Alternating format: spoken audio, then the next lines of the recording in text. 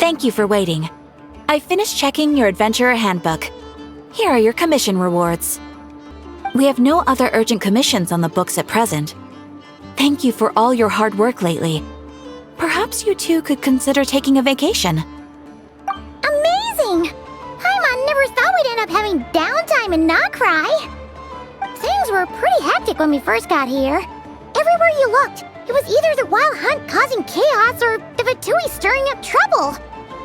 It felt like this whole region was one giant slime in a barrel, ready to go boom at any moment.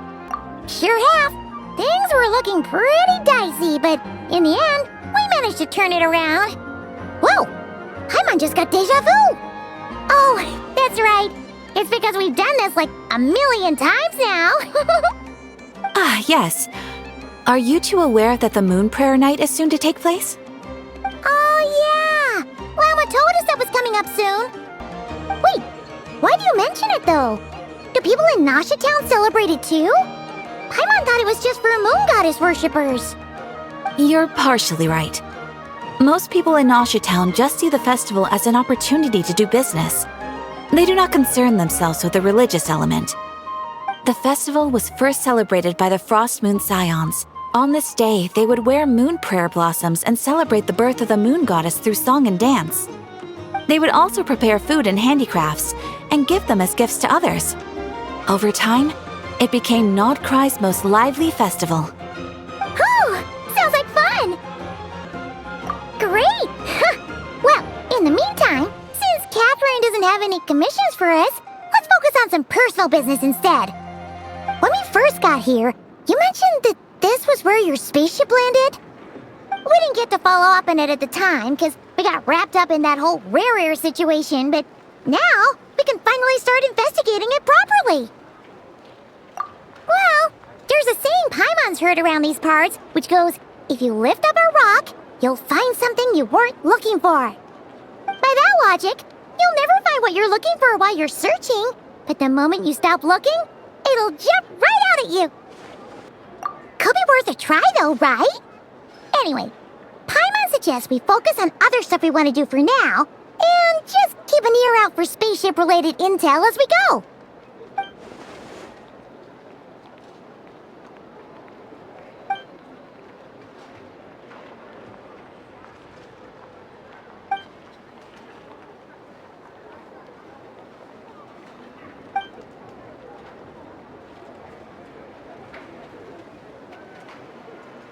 What's wrong? She looks super serious all of a sudden. Huh? Paimon gets why you'd be concerned about Columbina, but what does the doctor have to do with anything? Oh, that's true. And now that you mention it, we're definitely overdue for a showdown with the Fatui. It is weird that he hasn't shown himself this whole time. What could he be up to? True. Paimon would much rather deal with Marionette anyway. She says the meanest things, but when it comes down to it, she doesn't seem like a bad person. Maybe it's the pressure of being a Fatus? Especially as a Harbinger. Does she feel like she's gotta act tough to keep up appearances or something? But then, every time we headed out with Rarier, she always wound up having to repair Polonia and her other robots. That's gotta sting. Losing face always hurts more for people who care a lot about their image. She's probably still furious about it. What? Relax, she's not even here. Huh? What's the matter? Oh, nothing. Sorry, we'll be on our way now. Where are we again? Oh yeah, Columbina? Right, yeah, let's go see Columbina.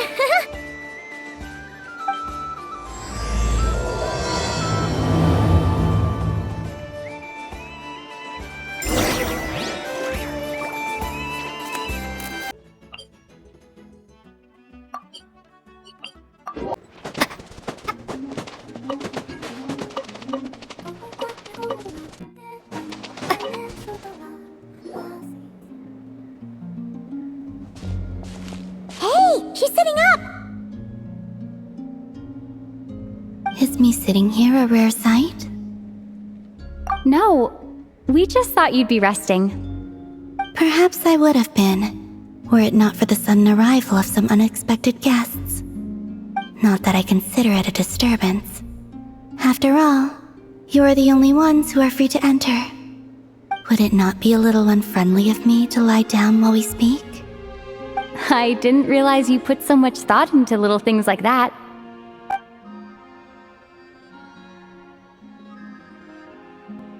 Only sometimes. There have been moments lately where I think about you and your companions. They are warm, mysterious, and cozy memories. Very few of my past memories are anything like that. They say that travelers return home bearing bags full of souvenirs. But my luggage was empty, and I believed it would stay that way. Return home? So, you're still planning on returning to the moon? Yes. This planet continues to reject me, reminding me that I do not belong here. If I remain in Teyvat, there will come a day that I disintegrate. And I don't mean reduced to dust, or turned into food for the flowers. I mean, I will cease to exist entirely.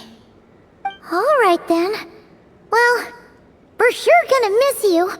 But it sounds like we'll have to say goodbye. How do you intend to return? The moon prayer night is soon to arrive. On that day, the moon will be closest to Teyvat. The Kuvaki in this land will reach its peak at that time. I merely need to grasp the tide, and with relatively little effort. Oh, Paimon gets it! It'll work like a slingshot! You make it sound like she's gonna get blasted up to the moon. If I did that, I suspect I would crash into the false sky. I will be using a much gentler approach, but I do like the analogy. It's fun. You see? She gets Paimon's sense of humor. In the blink of an eye, the time has come to part ways. It does feel that way, doesn't it? Time seems to fly fastest when you are enjoying it. I have always thought of myself as a wanderer on this earth, and it has never expressed any desire to keep me here.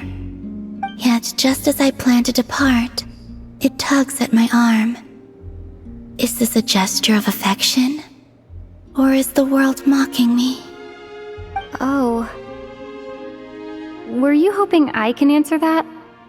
Yes, you are a traveler, so you must have a lot of experience in this area. Then, what I would say is, enjoy the moment. That's right! Don't overthink it! Happiness is happiness and joy is joy! The point is to enjoy it, not analyze it! I see. Then what I would say is, even though I am very tired right now, I am still happy. I can't tell from the tone of your voice. Oh, really? You don't think I sound happy? I'm just kidding. I could tell you were in a good mood today from the moment we saw you. Ah, a joke. Albeit not a funny one. Anyway, I assume you're here about you-know-what. Give me your hand. Actually, it's not that. There's something else we wanted to discuss with you. Oh. Then, do you still want to give me your hand? Or not? Sure.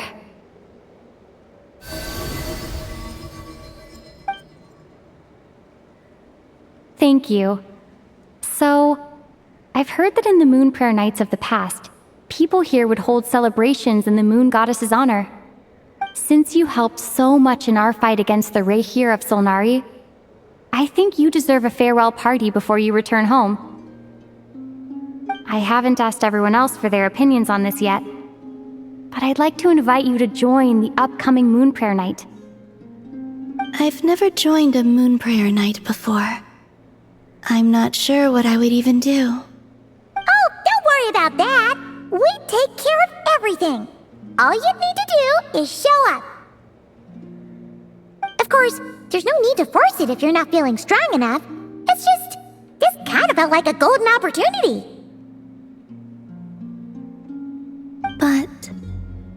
They call me Kutar, and the Fatui have an arrest warrant out for me. I shouldn't appear in public right now.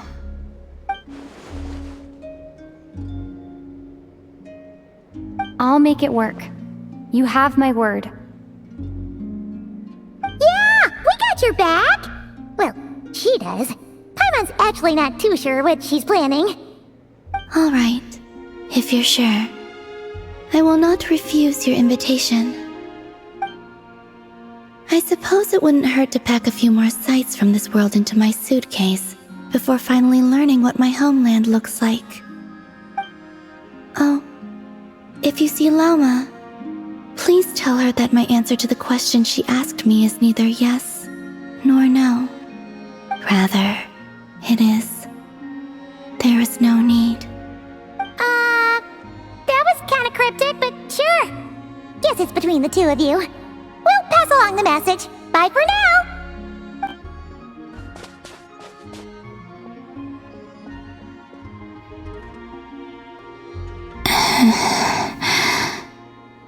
And also, I do not know.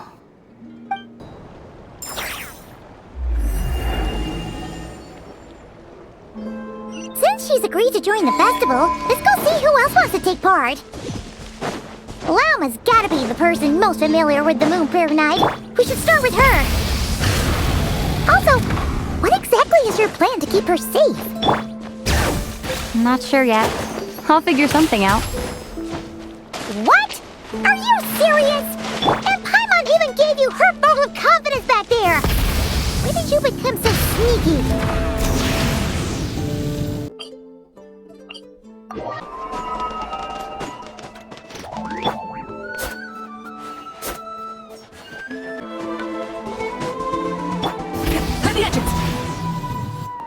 Hey, Llama! It's us!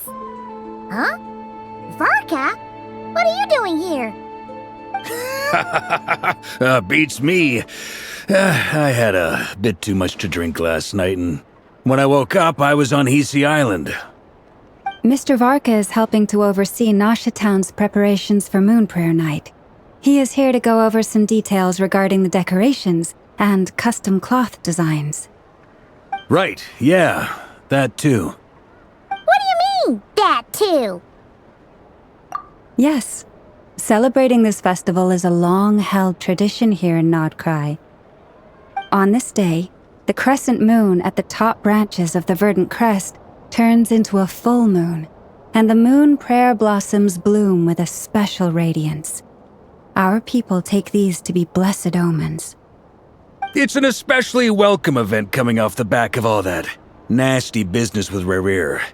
Everyone got put through the ringer recently, and now they're looking to turn their fortunes around. The big shots in town all agree that a big, lively celebration is just what we need to rebuild people's faith in this place. No wonder Catherine said that people weren't so bothered about the religious element. That's right. It's become more of a local custom by this point. The celebrations have little to do with whether the religious stories behind this event are true or not. Even the Frost Moon Scions are eagerly awaiting the coming of Moon Prayer Night, despite now knowing that their past beliefs were founded on a falsehood. That's fair. It's a bit like the Lantern Ride in Liyue. It's a chance for people to enjoy themselves, not debate the existence of the Adepti. Oh, one other thing! We just went to see Columbina. We went ahead and invited her to take part in the festival this time. Hope it's okay. Wait, so... you mean she agreed to it? Huh. That's quite a surprise. Then, I suppose that she intends to return to the moon on that day. Oh yeah! It's kind of a complicated process, but basically, it's like a slingshot. I understand. In truth, I had a feeling that she might make such a decision. Well, if Kutar has decided to participate in the festival, we should prepare accordingly. Yeah, exactly. She was saying how it could be risky for her to show her face in public. We were wondering if there was any way we could hide her. Unfortunately, the people who carved the statues did an excellent job of capturing her likeness. It will be very challenging to hide a goddess whose face everyone is so familiar with. Darn! We may have bitten off more than we can chew here. Nah, don't sweat the small stuff. We can handle that. Huh? Are you saying you have a plan? Not as such, no, but the most important thing with a festival is to keep the mood light and your spirits up. You can't go preparing for a festival with those long faces. You'll never convince anyone to enjoy themselves. The Mondstatter spirit is strong with this one. As it happens, I agree with Mr. Varka. Let's start by making our appreciation for Kutar the beating heart of the festive atmosphere. And who knows? Once we get the ball rolling, perhaps everything will just fall into place. Hey! Did you catch that? Lama said the thing! Or close enough at least.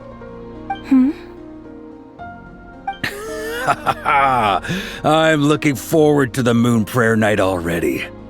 We have a festival in Mondstadt called Windbloom, and you can always tell which couples are celebrating it for their first time by the smiles on their faces. Big, beaming smiles like their whole face is glowing. And I have a feeling we'll get to see that same smile on the Moon Goddess's face at this festival. Not quite the same, surely. Anyway, I'll take care of business in the city, but I'll have to leave the decor up to you and the Frost Moon Scions. No one else can capture that traditional aesthetic quite like you guys. But lastly, there's the final key element that brings the festival to life: companionship. Before you leave, let me show you something that we've been preparing. Mr. Varka had asked to see it already, so you may as well tag along. Also, I have some further questions about Kutar's decision.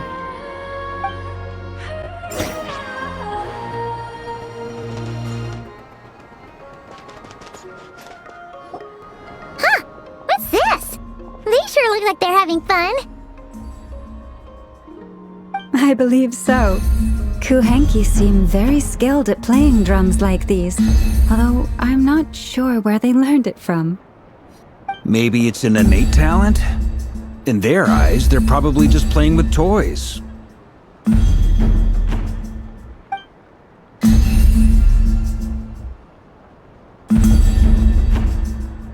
Wanatar! You wanna play too?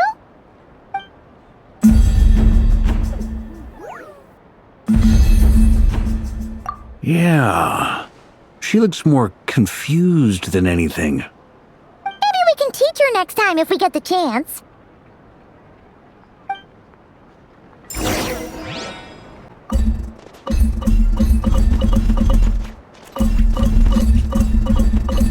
What are these floaty things? Moon veils. We hang them from buildings in the city during the festival. When you look at the sky through them, it creates a lovely misty effect. Everyone seems hard at work. They are preparing items for Moon Prayer Night. For instance, the sculpture being made over here, Mr. Varka and I were just finalizing the details of where it will be placed. Ah, there she is. I didn't know the finished article would be so large. Not to worry, though. All the necessary arrangements have been made. Just let me know once it's ready, and I'll get some people to ship it over. You have my thanks. And over here, we are preparing a very traditional confection. Oh, look at all these colors! It looks great! Can Paimon try one? Of course. I have a feeling you'll like it a lot. You bet!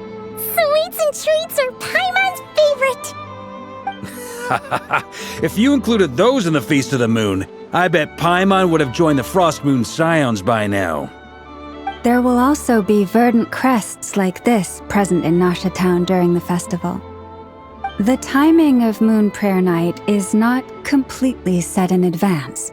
We make a rough estimate, then observe the changes in the verdant crests and moon prayer blossoms to guide us. As such, the wade itself is a fun feature of this particular festival.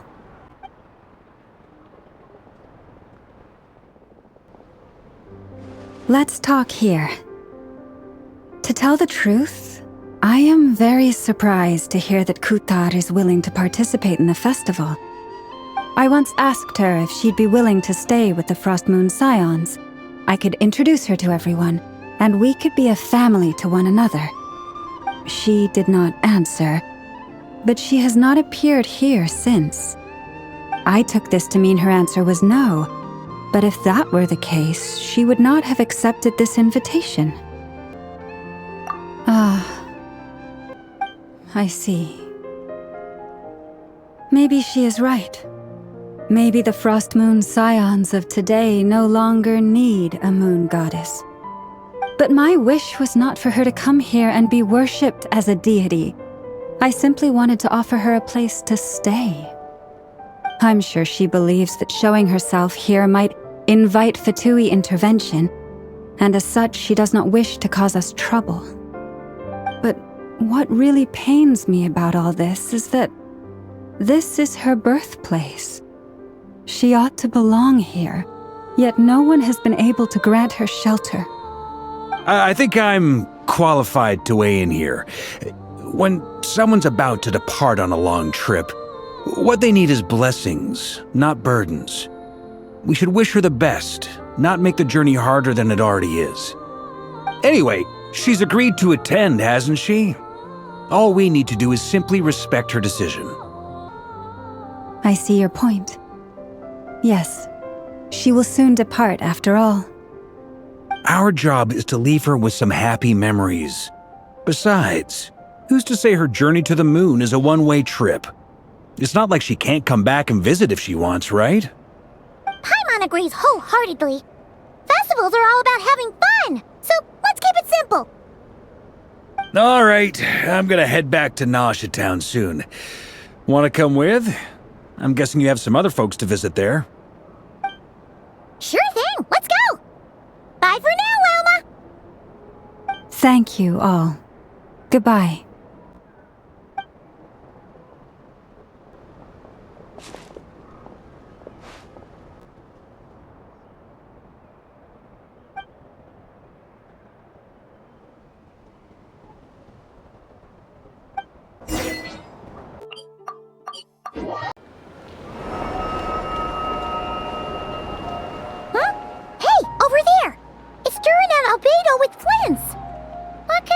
Chatting about? Your guess is as good as mine. Ah, Grand Master, and the Traveler and Paimon. Hello there. It's been a while. Perfect. We have some new volunteers for our investigation. Wait, let me guess. The righteous Lightkeepers are finally ready to hunt down the Abyssal Dragon? Haha. Yes, that too. Yeah, right. Oh, wait. Why does everyone keep saying that too? Well, to be precise, the facts match, but not the causality. Wait, so I guessed right? Half right. Don't act so impressed with yourself. Maybe I can explain. We ran into Mr. Flint's north of Nausea Town. At that time, we just noticed a few abyssal creatures out in the wild, but the strange thing was, I didn't detect any traces of abyssal energy on them at all. On closer inspection, we realized that they were not real monsters, but something akin to reflections in the water, or perhaps a mirage. Huh? What do you mean? Like, you could see them but not touch them? Exactly. It was very peculiar. They roared and tried to attack us, but we could not make any physical contact with them. I think I've heard of things like that happening in Nocturne before, but I don't know much about it. Yes, it's a known phenomenon. Mirage-like illusions tend to appear in Nocturne in the run-up to Moonprayer Night. From a distance, they appear quite real. I myself thought that Misters Durin and Albedo were locked in battle with abyssal monsters when I first arrived. But after sharing intel and investigating a little further, we can confirm that these illusions are harmless. There is no great cause for concern. All the Mirage stories I've heard are either animals, rocks, or small houses. Abyssal monsters, though? That's a first. It's a first for me, too. So I'm planning to look into it further just to be on the safe side. I intend to inspect a few more locations. What about you two? Any plans? Alice contacted me a few days ago. She'd like me and Duran to assist her with an experiment. But we lost contact shortly after receiving the message.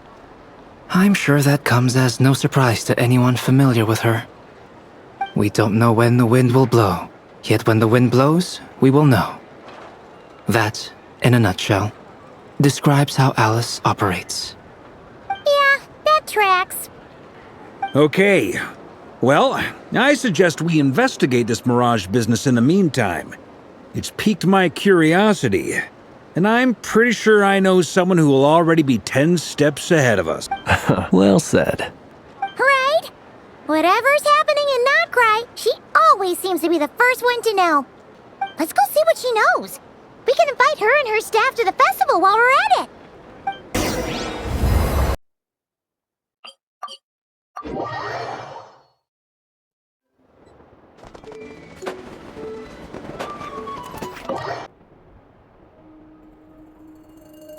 You're right, I have noticed. There's certainly something a little fishy about this situation. Only a little, though. Records indicate that this phenomenon can occur in the days before and following Moon Prayer Night. That said, it has always been a rare sight in the past. The odds of encountering these phantoms are similar to looking up in the night sky, happening to see a shooting star, and managing to make a wish before it disappears. But this time, either everyone's getting lucky, or they're appearing far more frequently than usual. Yehoda's out gathering intel as we speak. In the meantime, let me check off some points of interest. First, the Abyss. The ones we saw seem to be abyssal monsters. Indeed. But we have identified one location where many more of them have made an appearance. And not just monsters, but human phantoms, too. Given the scale and nature of the phantoms, it's almost as if someone's last memories are coming to life. Or perhaps the memories of multiple people. Oh.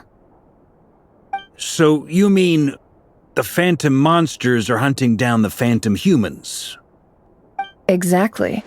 The phantoms can interact with each other, but we have no means of intervening. In addition, some of the human phantoms would seem to be from the very distant past. This is clear both from the clothing they wear and the stories they tell. They claim to be from Hyperborea, a name which I've heard from Lauma before. If this is true, it means they must be from 6,000 years ago. Did Paimon hear that right? 6,000 years? It sounds like this merits further exploration. That'd be a big help. I'll leave it with you, Albedo. My knowledge of ancient history is non-existent. I used to doze off every time the pre-Knights of Favonius era came up in class. It's quite a miracle that you were able to understand these phantoms' speech, given how long ago they lived. I suppose you're right. But I'll leave the archaeologists to ruminate over that conundrum. As an intelligence broker, my sole interest is in the value of the information I gather. Which, in this case, hopefully means earning myself some good favor with our dear Lady Moonchanter. So calculating. Whew, this intel broker logic always catches Paimon by surprise. Sounds to me like we could split the work up. I think the abyssal phenomenon is best left to Albedo, Flint's, and me. Agreed. It coincides with my duty as a lightkeeper. For my part, I'd like to understand the Abyss better. Even a little knowledge would go a long way. This is certainly a rare opportunity to study the Abyss. But even rarer, perhaps, is the chance to make contact with the ancients. The Curatorium will take the lead on investigating the Hyperboreans. We put in the work to learn what we know so far. It seems only fair that we get some quantity of exclusive intel. That just leaves our trusty team of 2 unassigned. Since you became an honorary knight, of course. This was part of my grand plan all along. Ha ha ha! Oh yeah, by the way, we managed to convince Columbina to come to the Moon Prayer Night celebrations. Would you and Yehoda like to join too? She agreed to that? Huh. Quite an achievement. Never underestimate the traveler, I guess. I'd be happy to join. No point shutting myself inside when the streets are all decked out. I doubt any clients will be visiting during the festival in any case. And Yehoda loves a party, so I'm sure she'll jump at the opportunity. No. No. No. No. No. No. No. No. No. No. Way to contradict me in front of... Wait. No, that's not what I have bad news, boss. So many people. All right, everyone inside, quick!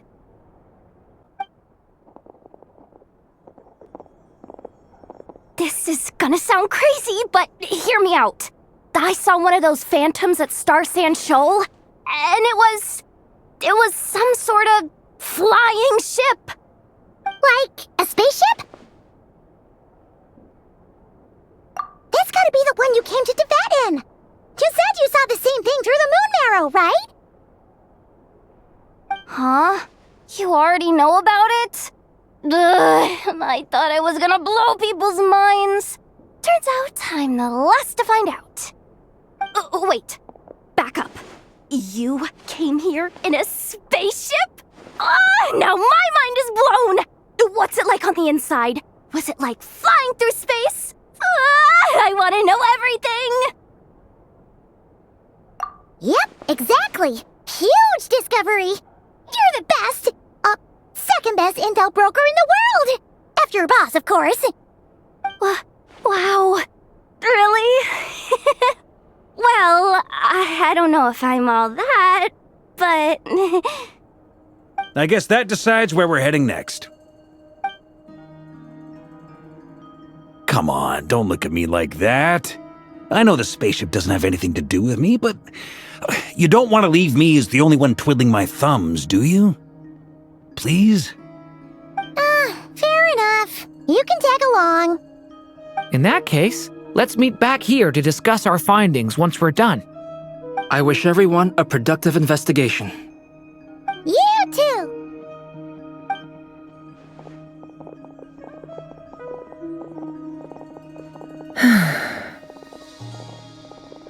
What's up, boss? Aren't we gonna head out? Tell me, Yehoda, when did the Curatorium start giving out intel for free? Oh, sorry, boss.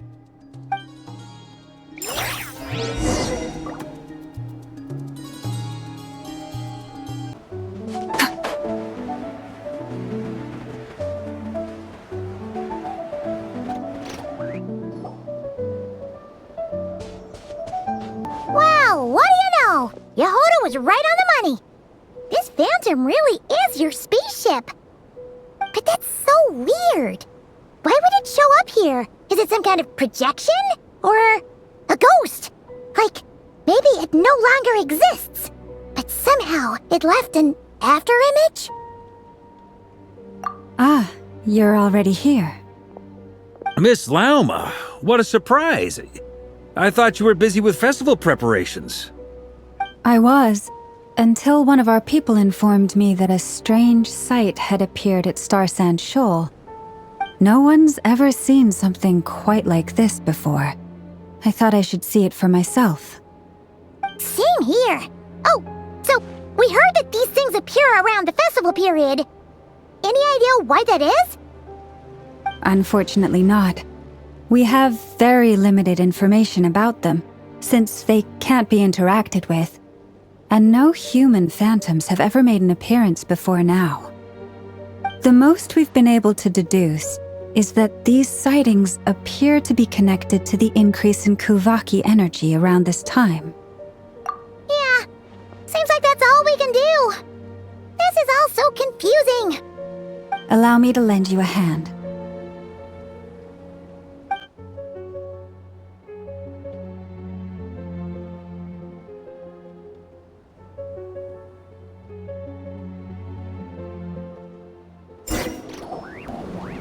Everyone, our friend here should be able to provide us with some information. Is that a phantom rhymehorn deer? I've heard about how the Frost Moon Scions live in harmony with the animals and can even communicate with them. That's coming in handy now, for sure. Okay. Yes, I understand. Then how about this?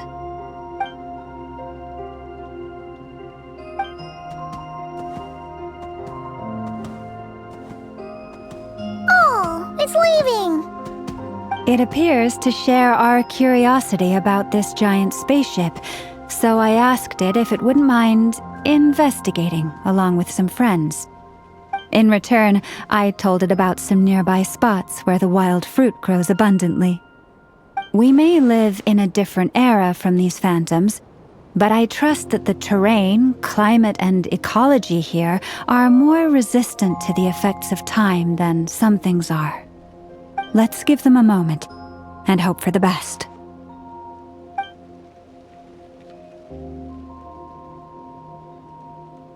All back together? Must have been a lot of fruit. Indeed. Now let me ask them some questions.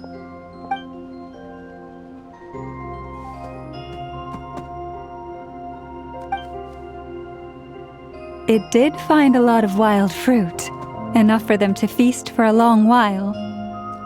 This puffin circled in the air several times, but didn't spot anything out of the ordinary.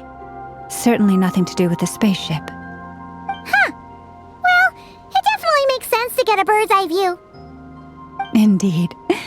Other than that, I was also thinking that the world these phantoms see is also different from ours. Oh, I get what you mean. The wild fruit exist in both times and spaces, but there might also be things that only exist in that space-time, which we can't see. Good point. Great thinking, Llama. Blunthorn rhinos can use Kuvaki to shift great rocks, but this one says it couldn't get that ship to budge by even an inch. The sniffer mole tried too, but despite being a skilled digger, it could not get through. They say that the spaceship looks robust and undamaged. It seems completely impervious to any and all attacks. Whatever lies within is well defended from harm. So, just like us humans, there was nothing they could do about this spaceship either. Yes, still, they deserve our thanks. We are grateful for all your efforts, dear friends. Now go, and enjoy your feast. I've noticed some other human phantoms gathered nearby. Come on, let's go talk to them.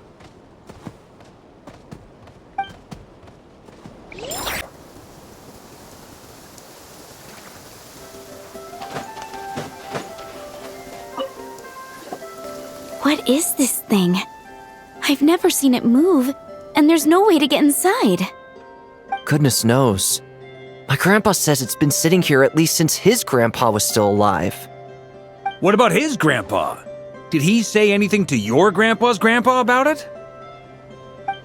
Huh? I don't know. In all likelihood, it was here back then too. Hard to imagine something this huge could move. Guess that means that as far as they're concerned, this ship's been around a long time.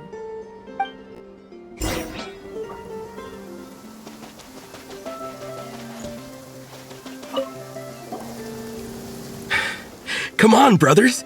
If we can get even a small chunk off of this thing, it's gotta be worth a fortune! Today is the day we strike it rich. Huh? You mean Paimon? Yes, brother, I shall join you. Let's make our fortune. We should go with them. What the? This thing is crazy tough.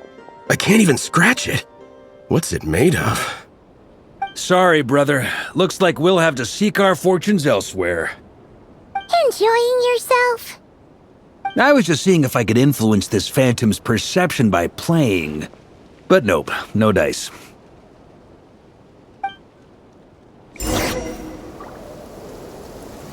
I'm sure we're all starting to build up an idea of what's going on here now that we've spoken to some of the people. These phantoms are reenacting real historical events in Nodcry. It's almost like we're in some kind of interactive stage play. We can talk to the actors, but the plot is fixed, and we can't influence it. It makes sense. History is set in stone. The objective facts of the past cannot be changed. Paimon totally thought you were just goofing around earlier. But actually, you were doing some serious investigating. Of course I was. Anyway, at this point, I think we're forced to conclude that although the Phantom spaceship is right there in front of us, we aren't going to learn much about it from these people.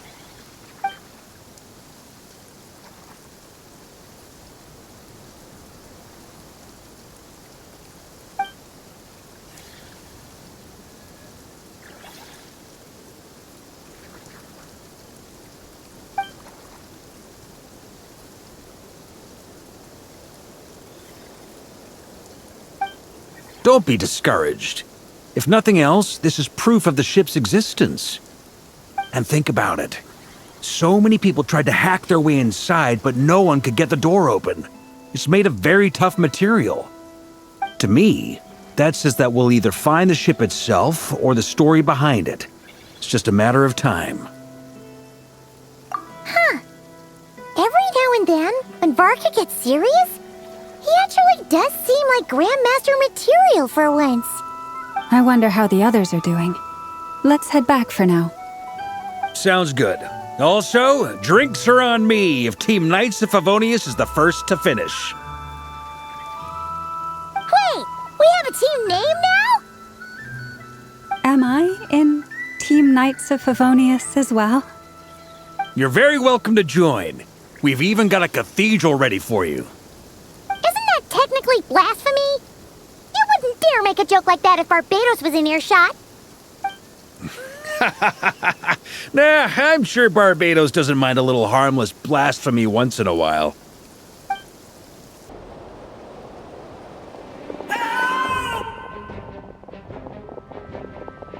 Oh, no! Get away! Oh.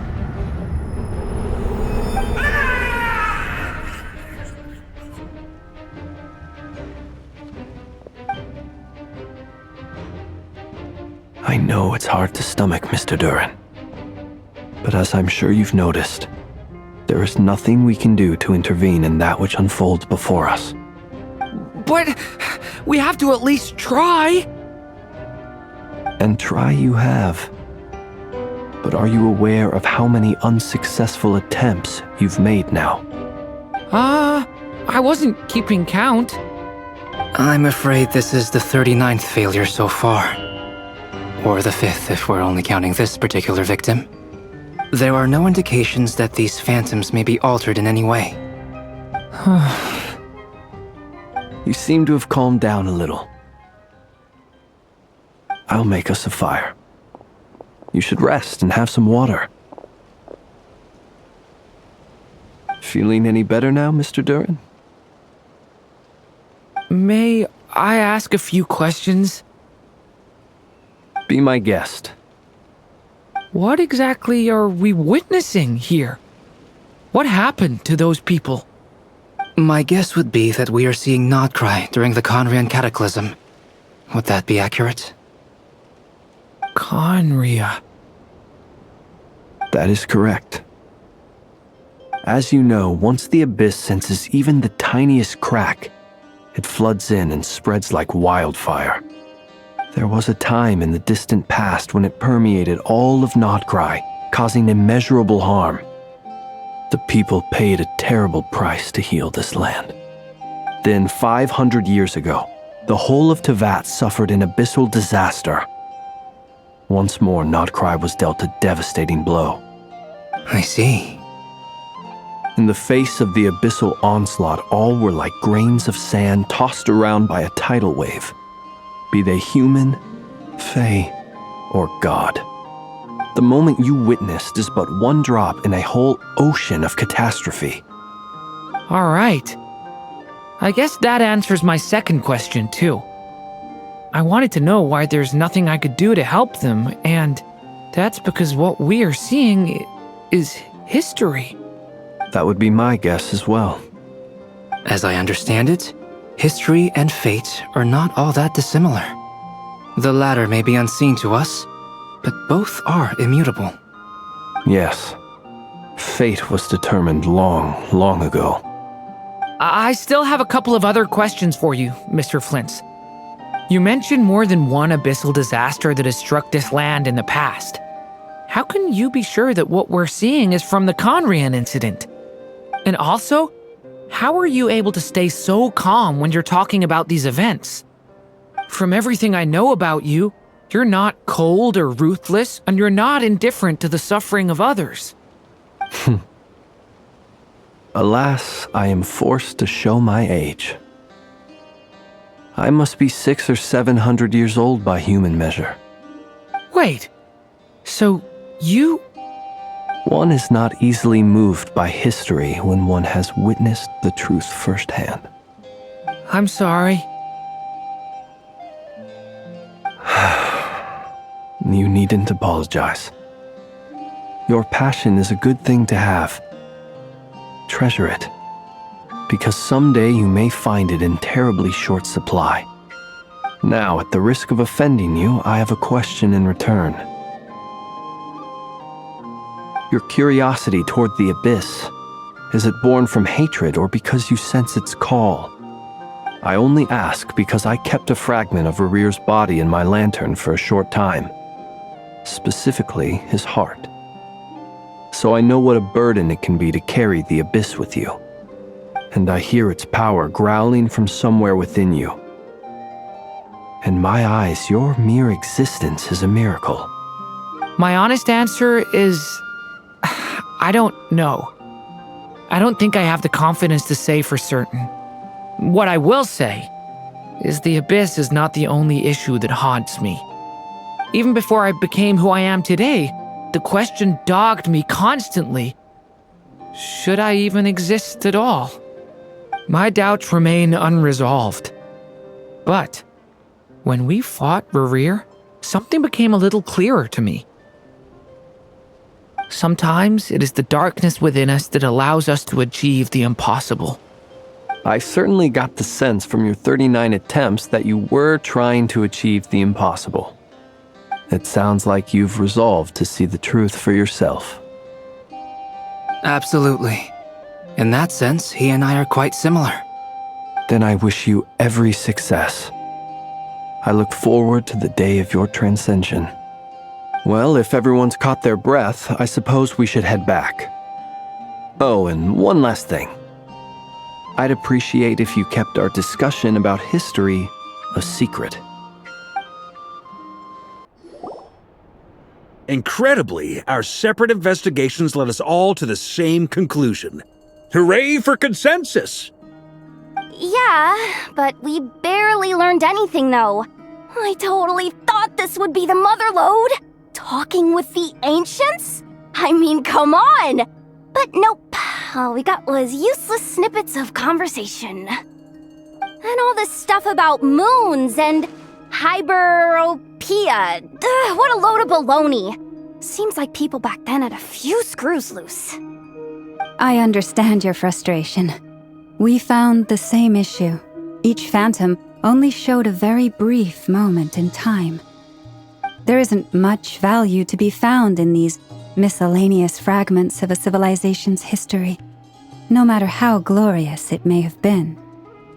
If there's a silver lining, it's that these phantoms are harmless to the present reality. They shouldn't get in the way of the festivities. breeze. And not just because it's the first thing she understood in this whole conversation. You look disappointed, Nefer. Is something the matter? What do you think? We all worked our tails off, but the only one to gain anything from it was you, Lady Moonjanter. Well, please do share the Hyperborean records with me. I will gladly inscribe them in our people's documents. Oh, duh! Yeah! That was it! Hyperborea! Hyperborea. I'm serious. Only an expert in the Frostmoon Scions and their history can turn these records into valuable research material. The alternative is to let them gather dust on the Curatorium's storage shelves until the pages turn yellow. Nefer, you're wise enough to know that cooperating and sharing the profits is the best course of action here.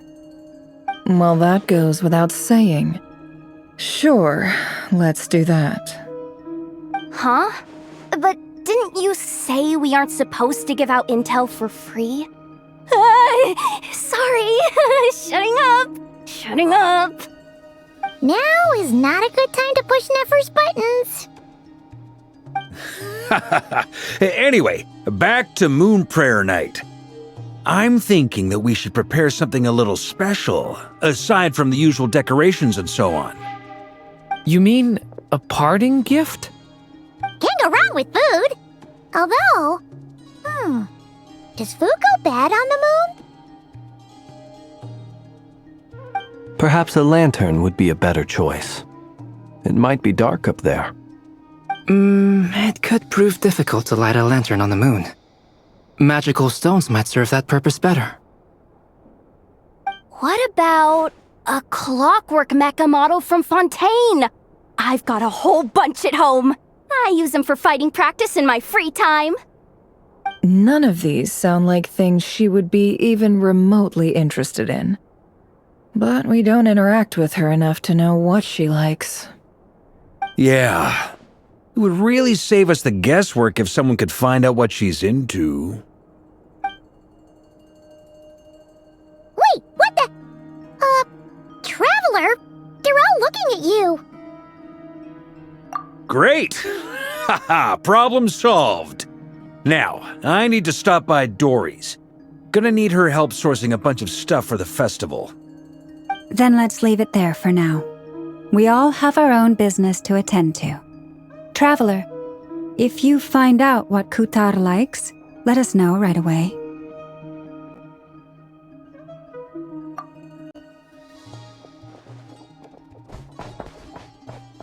Is something the matter? I'm fine.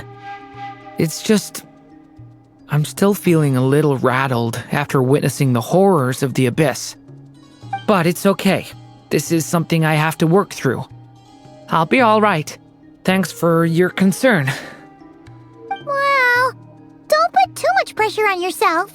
If you ever feel like something's wrong, physically or mentally, we're here to talk. Come on! Stop treating me like a kid.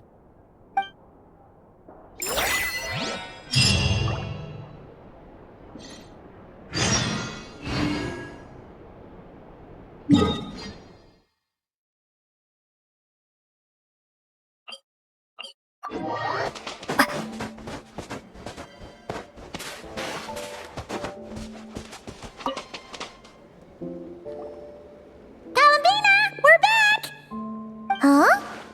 She's not here.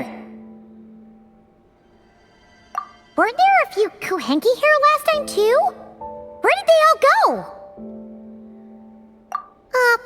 Walkies?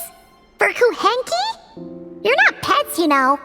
Oh well, looks like we just came at a bad time. Let's try again tomorrow. There's still a few days until Moon Prayer Night, so we're in no rush. Besides, she needs time to rest anyway.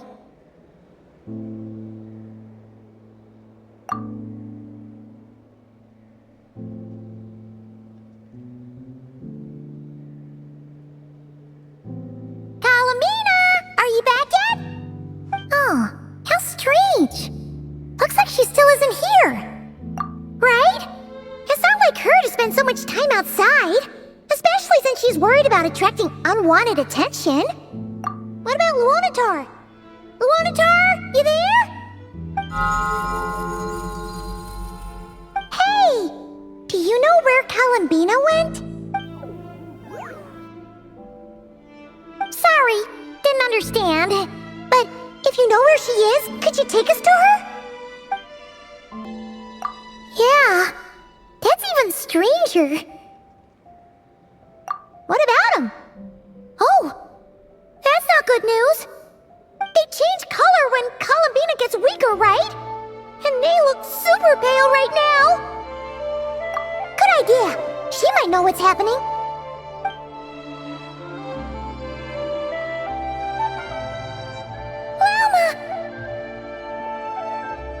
Ah, it's you. How is Kutar? Is she okay? No, she hasn't. I came here to check on her after I noticed the flowers had changed color. Based on past precedent, she must be very weak right now. Even getting up to walk would be a struggle. It seems unlikely that she wandered off outside. Not to mention that she doesn't do that at the best of times either. So yeah, this is super weird. No. Very few people are in the know about Kutar's whereabouts. And if anyone suspicious had visited, they'd have left some sort of evidence. Come on, let's go to Nasha Town. If anyone has seen her, someone there will know about it. It's not Cry's information hub after all. Makes sense. Let's go! Try stopping!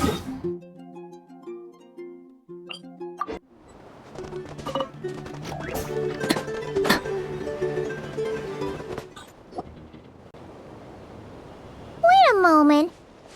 Is it just Paimon, or is this stall kinda suspicious? It's never been here before, right? No, I don't recognize it. Alas, your free and easy adventure time is over.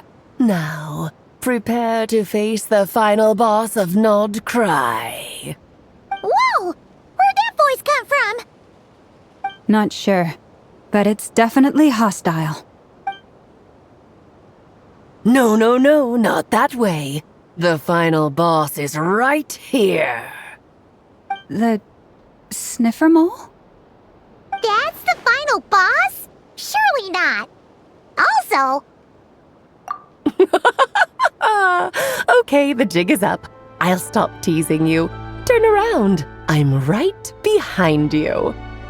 It seems I've managed to leave quite an indelible impression, even though you've never seen my face. Oh, nothing could make a great mage more pleased with herself.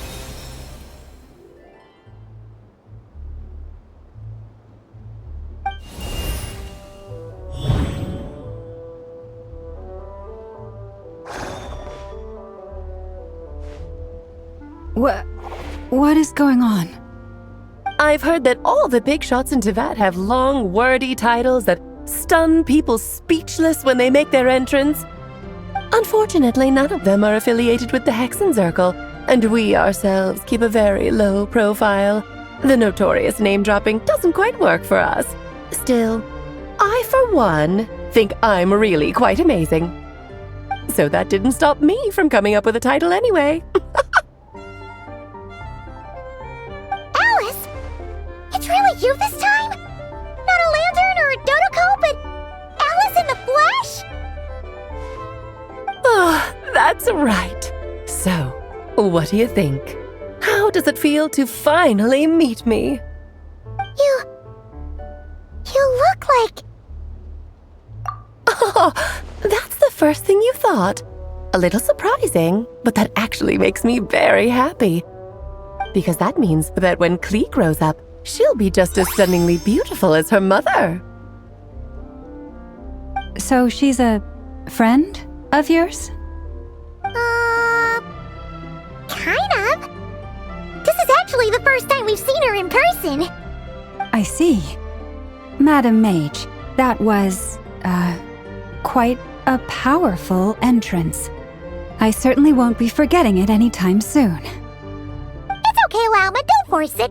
Paimon will do the honors. This is Alice from the Hexen Circle. She's a friend of ours. And of Arcus, too. That's right. She's a good person, just kinda unpredictable. Well, what is the human heart if not unpredictable? If we could not do as we please, how would we differ from machines? I am Lauma, Moon Chanter of the Frost Moon Scions. It is a pleasure to meet you. Oh, I know. Before you got here, I spent a good, 15 minutes getting up to speed on Nodcry's present situation. In other words, I've read the whole in the last episode part, so we can skip the pleasantries. Fair enough. Well, Miss Alice, I can already tell that you have quite a unique personality. He'll get used to it. Paimon sure is. So anyway, what are you doing in Nodcry, Alice? Oh, I thought I told you already. This time, I'm the final boss. And what a formidable foe I shall be. Powerful, confident, decisive, and good luck finding my weak spot. You will never succeed. Oh, drat! My one weakness, and you found it in an instant. Fate has been dealt a devastating blow. Thus falls the great Dodo King. Why are you playing along with this nonsense? For funsies, of course. What's wrong, Paimon? Are you disappointed in me? Am I a gigantic letdown? No, it's just... You seem like a busy lady. And this is the one time you've shown up in person. Paimon figured it would be for something more high stakes than just goofing around. You're quite right. I'm here in Nodcry because something big happened. Something big enough it caught the attention of the Hexen Circle. It concerns the 3 moons, Tevat's borders, and of course, the moon goddess you are currently searching for. Kind of. Why don't we discuss this over a pot of tea? My main reason for coming on this trip to Tevat was, of course, to have some fun. But I do technically have a job to do as well, namely, maintaining the stability of Tevat's borders. I'll skip over the complicated parts, but to sum it up, abyssal energies are all that lie beyond Tevat's border. We'd find ourselves in a real pickle if they ever made it through. And the phantoms you've been seeing are a sign that the border has been disturbed. No wonder they tend to show up around Moon Prayer Night. Is it because the real moon is now so close to us that its power can cross the border? In part, but only a negligible amount passes through. Just enough to influence the verdant crests and so on. And as you've noticed, there has been an unprecedented number of phantoms appearing this year. The influence of the moon beyond the border cannot explain this. No, there is another far greater factor at play. The trilunar syzygy. A trilunar syzygy? Eons ago, before the heavenly principles came to Tevat, it was the then 3 moon goddesses who controlled the laws of this world. Oh, that's exactly it! The 3 goddesses split these powers amongst themselves, promising never to consolidate them into one singular body. This was meant to keep the world stable. But, fast-forwarding to the present, the eternal moon's marrow is with you, while the iridescent moon's marrow, which should never have appeared in this world, has been retrieved. Add that to the presence of a moon goddess in the flesh and... the power of all 3 moons is gathered here in Nodcry. There hasn't been an event like this since the War of Funerary Flame, and it's having a noticeable effect on Tevat's borders. Because I wish to give my darling daughter a peaceful, sunny environment to grow up in. Is that a good enough reason? Kinda sounds like you're dodging the question, but it does make sense. Well, that's one reason anyway, and the most important one. The others are a little complicated to explain. For instance, cleaning up after dearest Miss R. Albedo could tell you more about that if you're curious, but right now, I have a more important question to ask you. Why are you collecting the moon marrows? I see. Nicole told me about that legend once. Nicole? You mean Mage Anne? Oh, so you remember. Ah, yes, of course. That was a story about fate, her area of expertise. But back to the story of our dear moon goddess.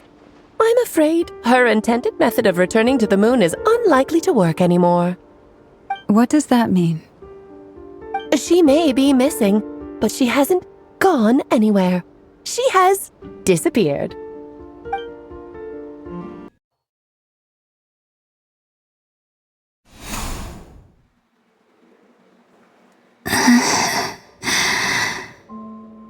My body is so heavy.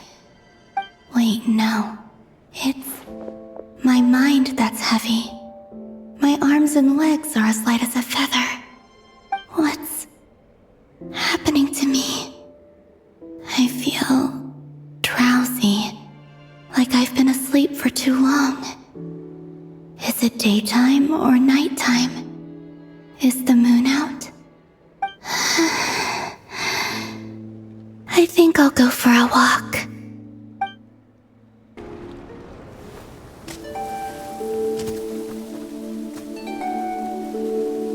Are you out for a walk too? Huh?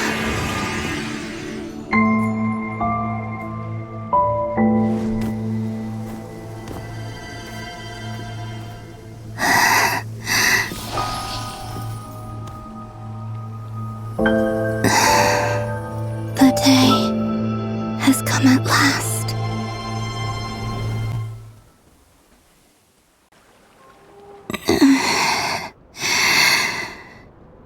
Have I grown so weak that I can't even sustain my physical form? But Moon Prayer Night is nearly here. I was so close to returning home. Death is near. Is this how it ends for me? Will I return to the moon after I disappear? Or... I don't want it to end like this. So far, at least, I still exist. Even if not physically, I can still feel, but as my power wanes, I'm sure that too will fade. I suppose I might take one final look at this world. The world where I was born.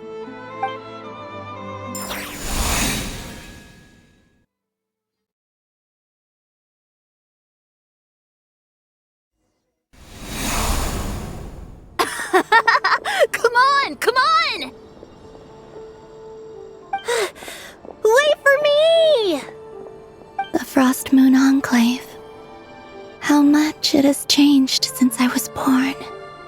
These decorations, they're so heavy. It's times like this when you kind of wish men could be priestesses and acolytes. How fascinating. I've never had the chance to be privy to people's private lives in this way. In the past, people would get so solemn and serious the moment I showed my face, like they were frozen stiff. Karina, Lametti, it's time to eat. Coming! I want to watch them a little longer.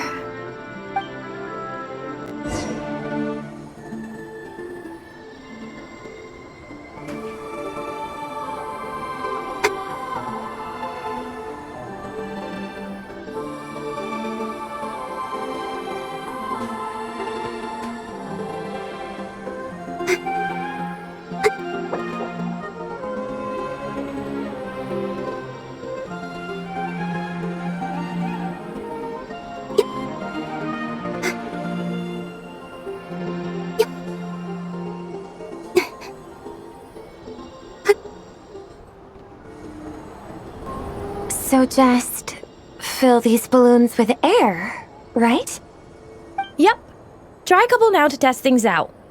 The rest can wait till Moon Prayer Night. Think fast! Rita! Teasing an acolyte of the Frost Moon Scions? Surely that's a punishable offense. Take this! Huh?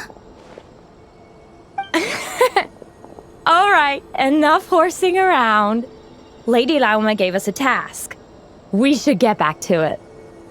The task is just to check that the balloons don't leak, right? Doesn't matter if we fill them with air or water. Yeah! Okay, you got me there. And you got me there. But still, we can't use all the balloons before the festival even starts. We won't use all of them. And as long as Lady Lauma's trusted acolyte doesn't snitch, this can stay as a little secret between friends. A couple more can't do any harm, right? Oh, you menace. Then, think fast! Is pumping a balloon full of water really so much fun?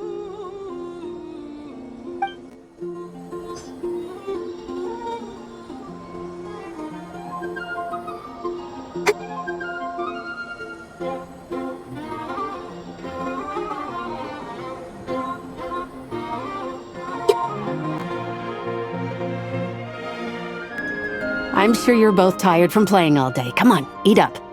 A plain, humble meal. That has always been the way of the Frost Moon Scions. Huh?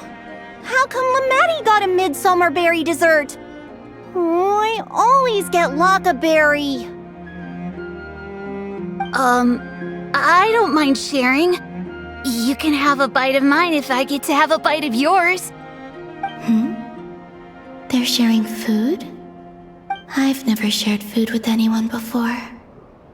Even at the Harbinger tea parties, everyone just ate off their own plate. And when I couldn't finish my food offerings from the Frost Moon Scions, they'd leave the leftovers out under the moonlight for the animals to claim. Hey! That was 2 bites! Oh, then you can have another bite of mine. Oh, you too. Oh, don't fret now. Here, have some of Granny's too. So this is what it means to be family.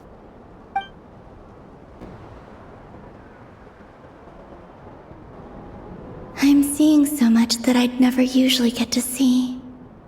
They'd never act like this when I was around. It's nice, being able to just watch people in peace in these final moments. What a rare opportunity. I think I'll go take a look around Nasha Town, too. Maybe the Traveler will be there.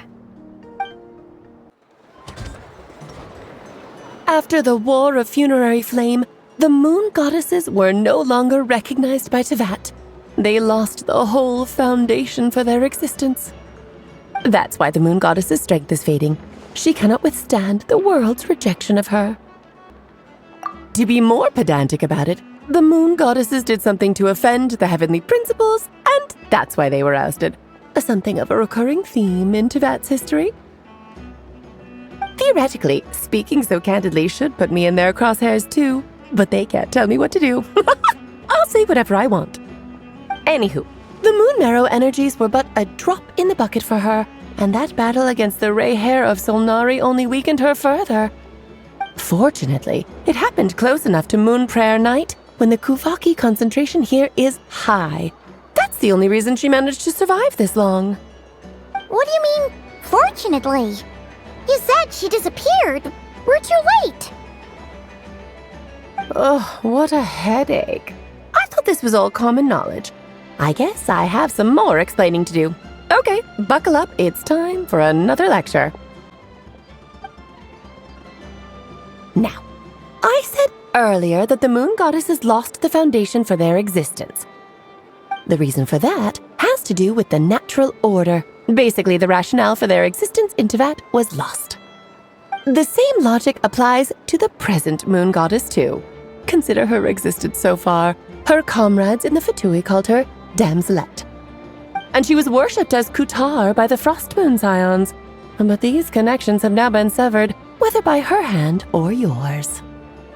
So, the rationale that once sustained her existence is now gone. Wait, we did that to her? Oh, well, strictly speaking, yes. But let's not start pointing fingers, shall we? I'll only end up as the big bad villain, and that's not the kind of final boss I want to be. Of course I do. I'm only the greatest mage in the whole entire world. Now, if you wish to find your moon goddess, there are 2 problems we need to solve. Firstly, we'll need to strengthen the connection between her and Tevat, at least enough to sustain her until Moon Prayer Night. Strengthen her connection. But does that mean I'll have to rally all the Frost Moon faithful behind this? I'm afraid a bygone faith and a former home won't be of any help to her now. Do you know her name? Her name? Yes. Names are very important things. A name is a fundamental concept that anchors one's entire existence. Then your first job is to find it. As a moon goddess, I'm sure she must have a name she identifies with. Neither Columbina nor Kutar is her true name, and she's never really accepted either of them. So, finding out her real name is enough to sustain her existence? Yes, I know it sounds like a small step, but every journey begins that way. So for now, that's all we need to focus on. The second problem is with her plan to use the moon marrows to return to the moon. Unfortunately, piercing through the false sky will take an enormous amount of power. Given her current condition, she won't be able to provide anywhere near enough power, even if she recovers her physical form. But no need to fret. Nicole's the expert in this field, and I'm sure she'll figure something out. Wait, Mage N is going to help us out too? That means we've got 2 Hexacircle mages on the case. This is turning into a pretty big deal. Actually, this is more of a side quest for me. Like you said, I'm a busy lady, so I can't stay for too long. I'll have to return to Tevat's border soon. That's the upside you get for looking out for my little Klee. Hopefully that will incentivize you to carry on keeping her company in the future. Anyway, jokes aside, you'd better get moving. It will take quite a miracle for the moon goddess's consciousness to hold out till Moon Prayer Night.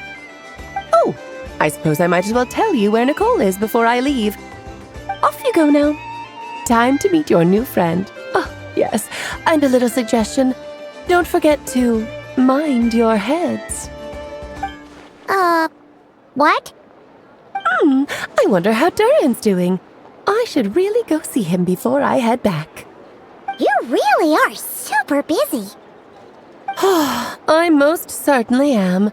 There's so many children I have to keep tabs on just in Mondstadt. Durin, Albedo, Venti, Varka. Klee didn't make the list, huh? Of course not. Klee is my pride and joy. I have no qualms about her, because she's the best child in the whole wide world. Yep. Klee's a little angel. I'm glad you agree. Well, all the best. See you when I see you. She left in a hurry. Yeah, she didn't pack up her stall. Should we handle it for her? I must say, I'm now very curious about her daughter. Klee, wasn't it? What's she like? That's a long story. Come on, we'll fill you in as we go.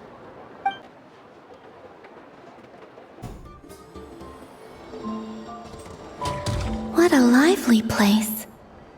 I've never experienced Nasha Town like this before. Hey, you old geezer! Your hammer's rusted through! Who are you calling old geezer? Are they quarreling? I'm looking right at him. You've really gone downhill since giving your daughter free rein in the workshop. Can you even swing a hammer anymore? It shouldn't take you days just to fix a single chair.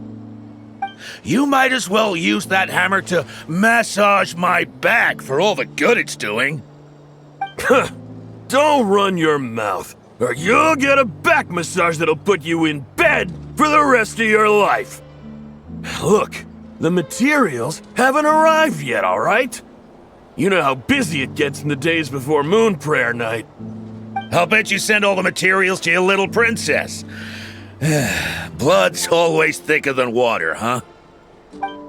All right, you've made your point, Uncle Koski. As soon as the materials arrive, fixing your chair will be the #1 priority. And Dad, if you've got time to chat, why don't you lend me a hand, See? Lolka knows what the score is. I guess they're friends. But the way they spoke to each other was so ugly. Then again, it wouldn't be the first time I've seen something like this. Columbina! Sing outside my door in the middle of the night one more time, and I'll unscrew your vocal cords. You hear me? Oh, Zandrone. So that was her way of trying to be friends with me. What a pity. I won't get the chance to say any ugly things in reply. Hey, have you decided what to give her for Moon Prayer Night? I sure have. She's gonna get the surprise of her life when she's least expecting it. Then I'll whip out the ring and pop the question. The surprise of her life. What a fun turn of phrase. Cool, I get the picture. You can spare me the gushy details. Ooh, looks like we have a customer. Hello there, ma'am. Would you like some Moon Prayer Night candy? Huh? Is he talking to me? Can he see me? Here you go.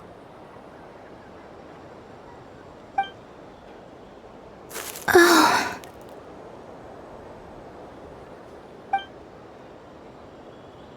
Come back anytime. Right. Now, where were we?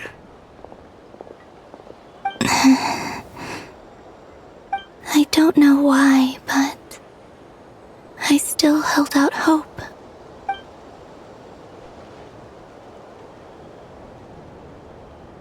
The most important thing right now is to find that mage.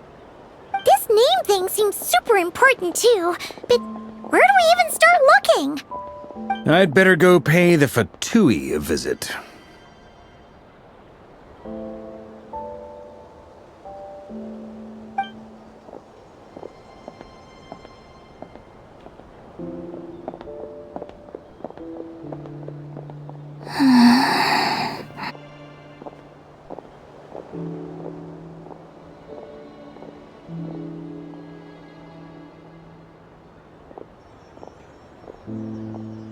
Columbina?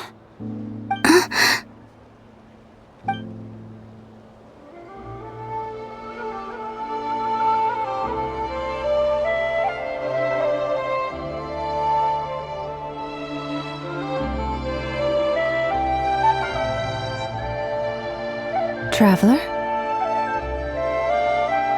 Let's go! This is no time to be spacing out!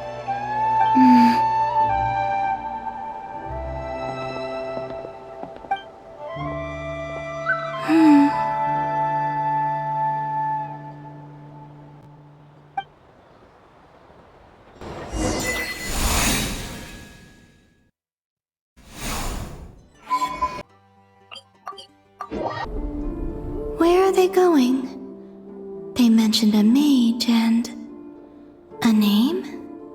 So, Mr. Varka, are you acquainted with this Nicole? Or should I call her Mage N? Not really. We've never met, though she has come up in conversation. From what I've gathered, Alice kinda took Nicole under her wing. Taught her how to speak in a more ladylike fashion, that kind of thing. Huh. Hard to imagine Alice as an etiquette coach. Yeah, Alice is a larger-than-life personality, I'll give you that. But then again, that's why she's able to draw such an eclectic mix of people into her inner circle. If I remember correctly, being an interesting person is actually one of her main entry requirements. So, if you ever wanted to join the Hexenzirkel, I'm sure you'd both be eligible to apply. Hey! Don't go around making promises on Alice's behalf! I wouldn't dare. I'm just trying to paint a picture of the Hexenzirkel for you. Okay, sure. Anyway, since none of us have ever met Nicole, how are we supposed to find her? We can't just go up to every woman in sight and ask, "Hey, are you Nicole?" Maybe something she's wearing will give it away? Like a windbloom pinned to her chest or something. Wait a minute. Alice never said Nicole was from Mondstadt. Oh, true. That would be this young lady, then? Hey there! Sorry to disturb you, but are you Miss Nicole? Varka, Knight of Boreas of the Knights of Favonius. Alice might have mentioned me before. Mm-mm. Have we got the wrong person? Sorry. Well, this is awkward. When I shook my head, I meant, no, Alice hasn't mentioned you before. Huh? Where is this voice coming from? My apologies. For certain reasons, I am unable to speak. This is the only way I can communicate with you. It might take some getting used to, but I hope you can understand. Hey, it's fine. I'm more shocked by the fact that Alice never speaks about me.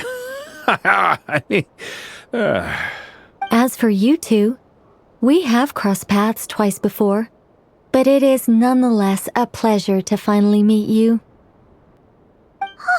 It's really you! Thanks for all your guidance in the past! You're quite welcome. This time, things are different. We have reached the unwritten pages of the story. You might say that we stand at the crossroads of fate. Now then, allow me to formally introduce myself. My name is...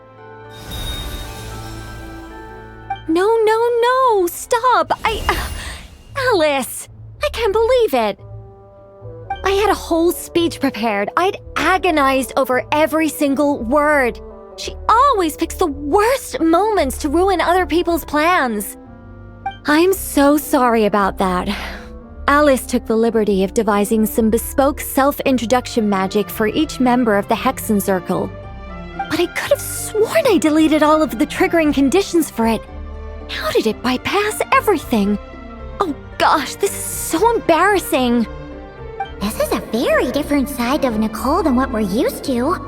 Is she not used to face-to-face interactions? Don't worry about it. We've seen that introduction magic once already, so it wasn't too much of a shock. Please go on, Miss Nicole. We'd love to hear what you have to say, or, well, communicate. Huh? Are they talking to this lady? But will you all promise to forget that horrendously embarrassing introduction? Sorry? Embarrassing? When?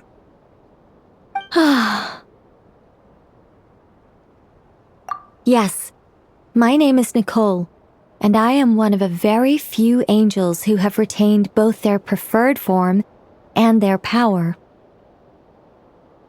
The Traveler and Paimon should be no strangers to this concept.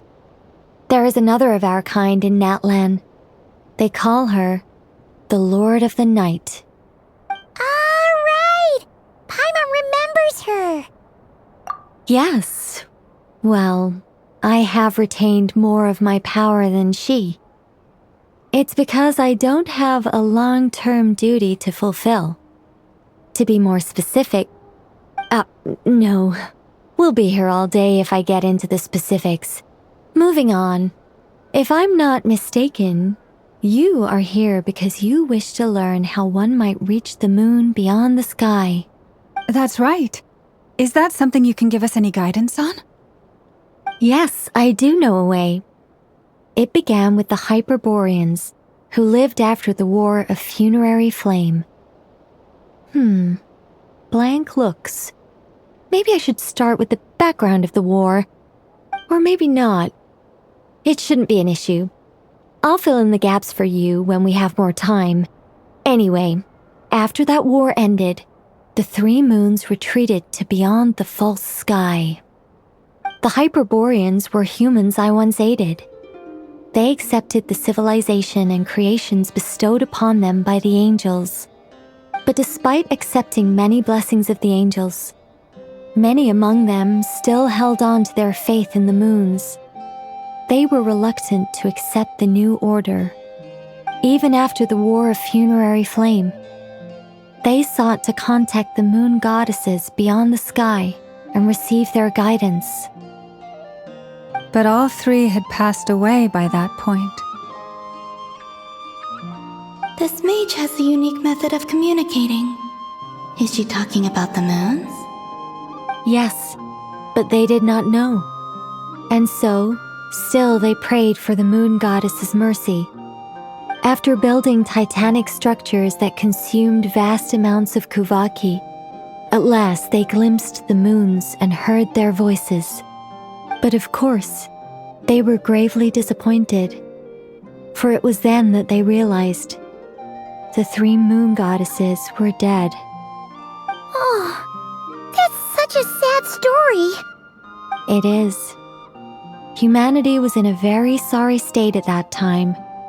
The angels who had once aided them were gone, and the War of Funerary Flames had left them homeless and destitute. Just a second, I gotta ask. How relevant is all this history to the task at hand? Well, I mean, it's... Okay, it seems we've drifted into irrelevant narrative waters. It's been a while since I've had the chance to speak inside someone's head. As soon as I got started, I lost control and the words just flowed out like a waterfall. What I'm trying to say is... Right, yes, that's it. The relevant part is the ritual created by the Hyperboreans. The fact that they bypassed the false sky and saw the true moons implies that they successfully built a connection between Teyvat and the outside world. Which means, with enough Kuvaki and a sufficiently stable connection, it should be feasible to send one person over the border. Okay, so they built some kind of portal? Oh, yes. A portal. Yes. Is something wrong? You sound disappointed. I just didn't expect you to summarize it so well. It turns out I could have said all that in one word, if only I'd managed to think of it. No, please, it's fine. This is invaluable knowledge. I'll be sure to record and preserve everything in writing. Oh, really? Well, in that case, I suppose I could backtrack and add some more detail. I did gloss over a few things so far. Whoa, time out. Let's summarize what we've got first. The Hyperboreans were the last ones to use this method, right?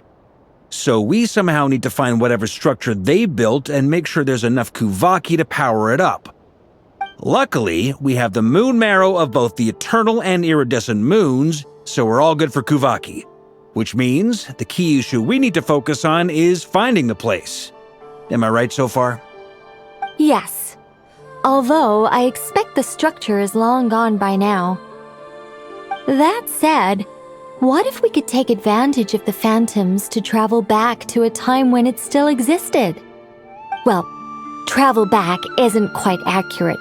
It's more like we'd be creating a handshake between 2 points in space-time. We wouldn't even have to pick a time when it still existed. It could just be a time when it still appeared in phantom form via projection, or we could project our own phantoms, fold them together, and... You look lost. Was that too hard to follow?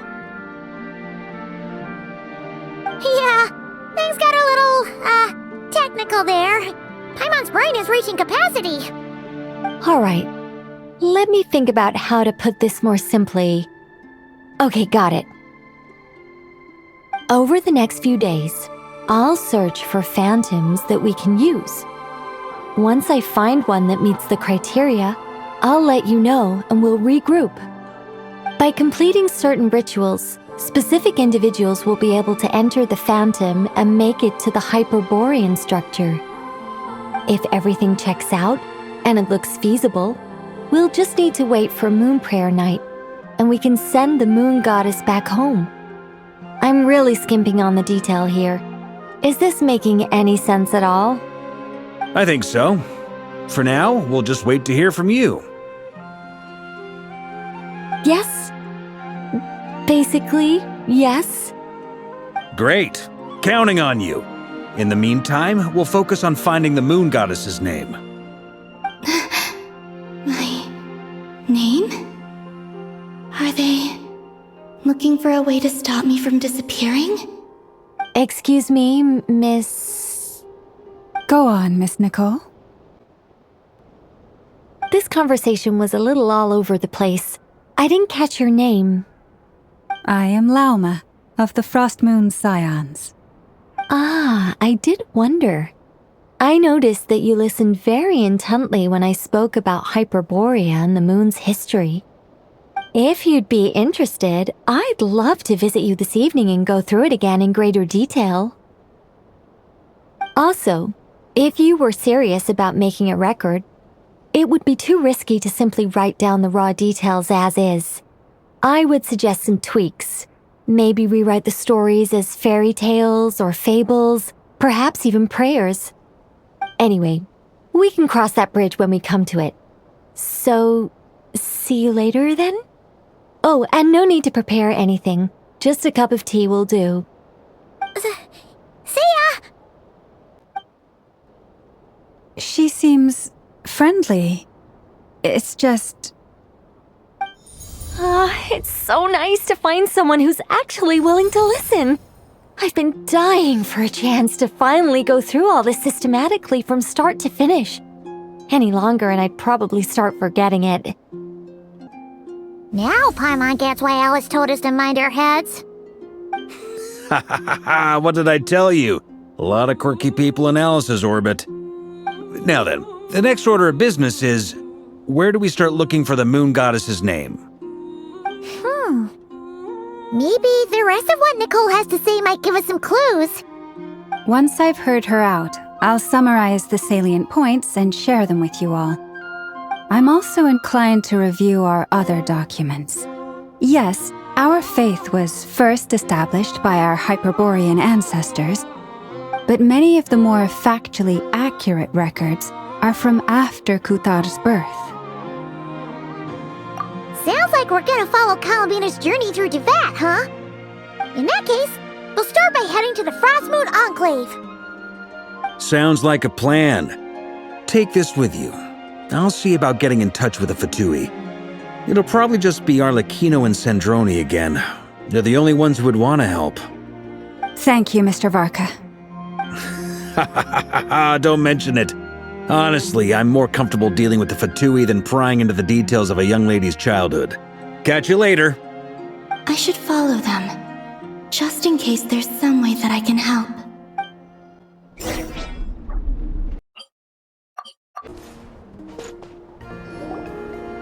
A while ago, I took the time to organize all documents in our possession that pertain to Kuthar. What you see here is the material I consider reliable. You're saying there's unreliable material too? Yes.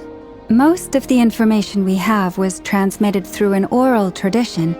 Inevitably, some of her stories were mythologized and deified over the years through countless retellings.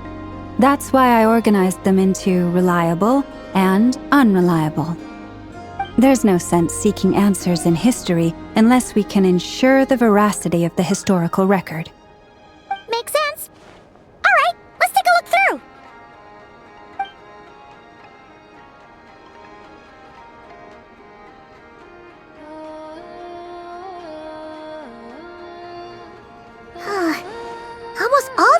yours refer to Kutar instead of Columbina. Although neither of those is her real name. Paimon's not sure what point she's trying to make. What we can gather from these records is that the Frostmoon Scions worshipped her as a god, placing impossible expectations upon her. I cannot fault them for their earnest faith, but for all their devotion, worshipping her day in, day out changed nothing. I imagine that none of it resonated with Columbina. It wouldn't surprise me if, even back then, she had already begun to reject the name Kutar and everything it represented. Lama speaks the truth. When I heard them call upon Kutar with hope and expectation in their voices, they may as well have been calling upon somebody else. Well, that's a bit complicated. I looked at the level of detail, perceived authenticity, prose style, and how realistic their portrayal of Kutar seemed to be. Amongst the Frostmoon Scions of today, only I know of her existence, and I alone have spoken to her face to face. As such, I know that there are certain things she simply would never do. That being said, I have sensed some changes in her lately. Changes? Me? Seems like this is getting us nowhere. For what it's worth, why don't we check the unreliable sources too? Sure. Give me a moment. Exerting but a fraction of her divine might, Kutar sheared a great mass from the snow-capped mountain and cast it into the sea, upon whose surface shone the mirror image of the moon. Thus was formed the island of Hisi. Yeah, right. That doesn't even begin to pass the sniff test. The 3 moons are naught but lies through and through. Only one moon has ever shone for us, and Kutar is her name. The vast majority of ancient texts are filled with fanciful tales like these. I trust you understand my criteria a little better now. Kutar did not speak, merely gazing into the distance in silence. And where her gaze landed, this was her prophecy. Clearly, whoever wrote this text never even met Kutar. Otherwise, they'd know that her eyes are always closed. What about you, Traveler? What are you reading? Come on, let Paimon see. The child wished to build a wooden nest with which to shield a fledgling bird from the cold. But being so young and lacking in strength, the child could not snap the branches from the trees. Kutar was passing by. Upon seeing the child, she summoned forth the Kuhenki, who built a beautiful nest for the child. I remember that. Not knowing the meaning of Kutar's divine intervention, the child dared not to respond, and thus ran home to call their parents. But Kutar was gone. The moon chanter declared the event a miracle and took the nest as a relic, placing it on high for all to see. The child was named as one favored by the goddess, and was greatly respected amongst the people. Yet, no further miracles were bestowed, and this matter was forgotten in but a few years. Any thoughts after reading that? Yeah, Columbina probably just wanted to join the kid in making nests. I'd originally considered this a fabrication, because Kutar did not perform any similar actions in subsequent records. But now that I think about it, it does seem like something Columbina would do. It's just that... She didn't know how other people would interpret her actions. She was probably worried about making things difficult for people. And so, she gradually stopped joining in. Yes. Oh, that's so sad.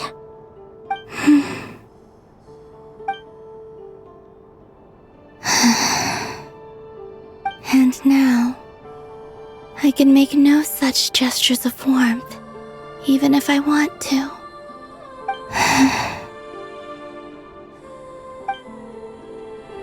Still no name.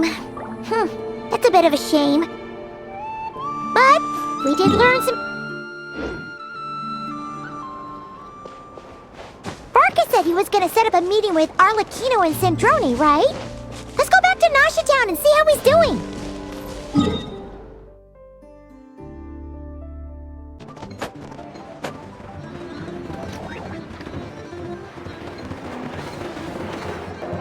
Let's see. There's Varka. Oh, and it's Durin and Albedo too. Yeah, this is pretty much the same place we bumped into each other last time. I convinced them to stick around a little longer. We were all waiting on people, so I figured having a little company would help pass the time. Ah, so you've been waiting for us? Does this mean that you've already arranged things with the Fatui? Sure does.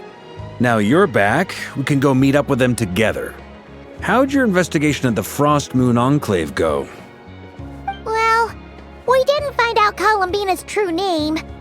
But apart from that, it went pretty well. Aha, just as well that I didn't tag along then.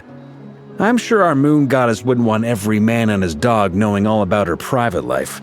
Still, desperate times, desperate measures, I guess. Someone had to do it. So, Varka was waiting on us, but what about you two? Are you waiting for Alice? Oh, no. We already met with her. We discussed that experiment I mentioned to you last time. Oh, and she also handed me this communication device. That's right. I understand she informed you about the relationship between the phantom phenomena and Tevat's borders, yes? She wants me to help her with some more experiments on that front. She said that she'll contact me through this device with more information. Ah, I see. Following instructions and making observations. Pretty common research method. Takes me right back to Albedo's lab. Wait, then who exactly are you meeting? Someone you know. Albedo's met him too. But I don't think Miss Lauma or the Grand Master have been introduced. Introductions are overrated, especially in cases like this. It's you! So, it's not like the Academia has prohibitions against going abroad. Also, I applied for leave. I've been writing to Hat Guy since obtaining a human form. I've already brought him up to speed on everything that's been going on in Nodcry. Hat Guy? Turns out, I actually have heard that name before. Oh? Then why did you react the same way I did? I only knew the name, not the fella. But since we're all here, let's do some introductions for what it's worth. I'm Varka, Grand Master of the Knights of Favonius. Lauma, Moon Chanter of the Frost Moon Scions. And I'm a Driosh from the Vahumana Darshan of the Sumero Academia. Hat Guy. Good to see you again, Mr. Guy. I believe we last saw each other on the boat ride here.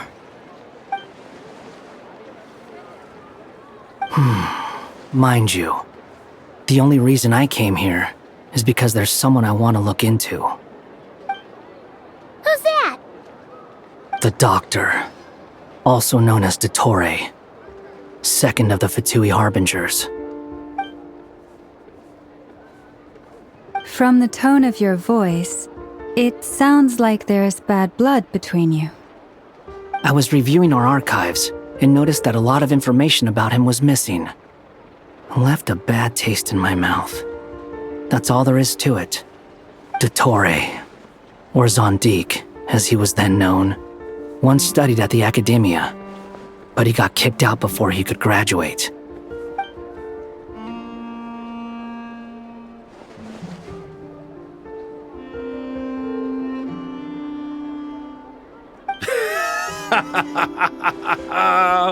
So the Harbinger's #2 man is a college dropout?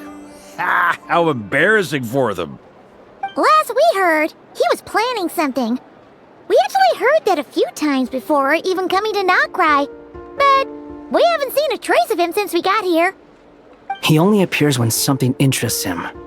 For all we know, he might have left already. But the fact he did something here at all is worth noting. It'll fill a couple extra lines in his file. Why does it sound less like a file you're writing and more like a criminal record? Anyway, we were just about to meet 2 of the other Harbingers. Want to come along? You might learn a thing or two about him there. Sure. Even though they're Harbingers, well, they're old acquaintances of ours, so, you know, when you talk to them, try to be... I got it. The Frostmoon Scion's relations with the Fatui remain tense. Forgive me if I do not attend. In that case, we'll continue assisting Miss Alice with her experiments. Good stuff. Everyone's having a fruitful time. All right, we better get going. I'll lead the way.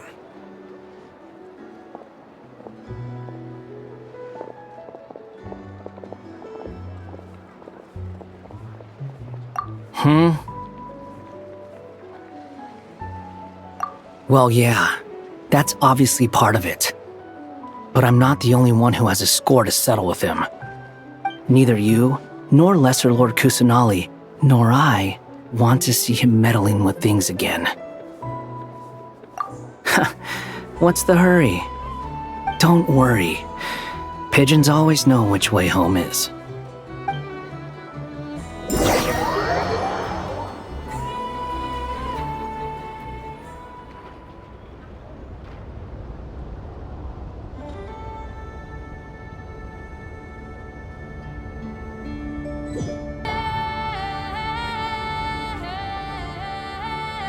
You made it. Who is this? A scholar from Sumeru. They call him Hat Guy. He's an old friend of the Travelers.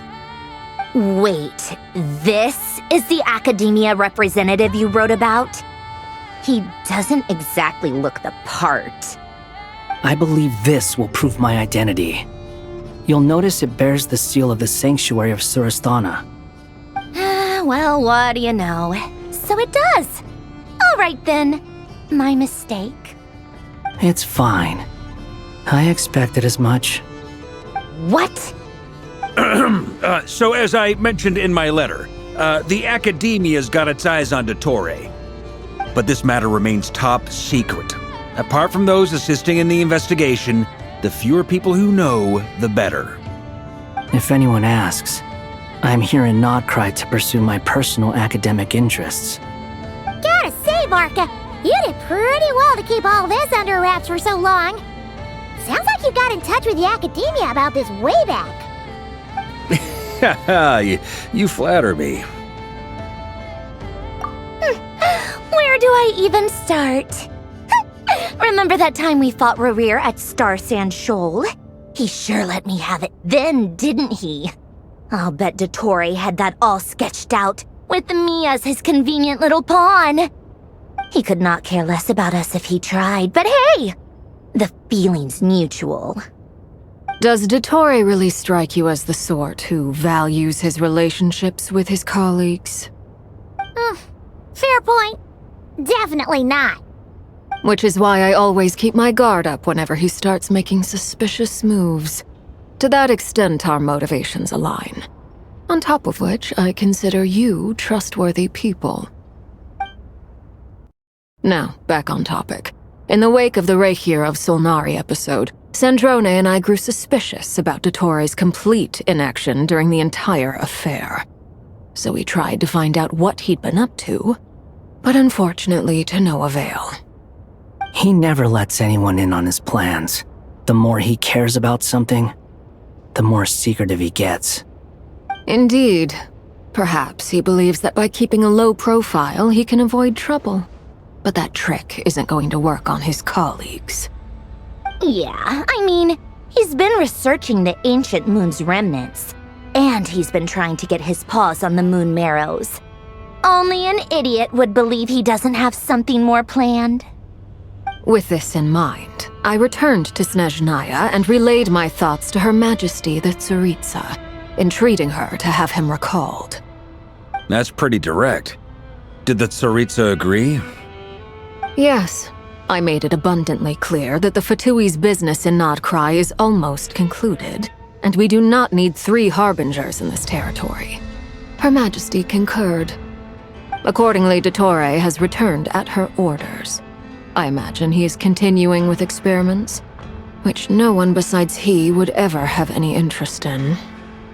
Common sense might mean nothing to him, but he's not stupid. He knows that no good can come from opposing the Tsaritsa. Smarts alone won't get him all the way. He needs the Rooster's resources and Regrator's Mora, both of which the Tsaritsa can strip from him by waggling a finger. But doesn't he have a track record of publicly following orders while going against them in private? He probably has it down to a fine art by now. Wouldn't put it past him. We worked together on a research project once. Only briefly, but it was enough to show me that we're fundamentally different people. He has no interest in doing things methodically, stage by stage. His thoughts jump all over the place, and the moment his curiosity is satisfied, or he gets the results he wants, he disappears. The only similarity we share is that once we set our minds on doing something, we will see it done, whatever it takes. Oh, we definitely saw some of that in your battle with Rerir. You got so competitive. Ugh, do not remind me. Then I believe we all concur. Dottore will not simply give up. Fantastic. Now this is turning into a whole day of unpleasant memories. Ugh. Are you talking about the moon marrow stuff? He also strikes me as the kind of person to disregard experimental regulations, ruin all the equipment, and go way over budget. Then leave the first person he can find to deal with the fallout. Exactly. This one time, he was running some high-temperature experiment and the substance exploded. But does he care? No. He orders his subordinates to open the device so he can observe the results, which causes the gas inside to leak out. That gas was poisonous! If I hadn't been there, who knows how many people might have died. And after all that, he left while I was still cleaning up after his mess. What a waste of time, he said. Waste of time? The nerve! He wasted my time! You've been bottling that up for a while, huh? Hat guy, I must say, you seem awfully familiar with internal Fatui affairs, especially when it comes to Dottore. Thank you, Lady Harbingers, for providing such valuable information. I have no other questions for now, so I'll be on my way. Wait, what? You're just gonna leave? You're welcome to join if you want. Ugh. Just when Paimon thought he'd finally mellowed out. He makes quite the impression. I'll say. I've met tons of headstrong people, but not many of them would join me in bad-mouthing Dottore. Anyway, back to the main agenda. Barca, you said that Columbina has gone missing? Or rather, disappeared. Yeah. We're working on building a connection between her and this world. The simplest method is to find out her real name. I've actually asked her that question before, but she said she didn't know. Considering our relationship, I doubt she was lying to me. As far as I recall, she was never dispatched by Her Majesty to claim a gnosis or anything like that. The Tsaritsa's plans had long contained a place specifically for her. I always thought that was weird. What could she do that the rest of us couldn't? Knowing what we do now, it's probably something related to Kavaki, right? More than likely. When she first arrived, Columbina would often go to Her Majesty and ask when she could start the task assigned to her. But Her Majesty always gave the same reply. The time has not yet come. So she spent her days in Snezhnaya doing basically nothing. The Tsaritsa has summoned a beautiful blind maiden to be a harbinger, giving her the third seat by virtue only of her enchanting voice. It was a dumb and stupid rumor, but the reality of the situation made it hard to refute. And what happened after that? I imagine she stopped caring. She no longer seemed to care why she had been recruited, and Her Majesty never gave her any missions, so she just continued to sing in the flower garden. For my part, I was busy. So busy, in fact, that watching someone be that idol had me fuming. But still, I got the sense that she had long been used to a life of other people claiming she was needed when she wasn't. I just felt that having a place to stay would cost me something eventually. And so I waited quietly for the day that I would have to pay the price. And on the other end of that spectrum, you had me. Someone once told me that I had the lousiest work and the toughest luck. That's a good way of putting it. I forget who said it, but those words have always stuck with me.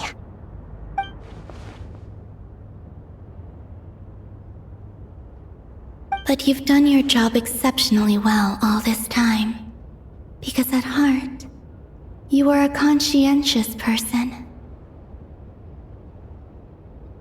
What is it? Something come to mind?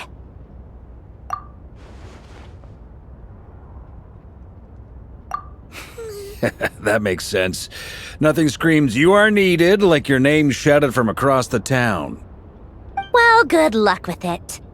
But if you ask me, Kalambina is still the most shoutable name. I'm just so used to it now. After all the arguments we've had, I can't be bothered trying to remember another name for her. Nor I. Sandrone. Harlequino.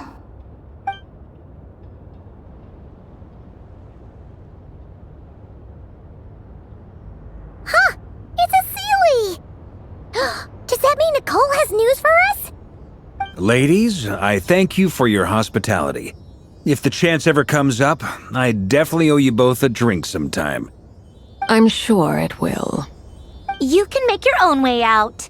Heck, you've been here enough times, you probably know your way around better than I do. Okay! Time to do what adventurers do best! Follow that Sealy! Here you are. Oh, hat guy. How come you're back so soon? Did things go all right with the Fatui? Fine. Dotori's been summoned home by the Tsaritsa. Couldn't get much more than that. How about you? Any progress with the investigation? Unfortunately not. We've tried everything. Different phantoms, different locations, different points in history. But the results are the same each time. Abyssal monsters roaming the land. People crying out in despair, with no hope of being rescued. Every time I see it, I can't help but think, is this what it was like in Mondstadt when Dragonspine Durin attacked? And, if I fail in the task I've been given, will I create yet another tragedy? That's just meaningless speculation. When we encountered similar phenomena previously, I tried to interfere with those illusions, using sounds and lights to guide them. However, we could not change their fates. At most, we were able to extend their existences. The events of the past are like fate that has been written into Irminsul. There isn't a living thing in Teyvat that can escape its past. But Miss Alice instructed us to try to find ways to change the outcome that these phantoms face. It's an impossible task. Can't you just refuse? Since she asked us to do this, I feel like it can't truly be impossible. Or if it is, Well, mages can make the impossible possible. I could not have been born as Durin otherwise. But you also said that your past 39 attempts were fruitless. That's true. But you're still going. Yes. After this many futile attempts, surely you realize that you're not doing this because you still believe what some mage told you. It's because you want her hypothesis to come true. It's something you wish for deep inside.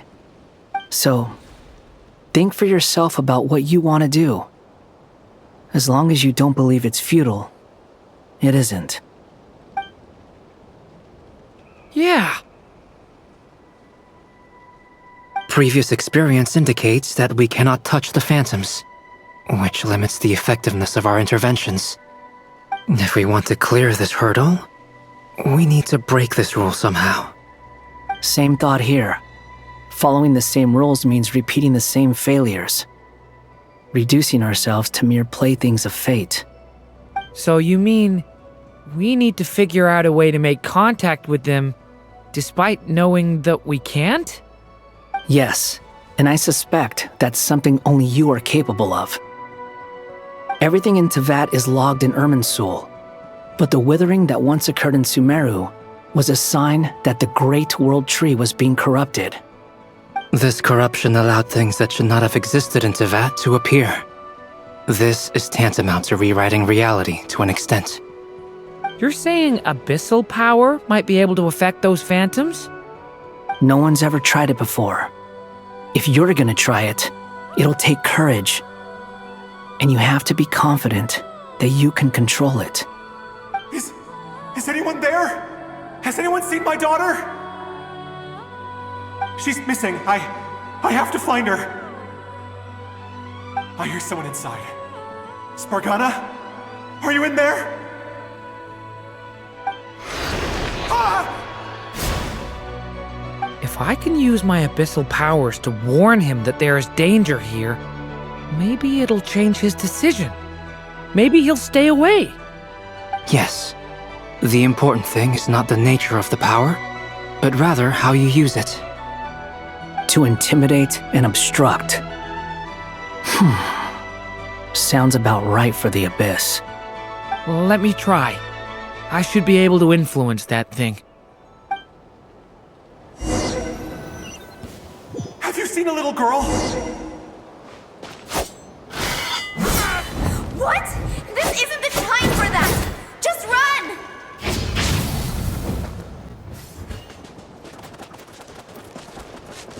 I hear someone inside.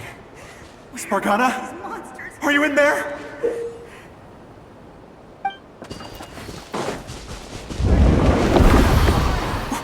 What is this? Looks dangerous. I should get out of here.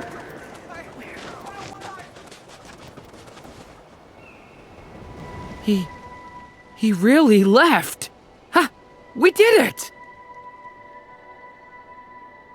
Don't celebrate too soon. Follow him. See what he does next.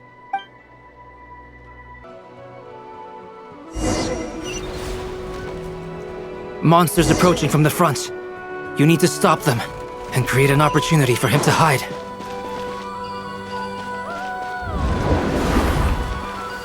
No! There's monsters ahead!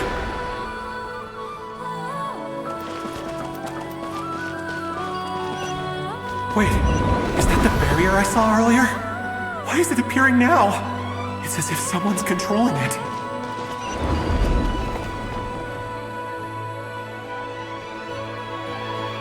The monsters are gone. Is it safe now?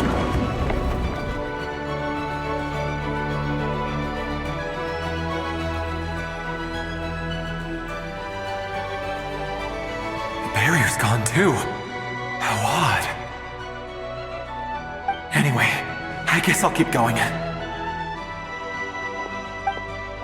Quickly, let's keep up.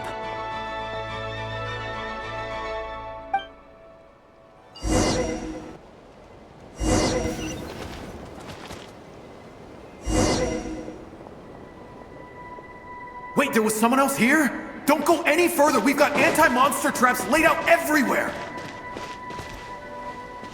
But my daughter must just be up ahead. I have to go. This way's blocked.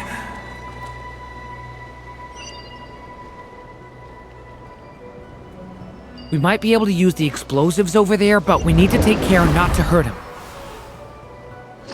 I'll use the barrier to keep him at a safe distance. This barrier seems to be helping me somehow.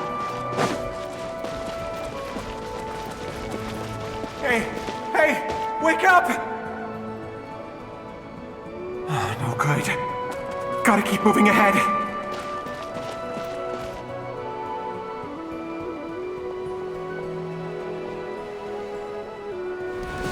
So many monsters!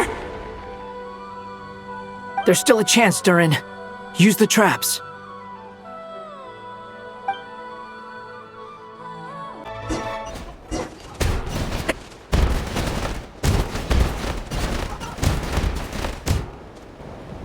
This is a new development. I've never seen this happen before. We might just be able to save this person.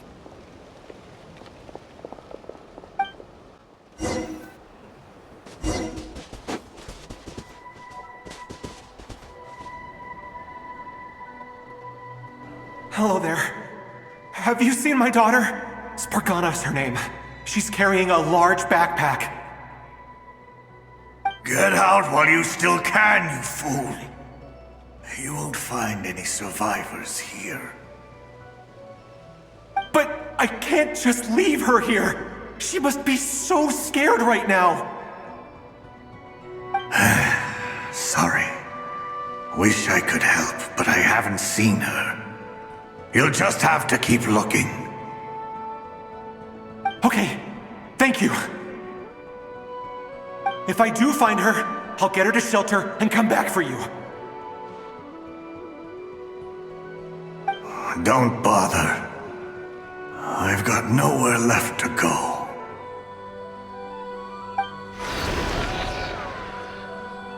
What's that noise? Monster! No, if he goes inside, he'll be walking into a trap. Let's try this once more. This time, we have to stop him.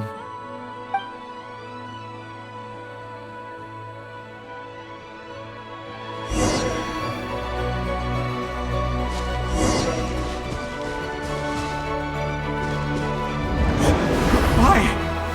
How will I know where Spargana's gone like this? You know what? I'll trust this strange barrier. It's gotten me this far after all.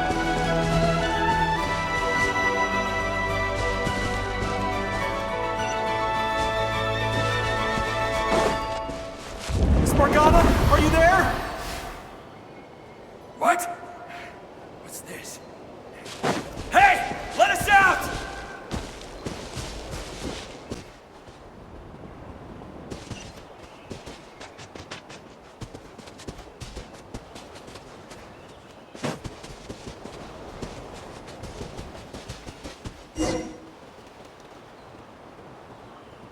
Huh? That looks like one of my daughter's books! Thank you! Thank you! Yes, it's one of hers for sure! That's her name on it right there! She left her backpack here! Durin, just like last time. Use the explosives.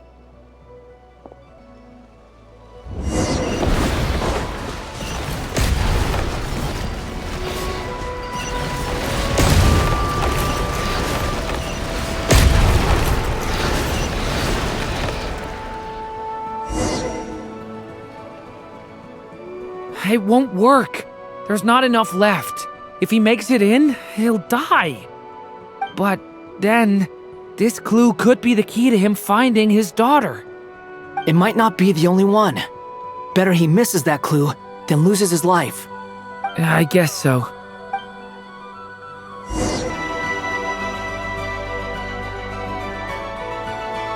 Stop him, Durin. We can't let him get any further in.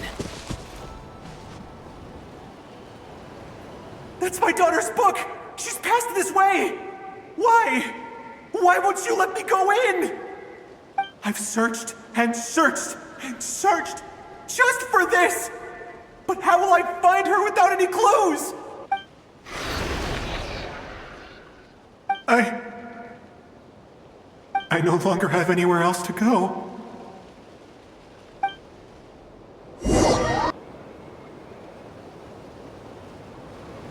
I'm sorry.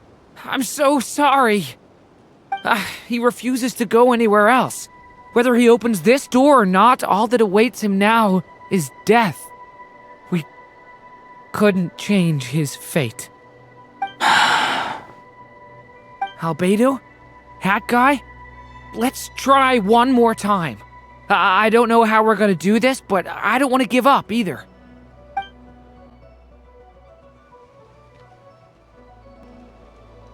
Why am I here? What's going on? All these scenes running through my head. Where are they from? Huh? What's going on? His reactions have changed. How many times have I... What's happening to me? Huh? Wait.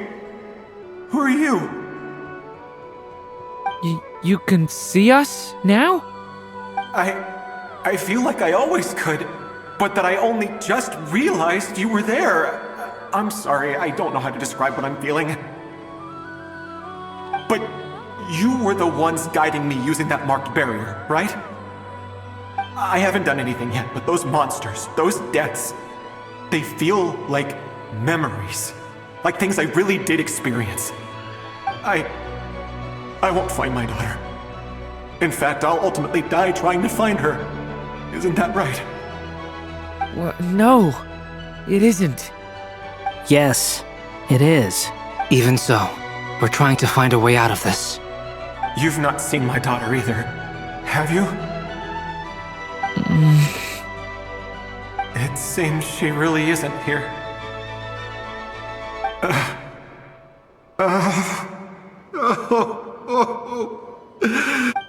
I'm sorry we couldn't help you.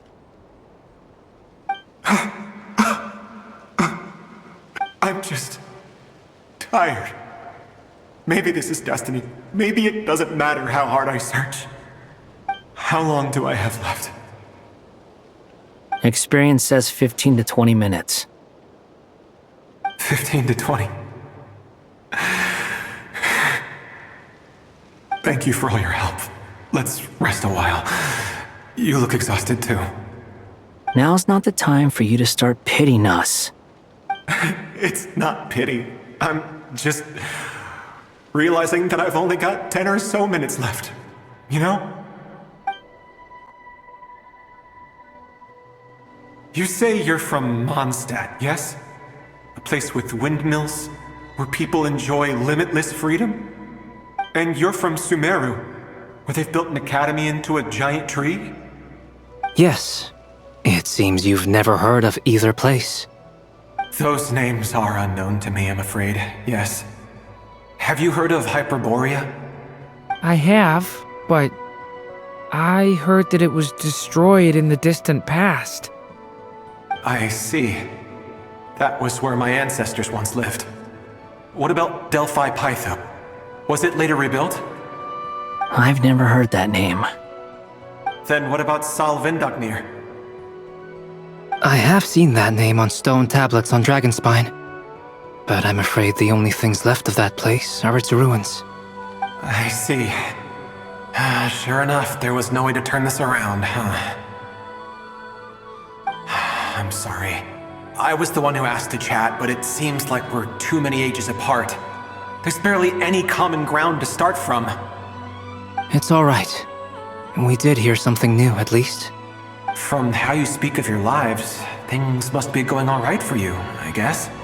They are. Mondstadt is a place of freedom and happiness. There's a lot of good people in the church and the Knights of Favonius, and even outsiders find that it's an easy place to feel at home. We have festivals a few times a year.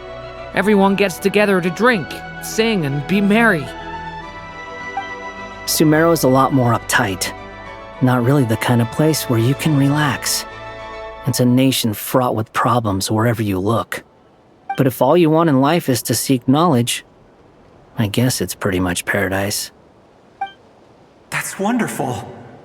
In other words, after this all-devouring black tide passed, humanity did not merely avoid extinction, but rose to build prosperous civilizations anew. I mean, I can see you all right now. That must mean the future isn't a total mess, right? That's true. Well, time's almost up. Let's part ways, I think. Might be best if you don't waste too much time on me. The chances are slim, I know, but I'd like to spend these last few minutes looking for Spargana. If things work out, I'd love to tell her about what I've heard. May we meet again. Well, or not, most probably. In that case, may your wishes come true.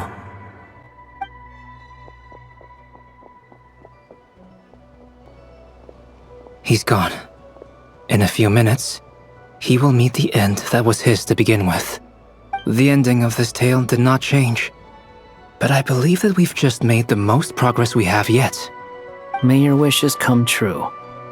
If only it were so simple. Hat guy, could I ask you a question? You've never talked about your past. It seems complicated, and it weighs heavily on you, too. Would you be willing to tell me about it? I mean, sometimes it's better to get things out in the open. Take that guy we try to help, for instance. At least he said goodbye with a smile, right? I know about Albedo's past. Our experiences are very similar, and he created me. As for you, you're my first friend, and you've witnessed every step I've taken. But by comparison, I know nothing about you. Either way, I mean, we're still best friends. But if I knew more about you, I might understand your thoughts a bit better. I've told you about myself. I'm a student at the academia. And what did you do before that? Prepared for the entrance exam? All right. If you really don't want to talk about it, I won't press you any further.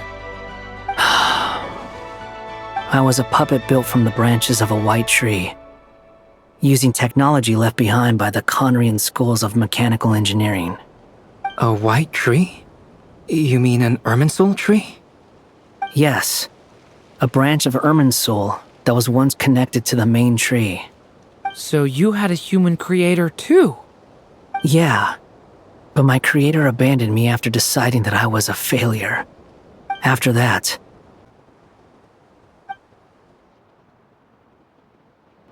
Durin.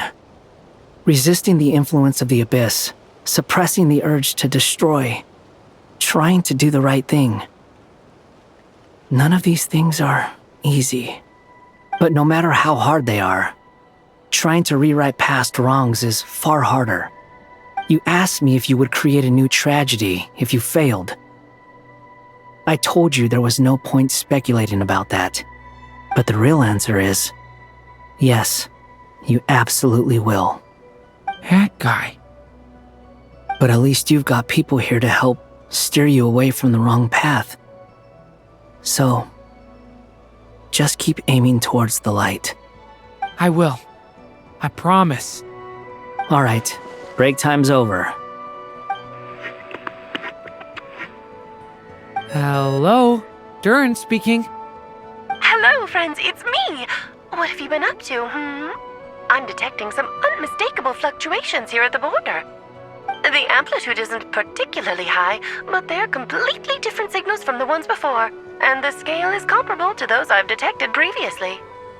Alice, we were unable to save that person. However, he appears to have retained a portion of the memories gained through that cycle, and was able to hold a conversation with us.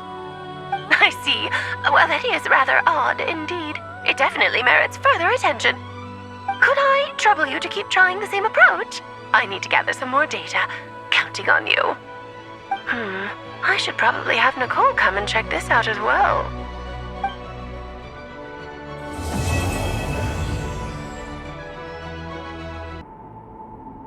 There you are. I was worried you might stop to collect treasure chests opened by the Seelie along the way. It would have taken you so much longer to get here. Another conversation I cannot hear. I am delighted to see that you understand what takes priority, and that your adventurer's instinct has not swayed your resolve. Really, I must applaud you for it. You should know. Paimon's head. Okay, I'll try and keep it short. My senses are telling me that this is where we shall find the entrance to the ruins. Oh, cool! Well, what are we waiting for?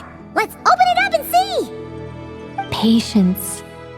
This was a sanctuary of great importance to the Hyperboreans. A special process is required to open the gate. Oh! Like the place that housed the Eternal Moon's Marrow? Okay, so what's the plan? Need us to do anything? And just the short version, if you can. Ah, all right then. I was planning to start with some background on the invention of these techniques. Are you sure you don't want to hear it? It's quite informative. Remember what you were saying about priorities? Fine. Simply put, we need 3 human representatives to successfully undergo a process of Kuvaki resonance. Think of it as a test from the 3 moon goddesses to see if the entrants are qualified, with the most recognizable qualification being Kuvaki. Pretty sure Lauma would ace that test. Oh, wait. But we need 3 people. I also have no doubt that the Moon Chanter would be qualified. But we would need 2 other people with the same constitution. Therefore, the most feasible method is not so much to follow the rules, but to figure out how the test functions and find a workaround. I've done some research, and it turns out the mechanism is rather crude. We'll simply need humans to stand before it who have sufficient Kuvaki energy within them. I'm with you so far. How do we get the Kuvaki in them? The easiest way would be transfusion. Take some Kuvaki from Nodcry's soil, put it into the bloodstream, and get it circulating in the body. So we're going to cheat on the test? Precisely. There are other methods, but this is the simplest one. Cheating the system is much easier than trying to hide from it. Huh? Sorry? Does the idea of cheating upset you, Miss Lauma? No, that's not it. I suddenly had an idea. Oh, what is it? It's about Moon Prayer Night. I figured out a way for Kutar to join in the festivities. But as Paimon said, we need to have our priorities straight. Let's get back to the test. I'll follow up with Nefer on the festival arrangements. Okay. Anyway, is this really the best method we have? A Kuvaki transfusion sounds dangerous, no matter how you slice it. If you think that's dangerous, wait till you hear the other methods. I'd be more than happy to go through them if you'd like. There are several. No need, we're good. Let's go with this one. Very well. Kuvaki transfusion it is. Now, I should mention that the risks can be greater or lower depending on individual compatibility. It would be rash to simply infuse the Kuvaki and hope for the best. If the body rejects it, the reaction can be quite severe. The symptoms are similar to another condition that some people living here suffer from, known as congenital Kuvaki sensitivity. So, before we execute our plan, I will perform a simple test of my own to see who is compatible and who is not. Once that is done, we will have to complete the resonance process as rapidly as possible. The participants must remain stationary while the Kuvaki circulates and bonds with them, and they mustn't eat or drink anything. What? No eating or drinking? That's some hardcore fasting. They'll all be monks by the time they're through. 3 days. And we still need to find 2 more people who are not just compatible, but also willing to volunteer. Fasting? What are they talking about? Really? Don't you want to think this through? Haha, count me in too. 3 days without food? I can handle that. Miss Nicole has made it clear that this is the easiest way. The way I see it, there's nothing else to discuss. It's time to step up.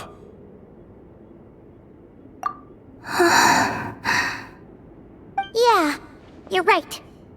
In that case, Paimon volunteers to be Captain of Logistics. She'll keep the fires lit and grab some spare clothes to keep you comfortable. Then we'll start with you first, Traveler. Please step forward.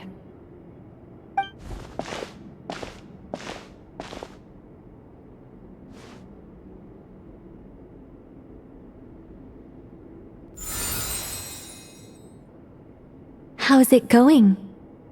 Do you feel anything?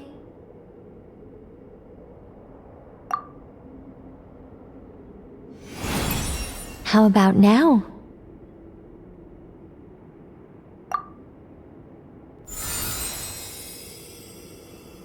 And now?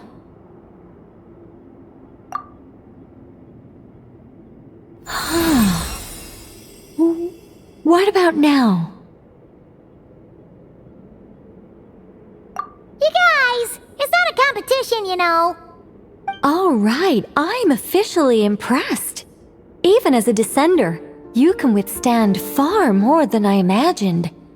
It's like I summoned a giant stone titan to arm wrestle you, and your arm hasn't even moved an inch.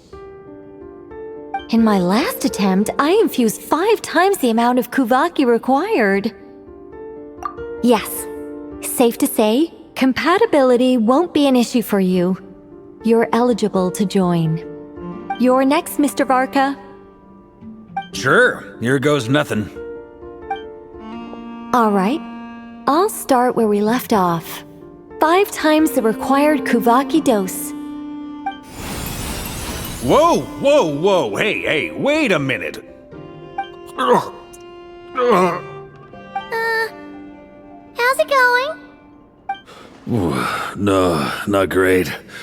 I kind of want to puke. Feels like I've been drinking too much. A few bottles of wine, then a big stein of Dark Horse, with some hard liquor from Liyue mixed in. You think this is funny? I just lost to a young lady in an arm wrestling contest. I'm never gonna live that down. My apologies. I'll lower the concentration and try again. Oh. How's it going now? I'm not as dizzy as last time, but I can still feel it pulsing around. In that case, you wouldn't be an ideal choice, Mr. Varka. Let's try someone else. Okay, let's go ask some of our other friends then.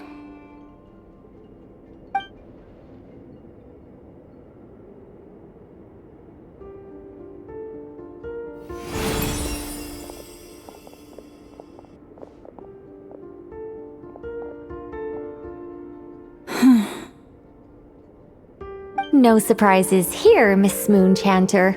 You're perfectly compatible. You may join.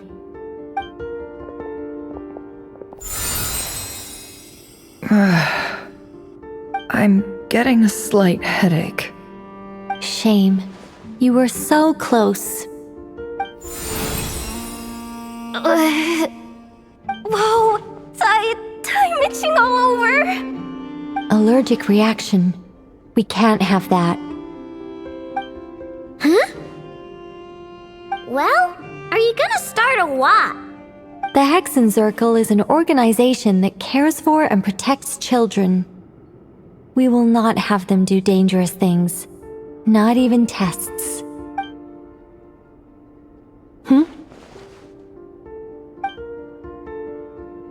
Is something the matter?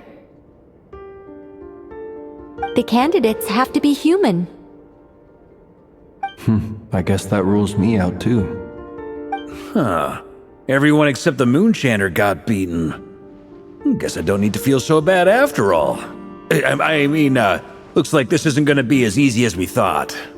Perhaps I could ask for volunteers among the Frost Moon Scions.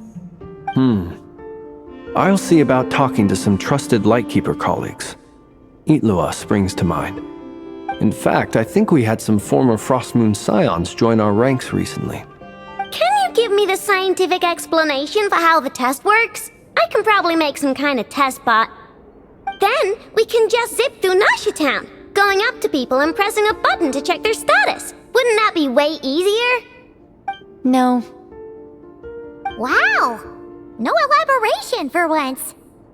How about I contact the Knights of Favonia's garrison in the Wave Chaser plane? Shame that Lohan's already left. And that guy's even tougher than I am. Strange. The moon goddess is clearly revered by many people. So why is she on the brink of disappearing?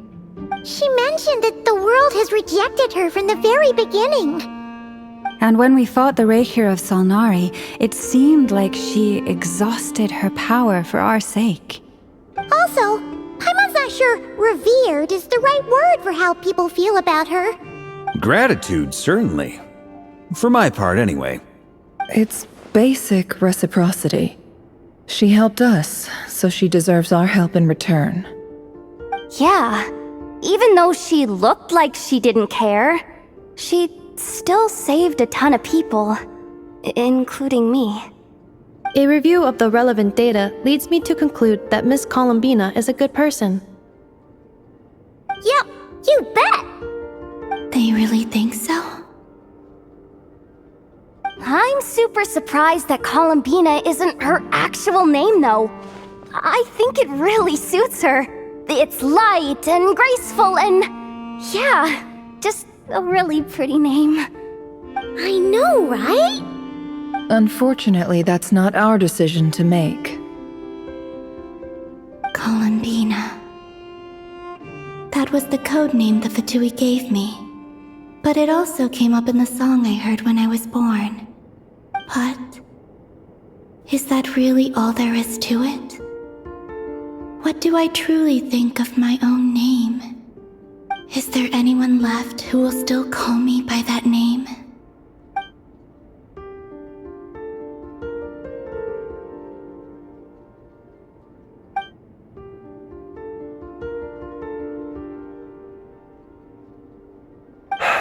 Moonprayer Night is getting closer by the day. We're running out of time. We need to look for other candidates. Then allow me to try. Huh? What are you doing here? You contacted your friends via the Adventurers Guild. Sandrone has been keeping an eye out for something like that, so she informed me. Since I have the ability to accommodate a moon marrow, I should prove to be a suitable candidate. Arlecchino. When can we begin? I see. We can begin right away.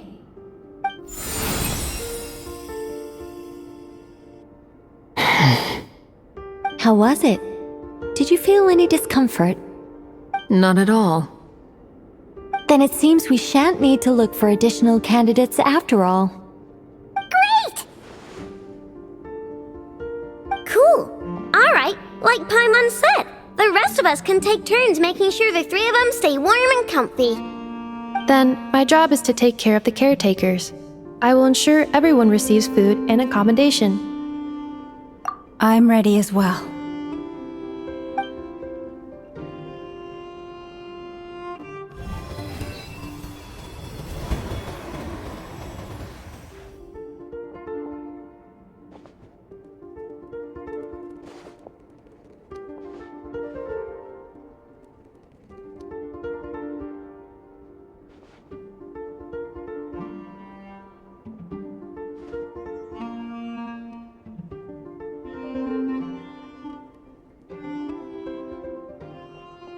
The work is done. The sacred scroll shut. The stars grow dim, the people silent. The white sun sets, the silver moon rises. O path to the temple, appear now before us.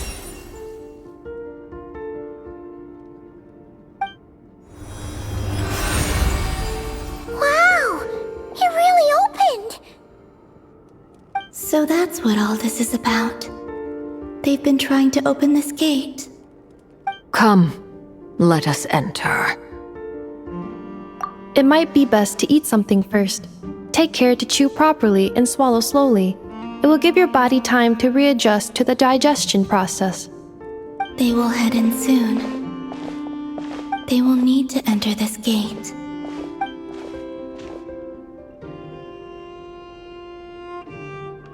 Huh? I cannot pass through. Is it because I have no physical body? It has been 3 days.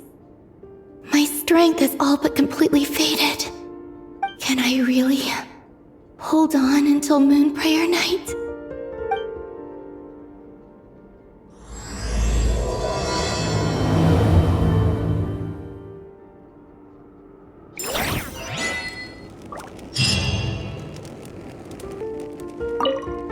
It's good to know you're all well. Puts me at ease. I have confirmed that you are all in good health. With that, my work is now complete. Congratulations are in order.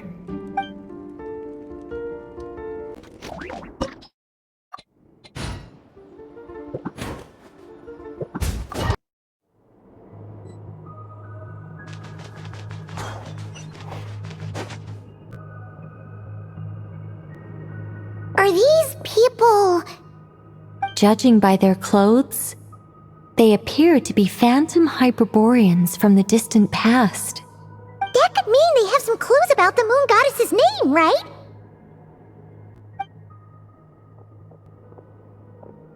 Hey there! Could you tell us what the moon goddess's name is?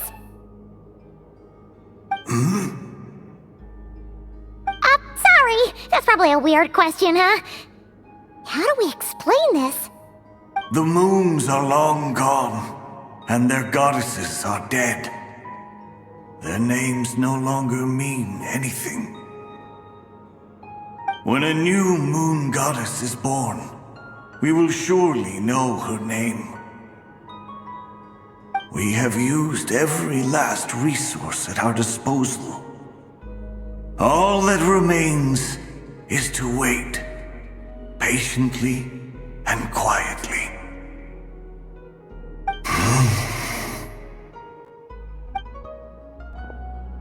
Were the people of the past all this devout? It looks like this phantom doesn't intend to converse with us any further. Surely the new moon goddess he speaks of must be Columbina.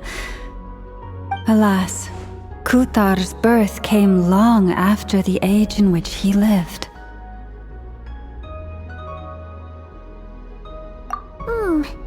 But, maybe if we find a phantom from a more recent age, they might know Columbina's real name. True.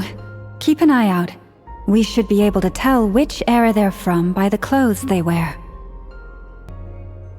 Yeah, you've been pretty talkative this whole time. What changed? Oh, nothing. I'm fine. You all make good points. When the Hyperboreans speak of moon goddesses, they mean the three from truly ancient times.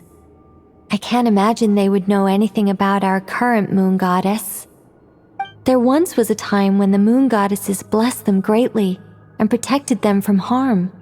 So, when the war between the gods and dragons plunged the world into chaos, it seems they looked once more to the moons for help, praying for a new goddess to be born.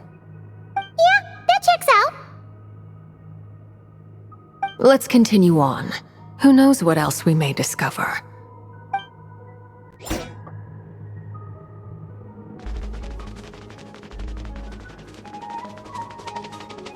There's a door blocking this path. Not a problem. Try this.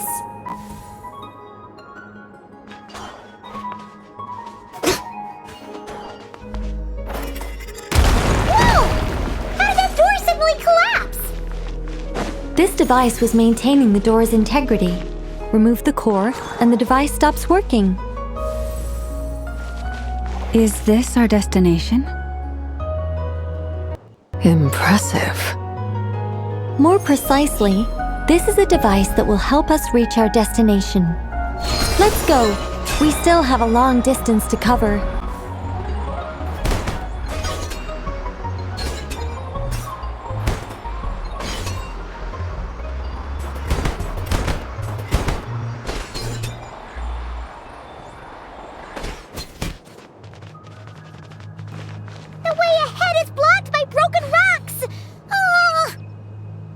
Let's try that device again.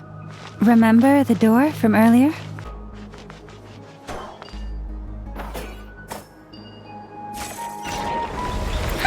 So it works in reverse, too!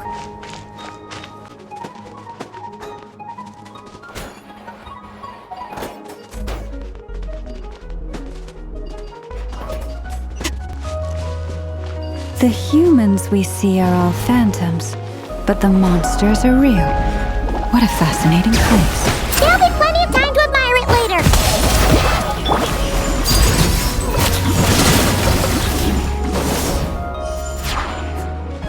Light of the blazing sun!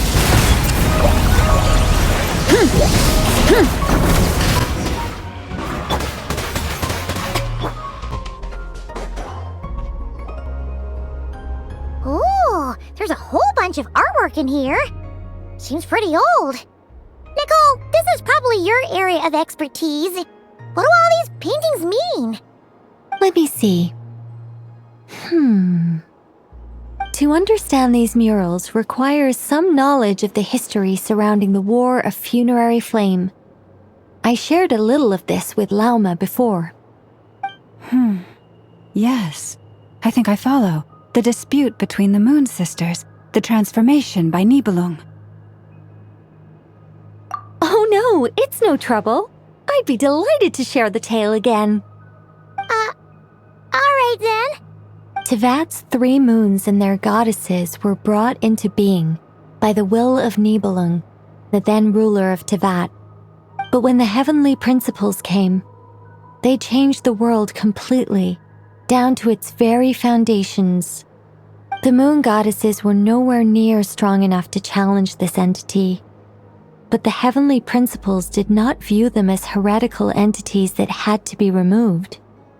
Essentially, the 3 moons existed to keep this planet alive and operational, which did not directly conflict with the heavenly principles' aims.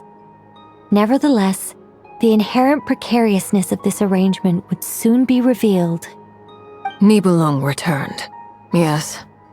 He did, and thus began the War of Funerary Flame, a battle for dominance between Nibelung and the heavenly principles. Discord would soon emerge between the 3 moon sisters. One would voice the opinion that they should follow Nibelung, for it was he who first hung the moons in the sky. Another would argue that taking sides in the conflict would only bring the world closer to ruin. There was no telling where it would lead, especially since their creator had returned bearing the perilous power of the abyss. Nibelung would eventually discover their disloyalty. He had all 3 imprisoned before transforming the moons into weapons with which to fight against the heavenly principles. What? Weapons? Yes. The very moons that had once defended the planet became instruments of death and destruction, striking terror into the hearts of all living things. And although the heavenly principles and the 3 moon sisters had once been at peace, it now seemed that the moons posed an unacceptable threat to Tevat. It is possible that the heavenly principles did not know of the goddess's imprisonment. If so, the weaponization of the moons would surely have been viewed as an intentional breach of the peace agreement. Regardless of who knew what, when, the heavenly principles shattered 2 moons and flung the other beyond the skies. Whether the goddesses managed to escape Nibelung's captivity after his fall, nobody knows. But this much is certain. From that day on, the moons no longer belonged to Tevat. The rejection slowly drained their power until eventually they passed away. So that's the full story. You say the moon ceased belonging to Tevat from then on. Why then would Columbina be born here? That is perhaps due to the lingering connection between the Frost Moon, which was not shattered, and this world. You could see it as the three sisters' dying wish. They never desired war. All they ever wished for was to protect this land. I see. If the final fate of the three goddesses is as you say, then Columbina faces the same grave danger. Our investigation has yet to bear fruit. We must hurry. Yeah, you're right. Let's keep going.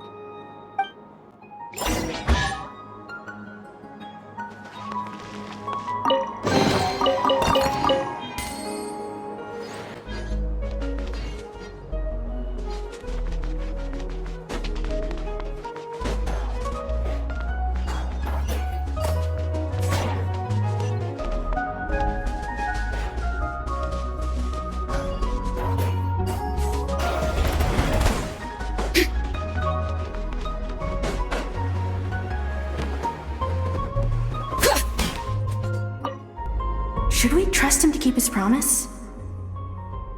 We have to. There's nothing else we can do.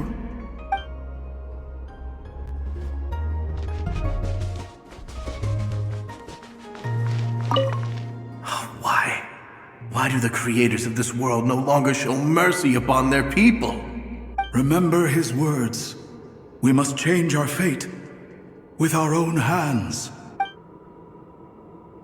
Wait, that's odd. Who is he? Is something wrong? No, not really. It's just that over 30 possibilities emerged in my head, so I can't be sure who he is. It's been too long. My memory isn't as sharp as it once was. Okay. 30. Wow. Impressive.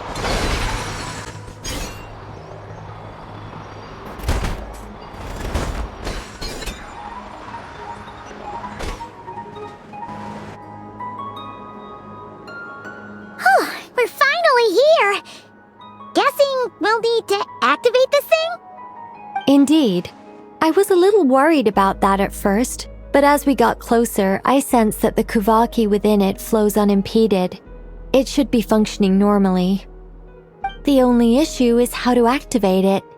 It's looking a little worse for wear. What about the cores from some of the other devices we've seen? Can we repair it using those?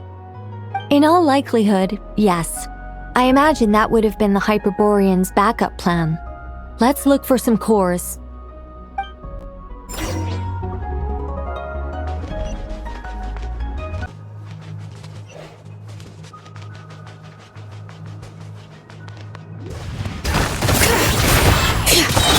Rise with the sun! Wrath from the sky!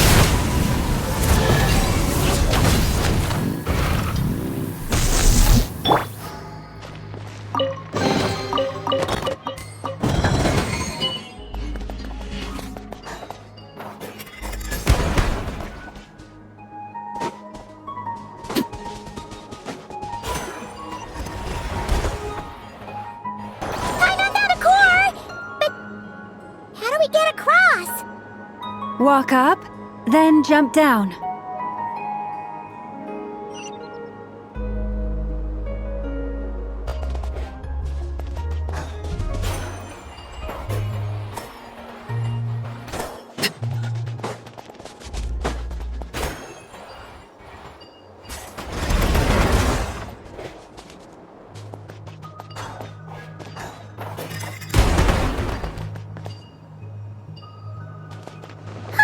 That should be enough cores. Let's head back.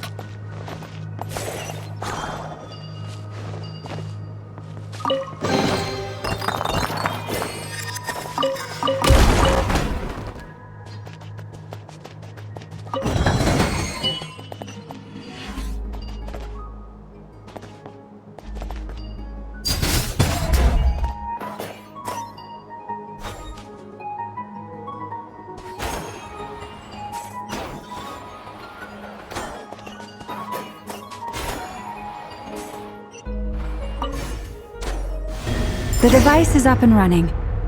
It's hard to believe that the ancients were capable of constructing such things. Paimon sees our destination!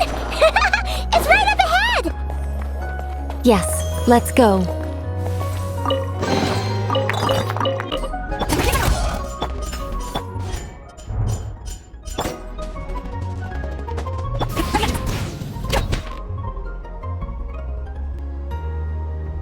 This is where the people of Hyperborea communicated with the moons. We need only place the moon marrow upon this platform on Moon Prayer Night, and we shall be able to open a portal to the moon and send our moon goddess back home. The assumption being, of course, that we can find her first. That's right. You want to know if it's safe there, don't you? And yet, she has no choice but to return. You know this. Oh, that's not the only issue here. This is the end of the line, right? We've explored everything we can.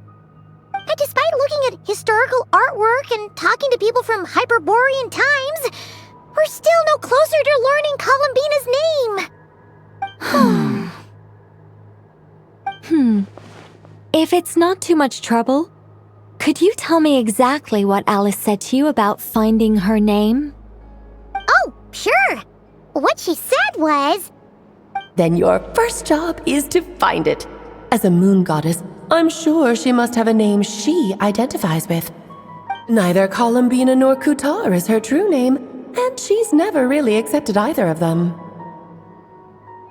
Is it not also possible that she has never had a true name? Not at any point in history? That would be a hard pill to swallow. But at this point, we may have to accept that that is the truth. No one knows how she came into being, and she certainly doesn't have parents in any sense that we're aware of. Perhaps she was never granted a name at all. But does that mean there's no way to get Columbina back? She's just gonna disappear and there's nothing we can do about it? Huh? Wait, why all this pessimism? Was it the way I phrased this question? You all seem to be taking this in completely the wrong way. Well, just because she's never had a real name in the past doesn't mean she can't have one now. What? Think about what Alice said again. She never once said that you'd have to find a new name, did she? Are you saying what I think you're saying? Yes. Names are anchors that connect us to the world. If she doesn't have one already, then all we have to do is create one, no? It's like... yes. Traveler, when you first arrived in Teyvat, do you think you would have turned around if someone behind you shouted, "Hey, Hermione"? But what about now? I understand what you mean. Life is a long journey. Even the friends and family by our side can change over time. When people call you by different names, what matters isn't so much the words themselves, but what they symbolize.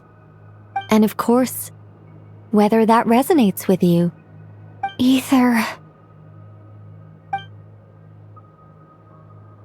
So, close your eyes and picture the moon goddess in your mind. If you were to call out to her in this moment, what would you say? Columbina. Columbina. Paimon would call her Columbina too. She has long forsaken everything that Kutar represents.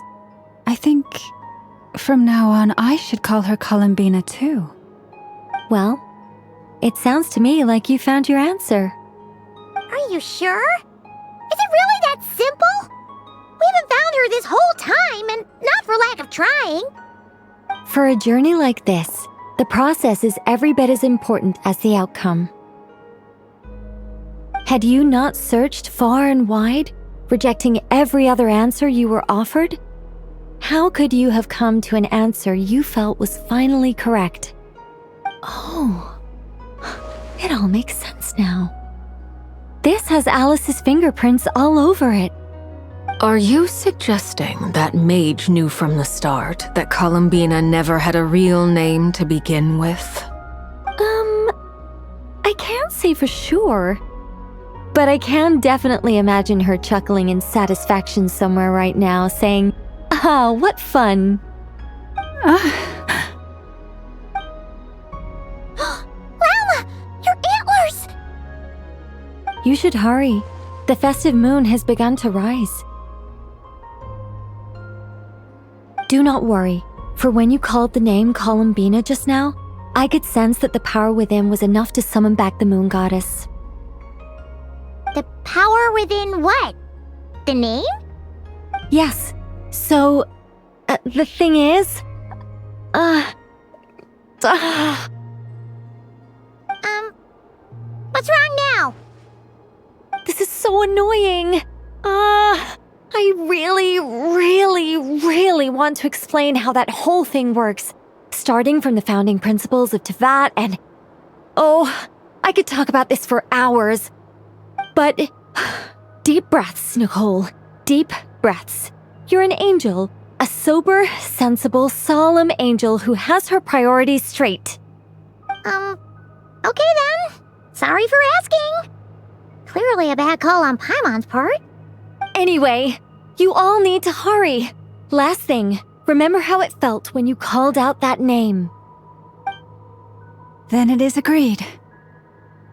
By the name Columbina, we shall find her. Then we'll throw her the best Moon Paranite party ever! And at last, we will send her home.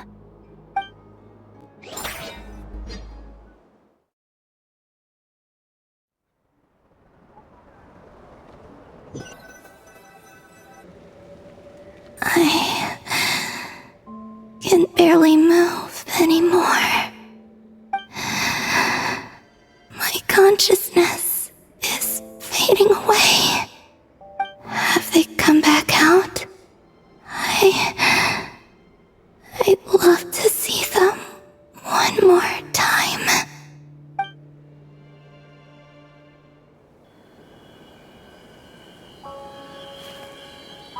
They didn't make it.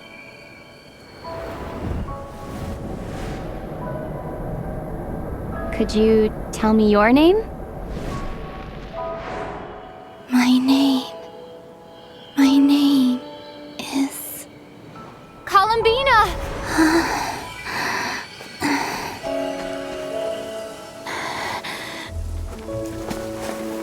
Columbina! Are you here? Columbina! That's the name you gave when we first met. And it's what I've called you ever since. Columbina. It's a fine name. I have many fond memories of Columbina, and so do all of your friends.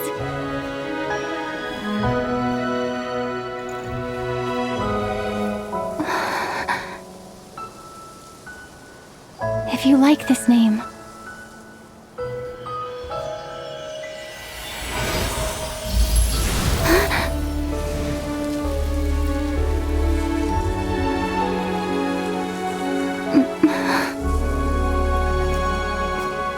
Looking for me?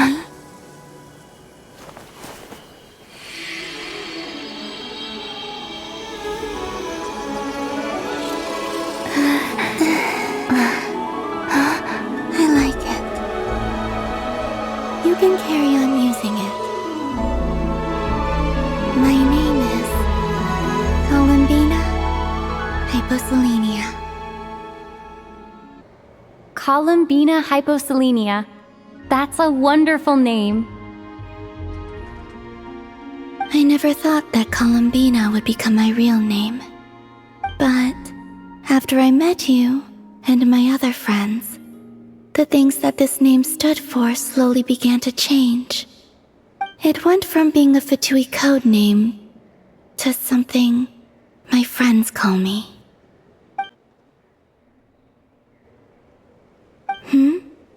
What is it? Why aren't you saying anything? I'm just so happy for you. Thank you. So, where's everyone else? We can go and meet them very soon. Everyone went to different places to try calling your name. Great. I'd like to thank them as well. Everyone's done so much for me. Searching for my name, entering those ancient ruins. Huh? Wait, so you were... Yes, I was there. Not physically, but my consciousness was still holding on. I followed you the whole way. Starting from when? You turned around and called out my name while you were in Nasha Town. Do you remember?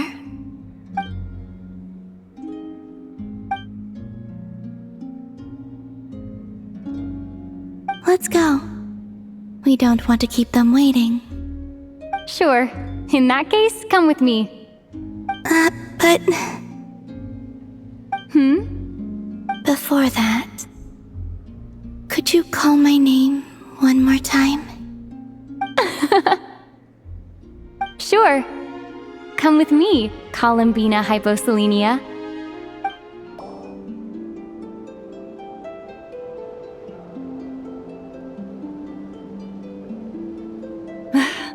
Columbina! Oh, this truly is wonderful. Llama! I can't breathe. Ha ha! Just in time for Moon Prayer Night! It's good to have you back, Miss Columbina. Yeah, we were worried sick.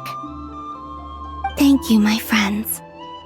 With your help, I now have a name that belongs to me. Columbina Hyposelenia. Where's the second half from? You added it yourself? That's right. It means... Born beneath the moon. Yes. And by extension, it can also mean born beneath this world. A fine name. Now, as much as it pains me to interrupt this beautiful reunion, I feel obliged to remind you that the Moon Prayer Night celebrations in Nasha Town have already begun. Don't you want to enjoy the festivities? There's so much to see and do. And some of the ambient lighting and entertainments were sponsored by the kind souls in the Hexen Circle. Nicole? Why have you turned into Dodoko? So you're Miss Nicole. Thank you for helping us, and for helping me find my name. It's nice to finally hear your voice. You're quite welcome. Guiding lost people to hidden treasure is what we Seelie do. And if you ask me, spiritual treasures are far more precious than material ones. Chests are all well and good, but this was what it's all about. Ah, so satisfying. Anyway, I had to go help Alice. It seems like she ran into some trouble. That's why I couldn't be here in person. But don't worry, we're with you in spirit. We'll be celebrating right along with you. Keep an eye out for the Hexen Circle's festive stalls in Nasha Town. I think you'll like what we came up with. Alice said she even managed to rope B in this time.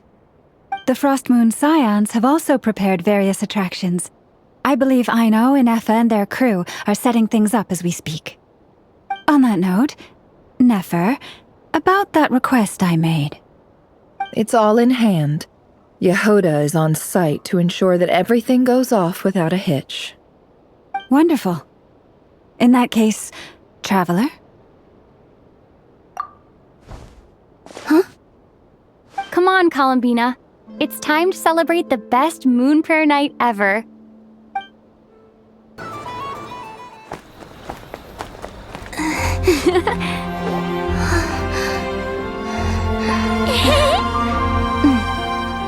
Hey, young lady.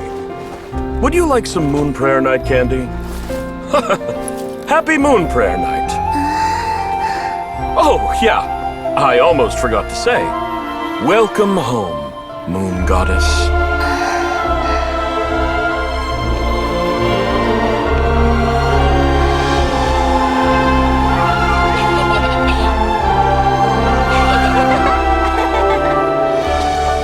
Welcome home, Moon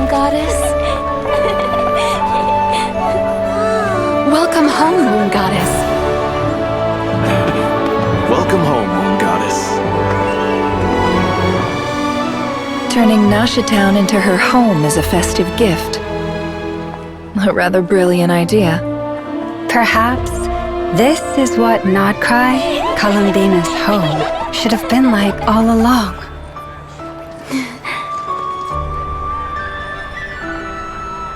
Thank you for the gift. I like it a lot. This feels like the surprise of my life.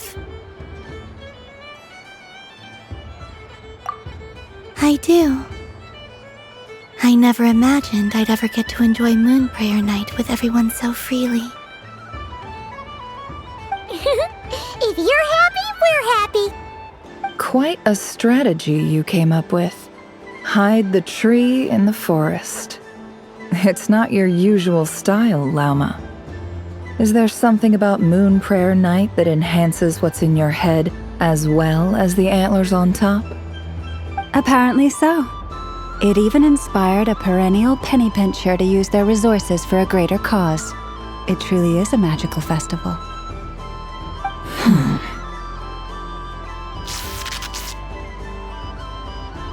I see it now. This bickering is actually a sign of a strong relationship. Huh? What's everyone doing here? Oh! Miss Columbina, you're back! Yes, I'm fine now. Thanks for your concern. How's your progress with Alice's assignment? Very well indeed. I've never heard her sound so excited. Not like this. This time her excitement seems more serious. Seems like she's had a major breakthrough. She said she'll contact us once she knows more. In the meantime, we're free to relax and have some fun. Enjoy the time off while it lasts. I have a feeling that our next task won't be so simple.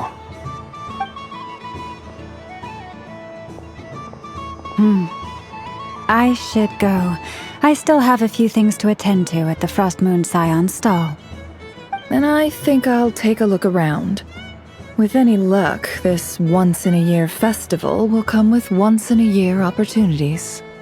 Hold up a second. Where's Varka? I believe he made a beeline for the flagship the moment he entered Nasha Town. Ah, that's Mondstadters for you. They know what they want when festivals roll around. Goodbye for now, Columbina. I hope you have a wonderful night. I will.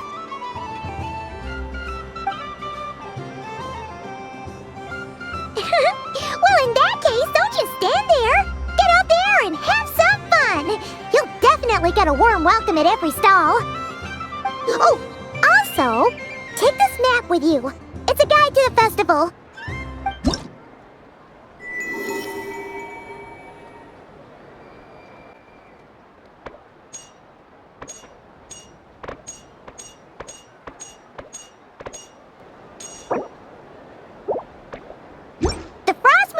Stall is over here. Lauma's invited a whole bunch of cute animals to celebrate too. Over there is the Hexencircle section.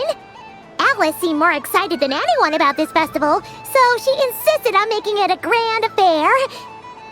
Oh, and then there's the Nasha Town local specialties, including... Actually, forget that. Better if you go check them out for yourself. Thank you. It looks like a lot of fun. You're not coming with me? We'll be around. But don't you want to browse by yourself for a bit first?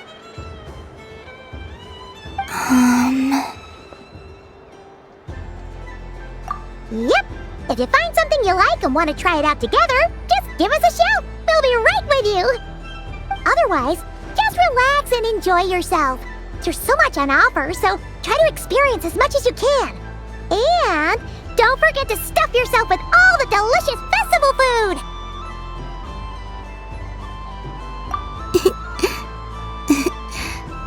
All right then.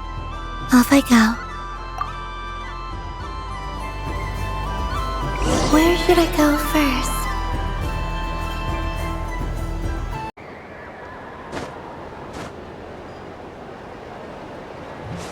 This must be the mage's stall. It feels like I've entered a fairy tale. Ah, how lovely.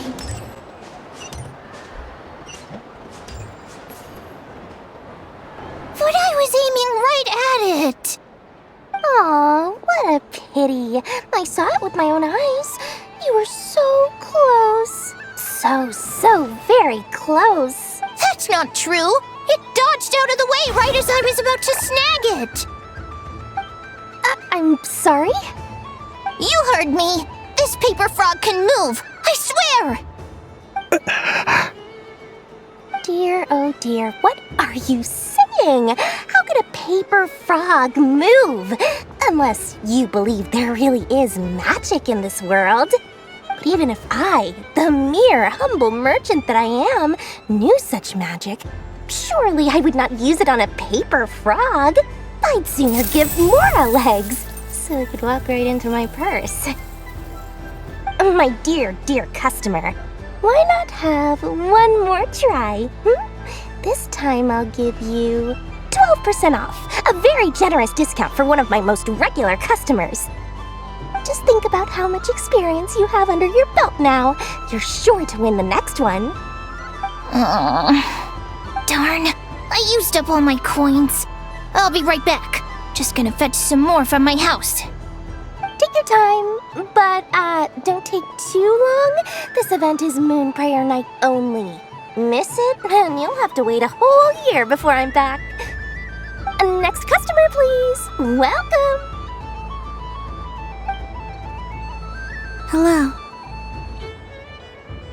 Whoa! What's this big one doing over here? How do I tell my employees not to go running around this time? Shooting them a glance won't work. I haven't known them long enough. Dory? Why, hello there, Miss Columbina. Would you like to play my ring toss game? The rules are very simple, and it's easy to get the hang of. How much for a round? Oh, first time's free. Not a single mora. After that, well, we can cross that bridge if and when we come to it. But with your sharp sharp skills, I'm sure you'll win all the prizes in one fell swoop. That was an obvious enough hint for them, right?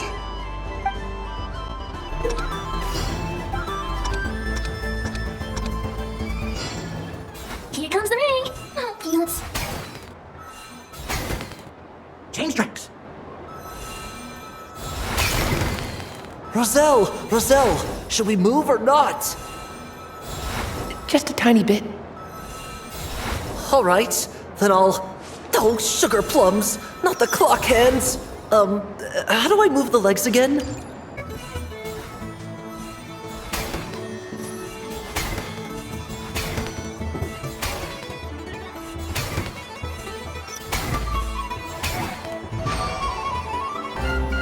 Let's see now. Let's see. Wow, very good. That's the highest score we've had all night. And here's your prize. Now, how about another round? As for the cost... Happy Moon Prayer Night, Miss Columbina. Happy Moon Prayer Night, Durin and Hat Guy. Are you here to play the game? Yes. You said we were just coming here to say hello. I did, but then I recognized a few more people as I got closer. Do my eyes deceive me? Is that... It's our little dragon! He's all grown up! Someone's popular.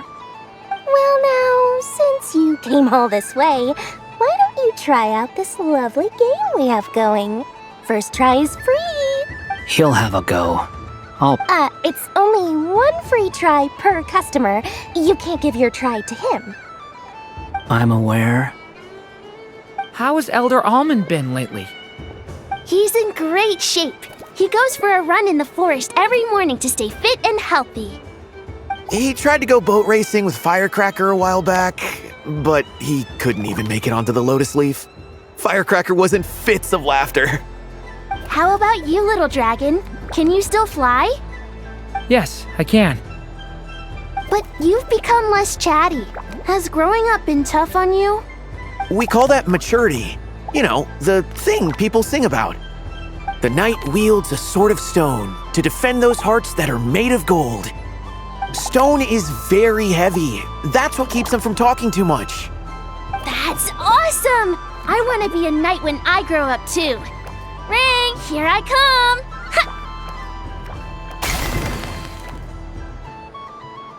Oh, the hat-wearing man. I never thought I'd see you again. You seem more determined than when I saw you last on the train. If you say so. Oh, I do say so. The people you once helped see it clearly. It's because you are once again on the right track.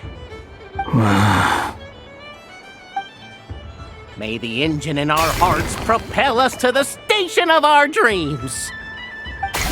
I can move! I can move now, Roselle! What are you doing, running into the rings like that?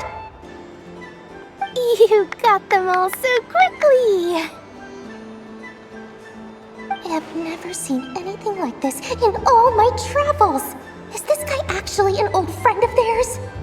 But how? They're origami animals and clockwork people from a fairy tale! Getting to know them would be quite an arduous task, unless they share a hometown? I have to get to the bottom of this. Next time I see the Great Mage Alice, I shall demand answers! Thank you, Dory. I had a lot of fun. Now for your prize. Where did I put it? Give me a moment to dig it out. Oh, sweet grand prize. How I wish I didn't have to let you go. Good thing I've already turned a profit from the customers earlier in the night. Otherwise, I'd have wasted all my hard work. Okay, I'm back. What? I leave for 2 seconds and someone's already claimed the grand prize? Oh, well, these things happen, you know? Perhaps you'd be interested in one of the other prizes instead. We've got all kinds of wonderful goodies here. Is this the thing you wanted? Here, you can have it. Huh? But... Don't worry about it. It will be happier with you. Oh, thanks so much, miss. Moon Goddess. Oh, goodness gracious, Columbina. Give me strength. How am I supposed to make any more money from this child at this rate? Daddy, look! That's the game I was telling you about! Forget it. She is the Moon Goddess after all. I'll think of some other way to swing this. Maybe I can try to hook this new kid. Huh? Oh, someone already won the grand prize. You can take mine if you want. What? Why? Why are all these bleeding hearts coming here to ruin my business? Happy Moon Prayer Night, everyone. Happy Moon Prayer Night.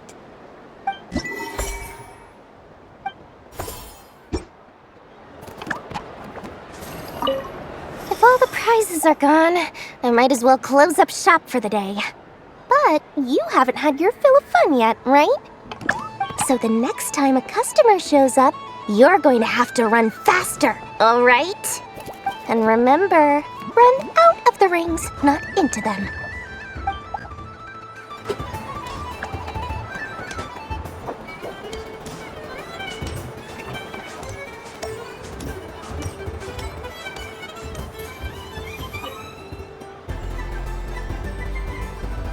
I wouldn't say it's unfair, exactly. I mean, your voice goes right into people's heads. How would you explain that to the kids? You can't just explain it away as magic. Is something the matter? Ah, Miss Columbina! No, nothing you need to worry yourself about. Ah, impeccable timing. Stick around for a second, Miss Columbina. I need your input on something.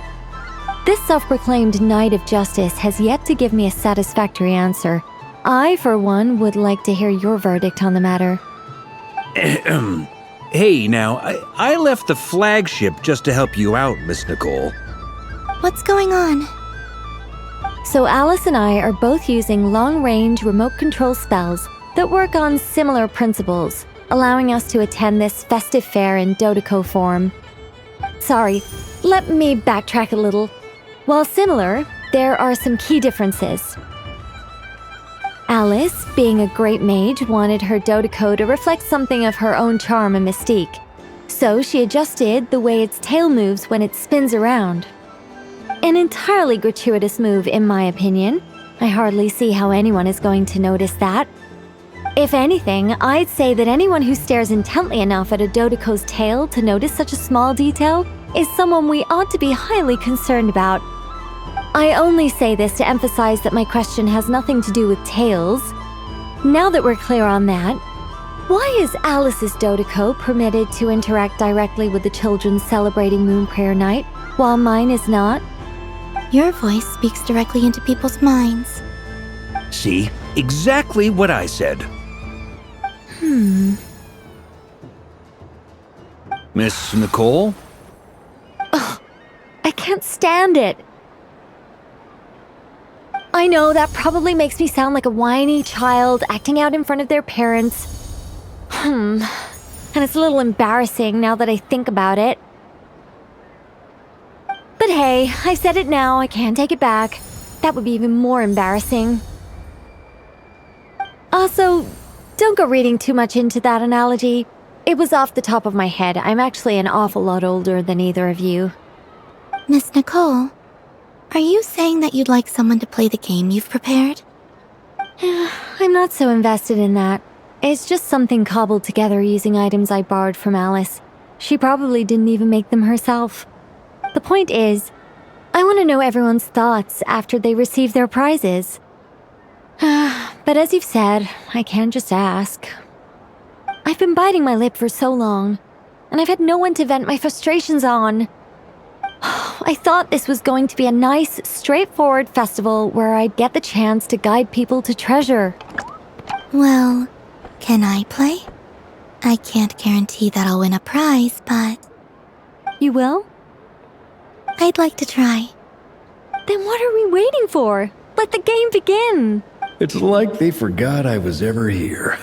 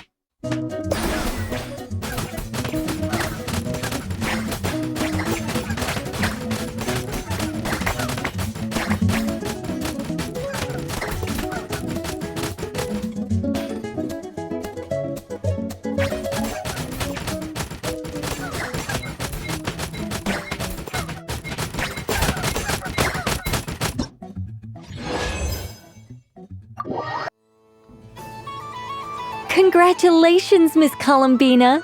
With your great wisdom, you have overcome every obstacle in your path and conquered the great challenge posed to you by fate. Fate?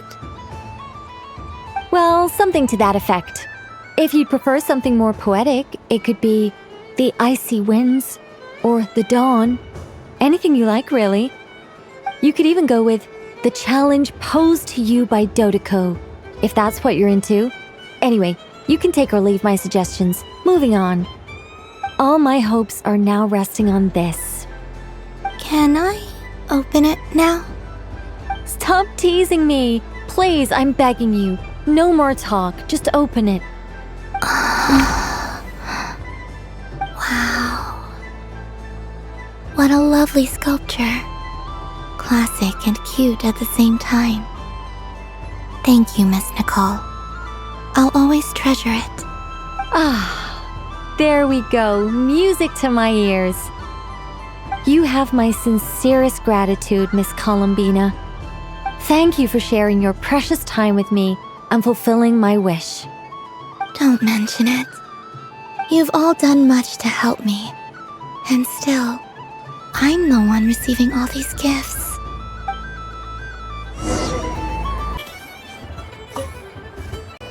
Welcome home, Moon Goddess.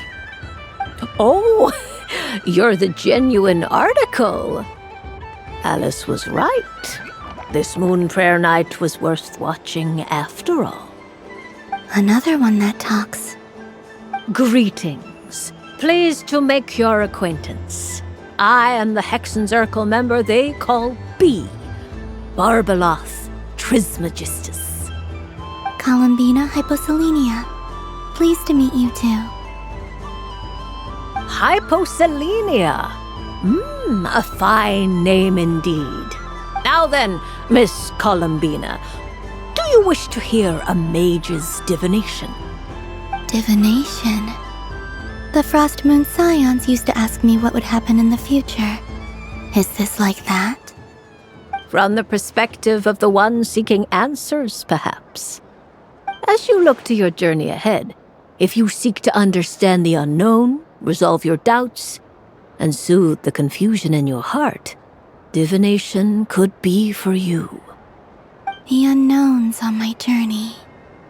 Of course, if one wishes to peer into fate, then hydromancy is the more precise option. But that is a complex affair, and to relegate that majestic art to the status of a festive amusement would seem somewhat uncouth. Besides, it is sometimes better to not know fate with great certainty. Hence, I shall use the suitably festive Luna Arcana to tell your fortune instead. It is more popular with the youth in any case. Lunar Arcana. Indeed. Unlike hydromancy, this will only display possibilities and trends.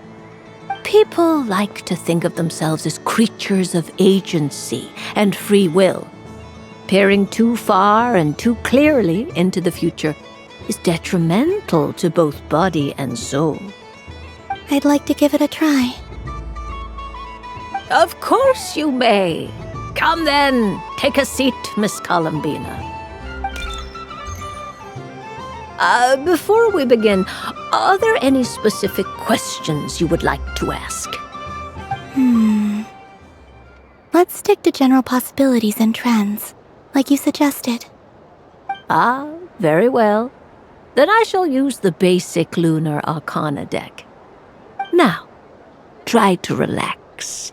Cast your mind upon the things you have experienced and the things you are soon to experience.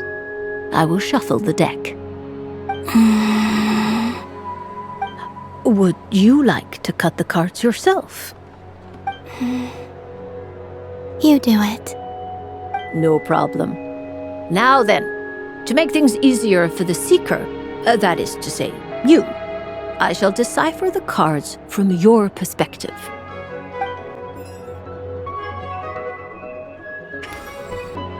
Please, draw the first Lunar Arcana. This represents destiny.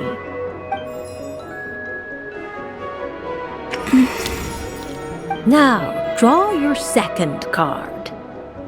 This will stand for the past, the sum of all your experiences that have come before.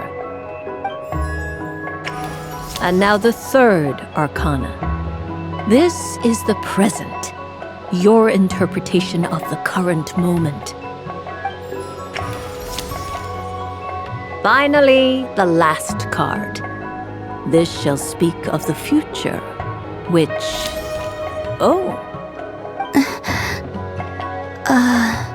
Kuvaki Pulse? Fascinating. I've never encountered this before in my role as a diviner. Something has exerted an influence upon this card, causing it to leave its designated position. What do you make of this, Miss Columbina? Perhaps this is the guiding hand of fate in action. Of course, if you wish, you can choose to deny the validity of this card and draw the future for yourself.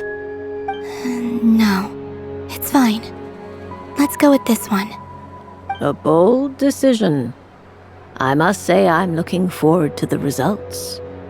Well then, let us flip the lunar arcana in sequence and see what emerges. Sure. First, Destiny. No surprises here. The card that represents yours is the moon. The moon. Indeed. The moon can represent the truth at some times, but deception at others. False peace, destructive calamity, and the world-changing power that lies within. When the moon is placed on the destiny tile, it indicates that your destiny is not what it may appear on the surface. Instead, it may yet have a hidden side. It symbolizes a journey through the fog, fraught with uncertainty and deception, where one must face inner challenges head-on. I don't understand. Patience, my dear. This is but the first card, which serves as a basis for the interpretations that follow. Our divination will only grow clearer from here on out. Now then, flip the second card, the one that speaks for the past.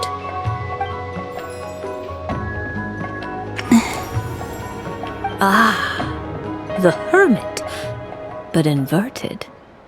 Inverted? Yes. The Hermit symbolizes solitude, introspection, and the pursuit of truth. When inverted, it represents isolation, truth out of reach, and a path that leads one astray. Combined with the moon as one's destiny, the Hermit inverted represents a choice you made to stand alone in the past. It was a choice made not out of fear or arrogance, but for reasons that others could not perceive. You fumbled through the darkness without a guide, but you did not find your way. Rather, you went astray. More than once, it would seem. Is this about how I became Kutar despite not wishing to become a god? And how I joined the Fatui because I yearned for a place to belong? I suspect only you know the answer to this question. All is not lost. The past is in the past, and so it shall remain. Shall we look into the present now? Oh my. The Lovers. One of the most interesting Luna Arcana. What does this one mean? This means that you have had an unprecedented emotional experience. The joy of finding your soul becoming intertwined with that of another. A precious and wonderful thing indeed. It's true. I've made a lot of friends recently, and they are very good to me. I like them a lot. That sounds lovely. I am most delighted for you. The Lovers can also represent important decisions, perhaps related to a parting of ways. Now, if I were to guess... Yes. My return to the moon. I understand. Parting with friends is never easy, Columbina. But rest assured, this is not the end of your journey. There is always another story waiting to be told. The future always lies ahead. The future. Well now, it's finally time to flip this most mysterious of cards. Why did it appear? And what does it wish to tell you? I'm ready. Very well. Flip this card and see what lies on the other side. Miss Barbaloth? What is it? This card is death. That doesn't sound very good. It depends on how we interpret it. It is true that it can represent an agonizing death, a complete and utter end, but at the same time, it can also represent rebirth. Do not forget that your destiny card is the moon. That lends your future many different potential meanings. If death spells the end, is it unavoidable? As I have said, divination can only display general trends. It is a rough guide, but it does not show predetermined outcomes. Allow me to summarize it for you. In the past, you may have lost your way, but now you have gained new connections and new strength. You now face an important decision, one that may bring about a great change in what is yet to be. This change might, in turn, be the end of all things, or their beginning. But remember, everything is subject to change because of the moon present in your destiny.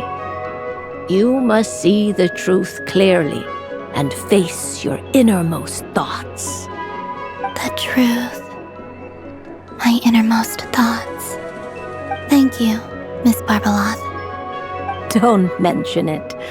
Some people dislike divinations, for fear of glimpsing an ending to their story that they wish was not so.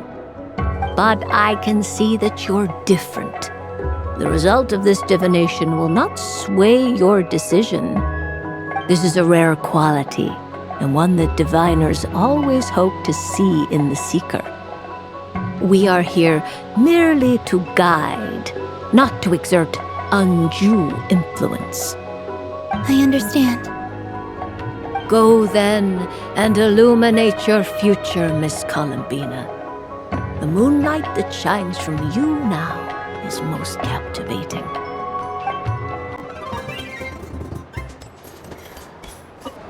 A soft and furry creature that bounces and jumps.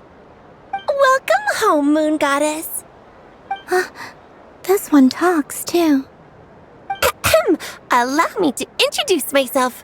I am a Dodoko from a distant archipelago, the most mischievous of all my Dodo brothers and Dodo sisters. When the going got tough, I powered through, and when I met obstacles, I boomed them away. That sounds like a lot of fun. Doesn't it just? Oh, but then the trouble started. Recently, I found a lovely beach, the same beautiful jelly color as my hometown, and so I dove in to have a look. Only to find it overgrown with seagrass and nasty little spiky fish everywhere, looking to turn me into a Dodoko kebab. I made it back to shore by the skin of my teeth, but my tail was sorely hurt. Couldn't you just boom them away? Oh, I wanted to, believe me. But I've heard that you, Moon Goddess, can understand animal speech. The last thing I wanted was to cause a gigantic fuss and get taken to court by a school of spiky fish. I'd be driven out of these waters for good, and my winter holiday would be ruined. And so, dear Moon Goddess, I was wondering if you might lend me your allegiance. Are you roping me into a crime? Oh, let's call it a once-in-a-lifetime carefree adventure. Does that sound better? All the festival goers tonight are dressed up as the Moon Goddess, but there's nothing to say that the Moon Goddess can't disguise herself as a Dodoko, is there? Besides, this is your home. You should be free to be whoever you wish. I'm afraid I'm not well acquainted with Dodokos, Madam Mage. Oh, that's quite all right. We Dodokos are innocent, happy creatures with a free-spirited nature. Many, like myself, are mischievous troublemakers, Others are lazy souls who like nothing better than to lie down on a nice rock and take a nap. In our eyes, every creature who yearns for happiness and freedom is a Dodoco. But perhaps in yours, we Dodoco are a fluffier and more mischievous breed of Kuhenki? Yes, that is a much easier image to follow. Oh, wonderful! Then let's play! Grab onto my tail and follow me into the sea! Time to settle some scores with the bad guys!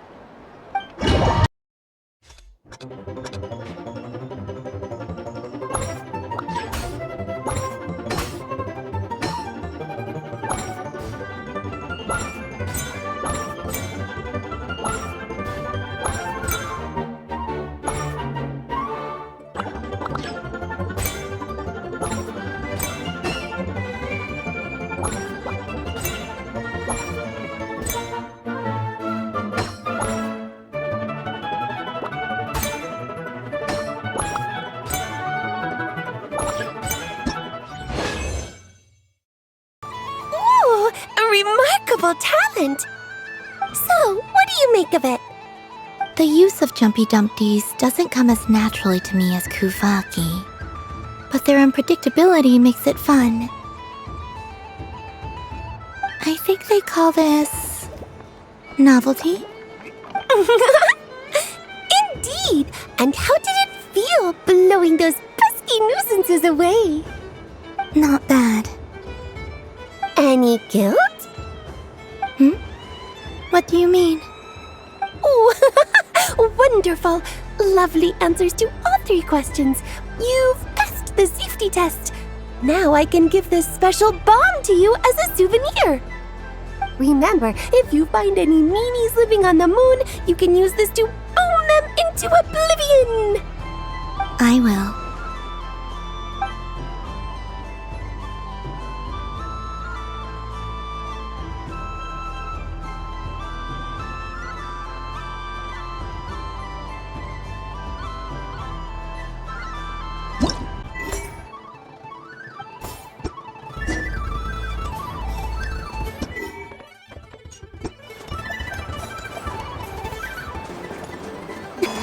So this is the Frost Moon Scions area.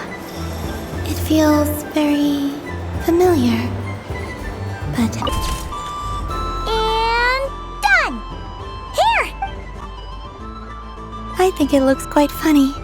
Well, Paimon thinks it's super cute. It looks like a silly chic badger and a rhymehorn deer that's about to fall asleep. Maybe I'll stand on the Chic Badger's side instead. It looks like we've attracted the attention of quite a few animals. Let's make room for them.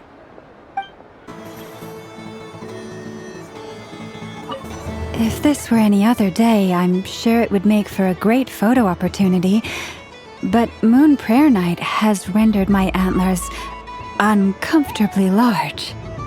Doesn't it look like this rhymehorn deer has 2 sets of antlers?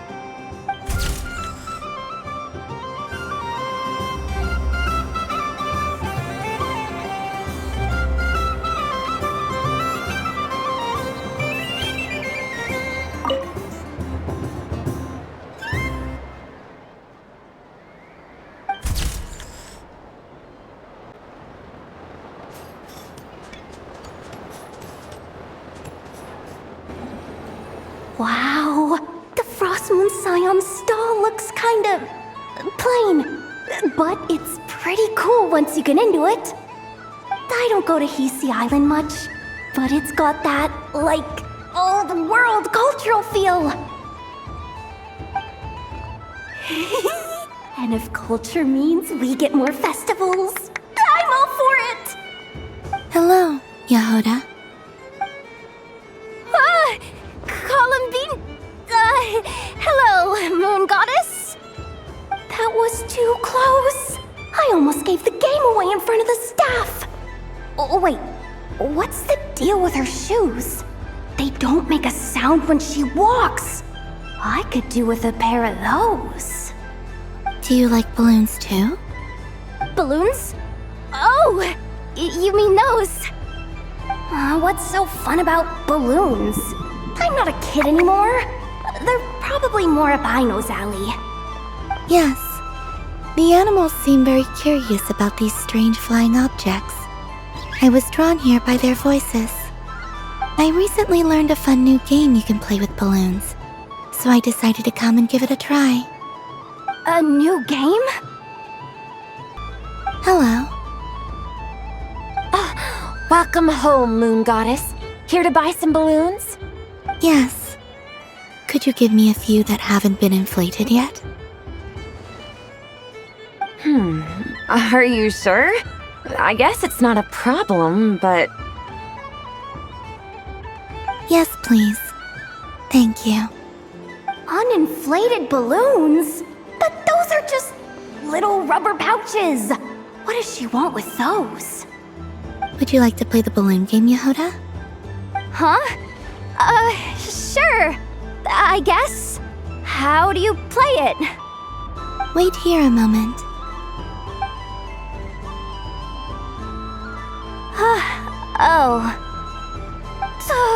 This is so weird.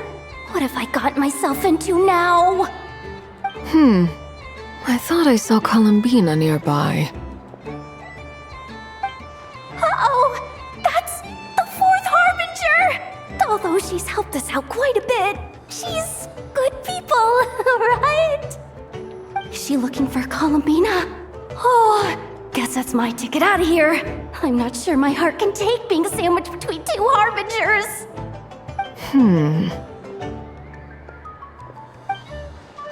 Which stall is she checking out? Oh, it's that other Frost Moon Scion's one. Try on the headgear, see what it's like having antlers or animal ears for a day. I wouldn't be caught dead wearing that stuff. So embarrassing. I have enough gear to carry as it is. Wait, what? She put it on? How peculiar. This would take some getting used to. I wonder if this is what it's like for Lynette. It really suits you, ma'am. What is this? She was so intimidating a moment ago, but now, dang, she's really rocking those ears. How does she make them look so cool? I suppose I may as well keep them on for now. All part of the festive experience. She's coming this way. How do you do, Miss Yehoda? Oh, jeez. Don't talk to me while wearing that thing. Oh, hey there. I'm looking for Columbina. Have you seen her? She just... Huh?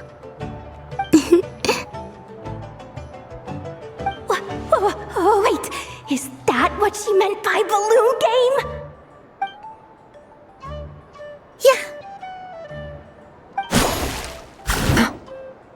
Huh? No fair! How come I get caught in the crossfire? An ambush from the rear? Is this a declaration of war, Columbina? Would you like to play too, Arlecchino? Seriously? Are they gonna start some beef right here, right now? Gladly. That said, I believe there is another who would like to join. Boss Nev! Thank goodness! You've gotta get me out of here! Things are kicking off big time! Hello there. I'd like 10... no, make that 20 balloons, please. Uninflated. What? Miss Moon Goddess, I hope you're prepared to pay the price for assaulting my employee. Welcome to the game, Nefer. Just to be clear, let's keep this a fair fight, okay? No strange powers, please and thank you. Naturally. Don't just stand there, Yehoda. Aren't you going to team up with me? Huh? Do I have to? Of course. Don't forget, the Curatorium has a reputation to uphold. I knew something like this was gonna happen.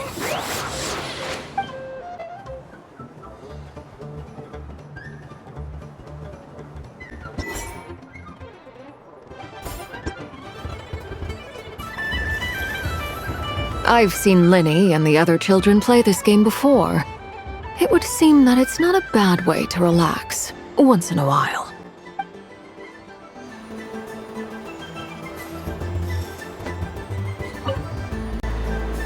Welcome home, Moon Goddess. Would you like to try on some animal-themed headwear? I always hear Llama saying how heavy her antlers are. I wonder how it feels. Let me give it a try. Oh my! It really suits you. It's a little itchy, and it's hard to turn my head. Should I keep wearing it? How does this look? How does this look? How does this look?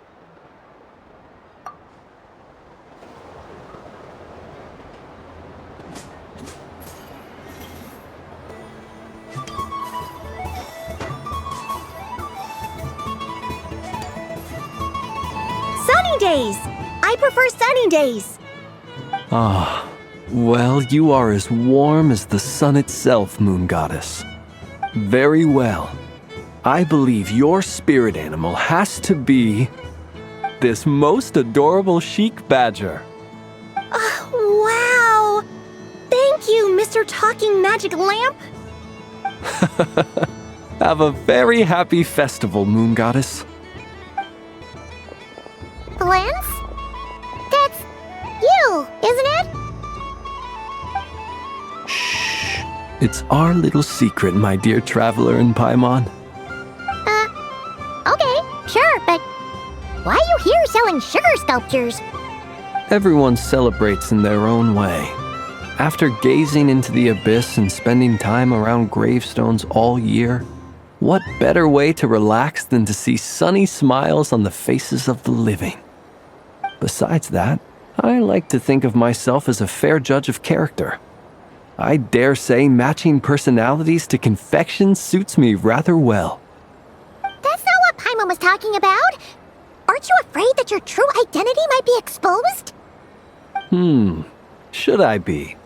There is all manner of magic in the air this moon prayer night, thanks to the work of the great mages. I see Miss Columbina is hiding in plain sight. Why should I not do the same? Why miss this rare opportunity to enjoy a special evening in my true form? Fair enough. You got a point there. People who don't know you will probably think you're just a talking lantern. Well, now that we see eye to eye, what brings you here? Not a search for your spirit animal, I presume? Ah, well, actually... Here, see for yourself. Oh, this is... How wonderful. A beautiful idea. Yeah, we just met Barca, and he said that having everyone draw their own section was kind of boring. So, he did your bit for you. Ah, Varka. Ever the maverick. I see his artistic skills are truly one of a kind. In that case, I shall paint something on Mr. Albedo's behalf in a short while. What? Why not now? Ahem. Welcome home, Moon Goddess. Whew, that was close. Hello, Flins. She recognized you right away! What keen eyes you have, Miss Columbina. Especially considering they are shut. I did not see you. Rather, I sensed you. I can sense the fluctuations in Kuvaki all around me. One would expect no less of the Moon Goddess. Might I interest you in some candy? Yes, please. Excellent. I shall make some for you right away. Something the matter, Miss Columbina? What about my spirit animal? All the other children carrying sugar sculptures are talking about it. Wait, is she taking the test seriously? My apologies. How could I neglect that?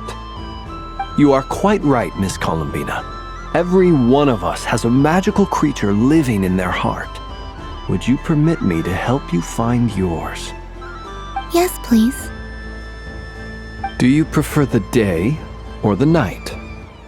Night. Which of the 4 seasons is your favorite? Winter. Think of a perfect day. What is the weather like? Sunny, rainy, or perhaps cloudy? Rainy in the morning, sunny at night. What kind of answer is that? Forests, lakes, and open seas. Which do you prefer of these? I like them all.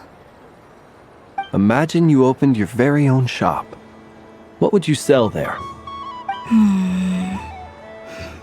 Moonlight, I think. Wow! Paimon would totally shop there. It wouldn't cost anything. You'd just need to visit. Aha!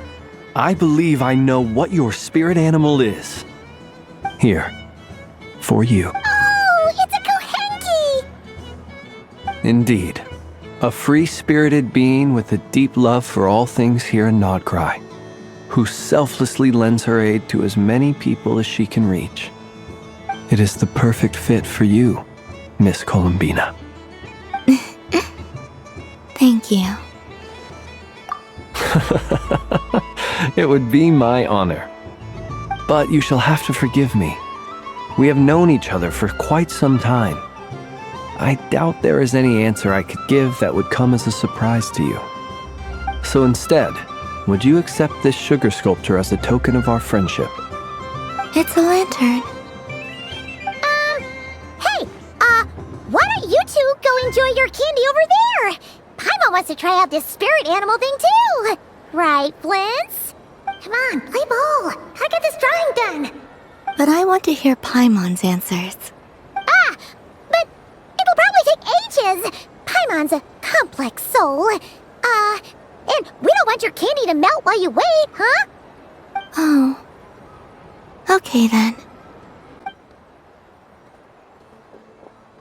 Phew. Nice excuse, Lady Paimon. That was some quick thinking. Yeah, no thanks to you. A little help next time.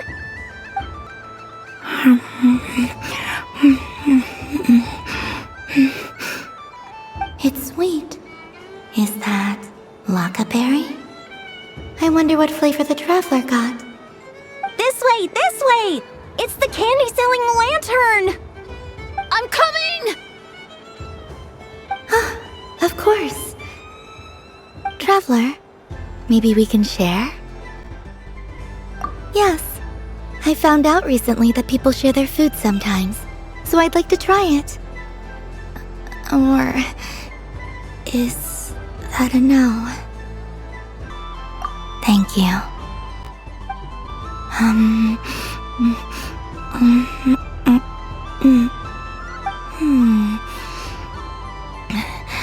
Yours is a little more sour than mine. Here, you try it. Amazing. My sugar sculpture has shrunk, yet my heart is filled with feelings of sweetness. I will remember this feeling. Sure.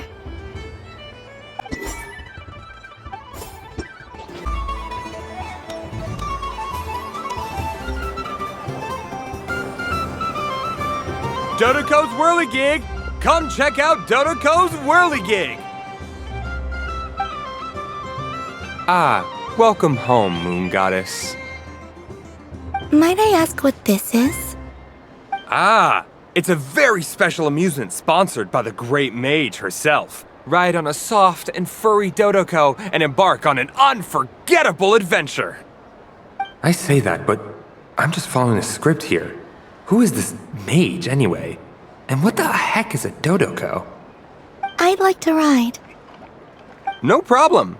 But, are you by yourself? Is that not okay? Oh, no, it's fine. It's just that each Dodoko can accommodate 2 passengers. Would you like to bring a friend along? My friends. That should do it. Now, we just need to get everyone else to draw something on it too. But we gotta keep it a secret from Columbina. Traveler.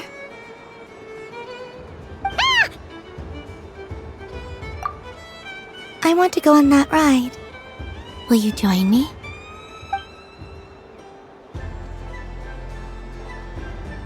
Let's go then.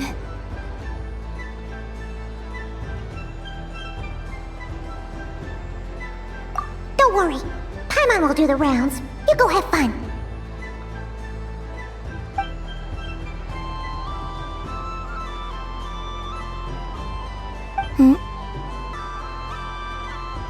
All right. I think we have to wait in line over there. Please take your seats. For safety reasons, you mustn't try to leave the ride before it comes to a complete stop. All right, you're all set. I wish you both a wonderful journey.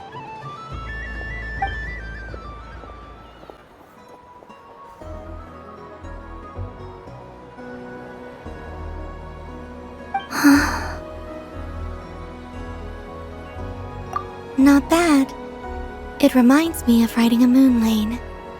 Sometimes, the Kuhenki circle around me like this, playing their beautiful melodies. Yeah, I'm going to miss them.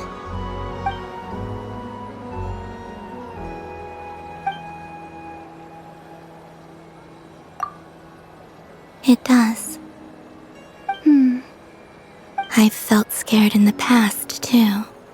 But this is a little different. You know something? I got to see a lot of fascinating things during my disappearance. I saw how the Frost Moon Scions act around their families. So different than how they used to act in my presence. And I also saw how they interact with their friends. It made me curious at first. Why do people act so sincere when they're worshipping gods, but save their truest, warmest feelings for each other? Slowly, I came to realize that it's because they trust one another. They know, deep down, that they'll be accepted for who they are. All of it. The good and the bad. I know. I knew it the moment you started calling out my name. What I fear now is the end. I fear losing all this the very night I have gained it.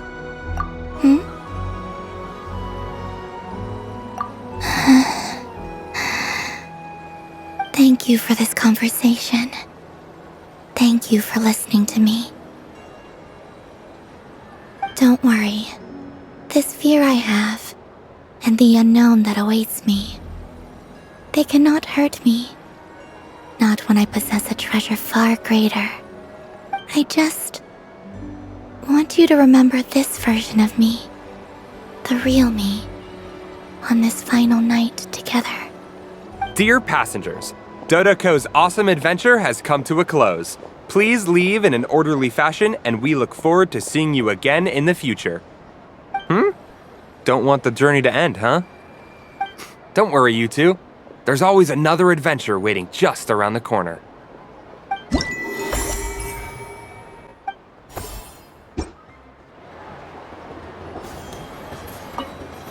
Dodoko's Whirligig. Come ride on a soft and furry Dodoko and embark on an unforgettable adventure. Of course, Moon Goddess.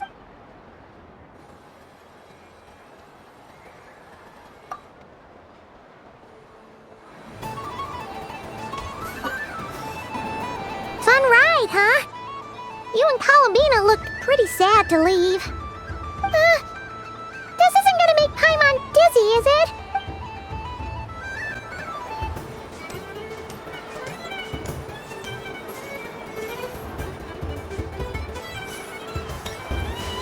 There are so many attractions here.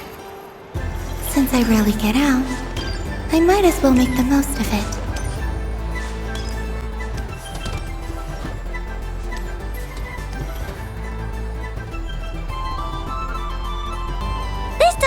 any sense. How am I losing every single time?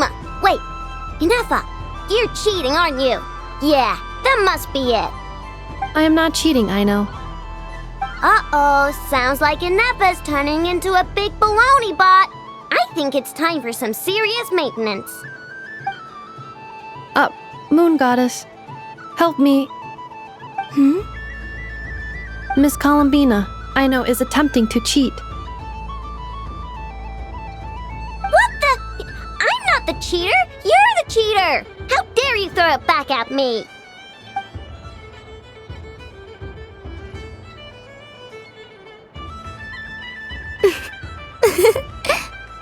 All right, fine. Let's all laugh at Aino. Just you wait till I get home, because I'm gonna make a game bot that can win 100% of the time. Let's see you laugh when I come back and beat your butts. You'll all have your heads covered in stickers when I'm through with you. We came to check everything was okay after all that yelling, but,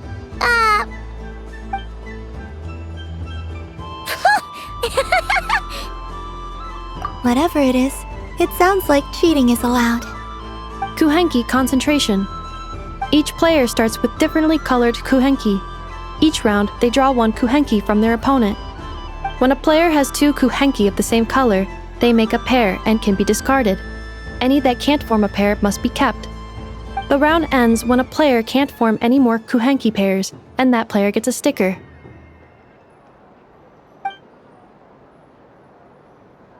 ooh, can 4 people play as well? That is fine, so long as the turn order is fixed beforehand. Alrighty then. In that case, the 2 of us will join as one team. Okay, but if you lose, you're both getting stickered.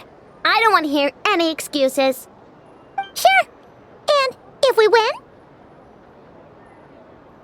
If you win, only one of you gets to sticker someone else.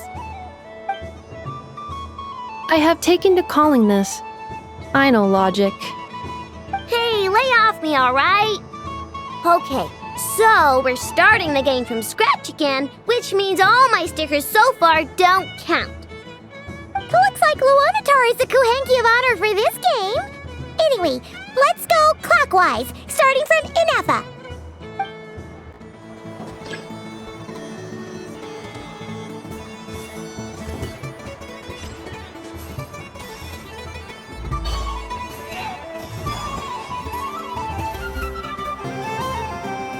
Nice! That's a pair!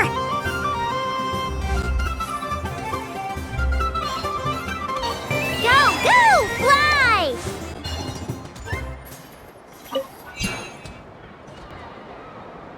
Go on.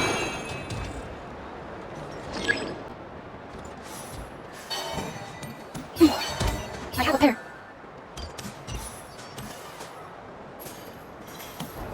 Uh-oh! We gotta pick up the pace!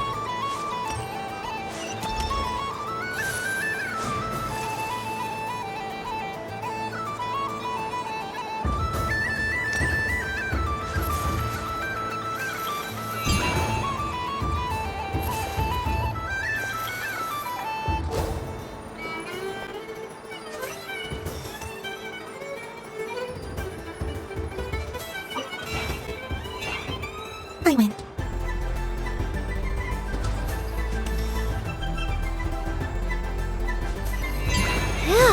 That was too close. I thought I was gonna lose. Good luck, everyone. Ah, we're out!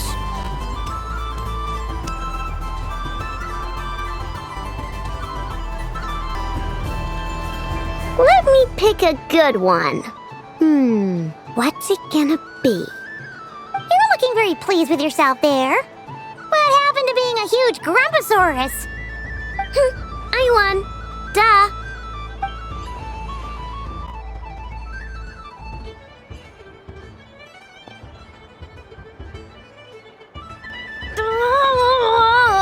Me again?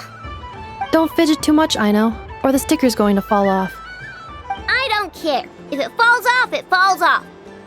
If a pair of Kuhenki get discarded, why not a pair of stickers? Huh? Huh?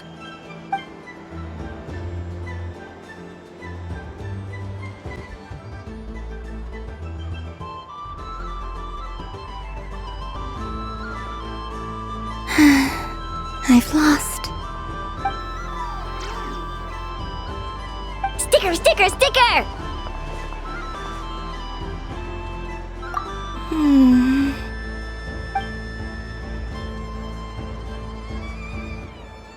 Cute! You think so? Shame. I can't see it for myself.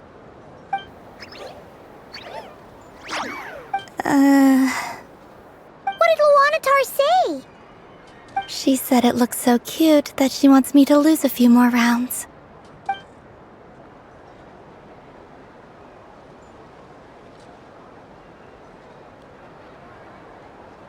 Who put these stickers on Paimon's eyebrows? Ugh, she can barely see! Alright, now, I think we got enough evidence to prove that there's a serious problem here. Yes, I agree as well. The culprit is...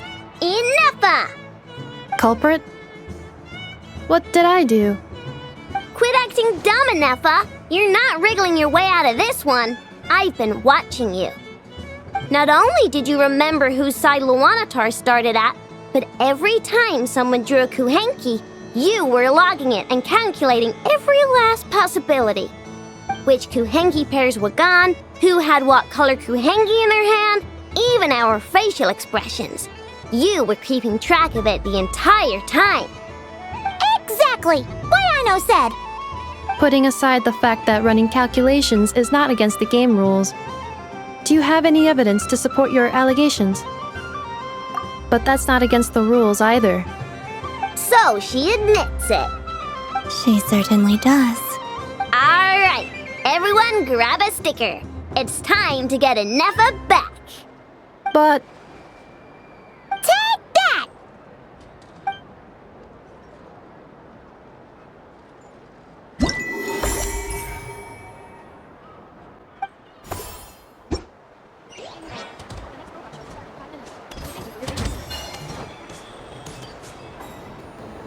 Moon Prayer Candy! Beautiful, tasty Moon Prayer Candy!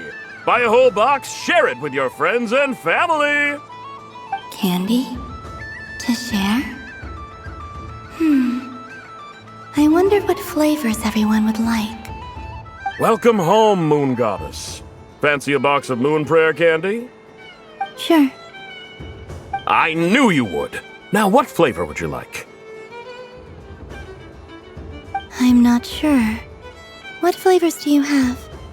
Is this for yourself or as a gift? A gift for my friends. Ah, I see.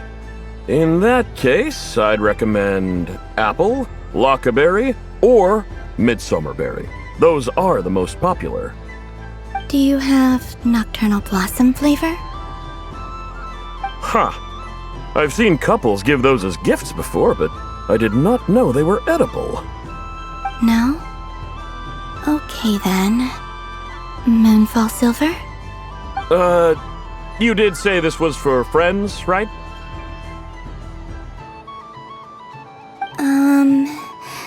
Maybe smetana then. Hey, now that's a creative idea! I've never tried it before, but if you're happy to wait, I can see about whipping up a batch on the spot. While we're at it, you got any other ideas?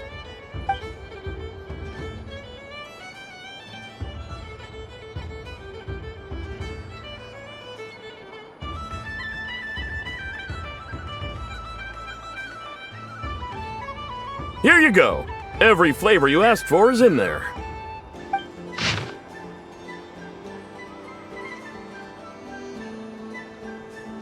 Thank you. I should be the one thanking you! You brought me a whole bunch of new business. It's like a genuine blessing from the Moon Goddess. I hope you and your friends have a lovely night.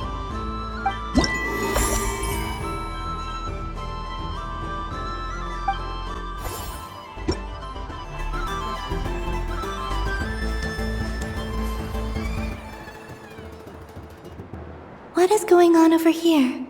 It looks like fun. Hold it right there! You can't run away from me, Moon Goddess. Are you talking to me? Of course. Do you see anyone else here dressed up as the moon goddess besides me and you?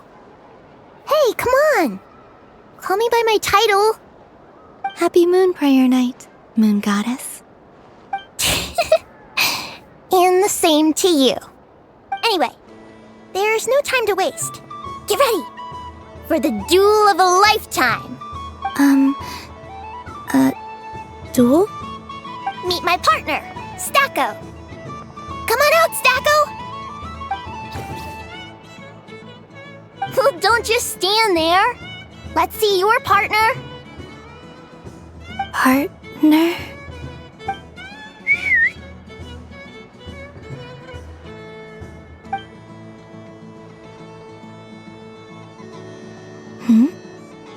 So I need to select a partner and command them in battle. Partner. I need a partner.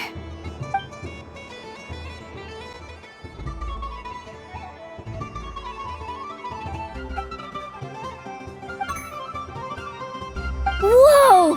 Am I seeing things? Where'd you get a Kuhenki? They're super rare. That's great. But you can only bring one partner to battle against me and Stacko. No ganging up allowed. They all look so eager to be picked. Which one should I choose?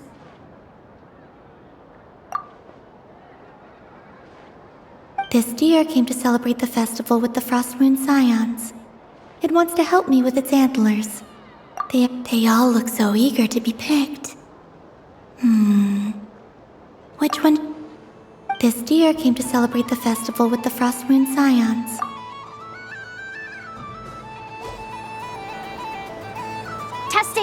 Testing! Oh, this is an emergency broadcast! An exciting battle is about to take place right here at the Nasha Town Special Arena! In this corner, we have the Moon Goddess and her robot partner. And in the other, we have the Moon Goddess and her Rhymehorn deer partner. Only one Moon Goddess can be victorious in this ultimate battle of destiny. But who will it be? There's only one way to find out. Now, without further ado, let the Battle of the Moons begin! I don't care who we're up against. Stacko and I ain't gonna lose.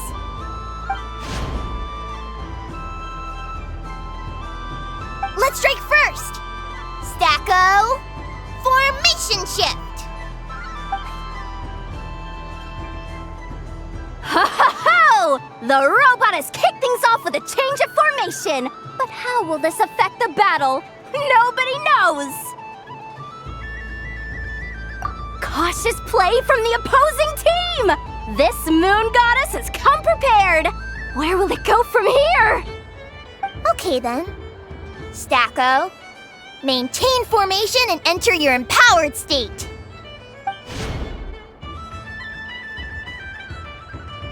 Empowered state! There we go! Now we're talking! Absorbing the immense Kuvaki present on Moon Prayer Night, this lean, mean machine has greatly increased its offensive power! Here it comes! A Lockaberry! Oh, what could the Moon Goddess be planning now? Frankly, I don't have a clue, so your guess is as good as mine. The battle is heating up fast! I'm about to start sweating machine oil over here! Go for it, Stacko! Set Kuvaki to maximum! Can their opponents withstand this blow? And what will this Moon Goddess do? Don't be afraid. Fight however you wish. What the? The Rhymehorn deer's antlers are glowing! It absorbs the Kuvaki from its opponent and uses that same power to deal a devastating counterattack! There goes the robot's formation! Stacko! Oh, Stacko is down for the count! Our winner is the Moon Goddess!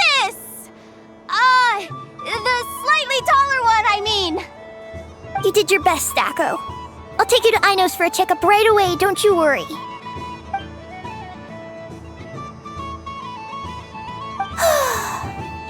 Well, you beat me fair and square, I guess.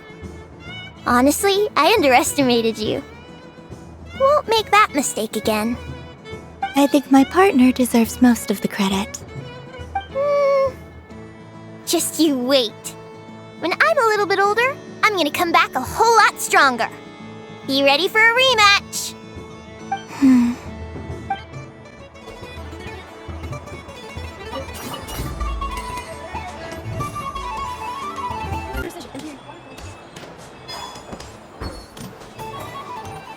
What's this? Should I give it a try?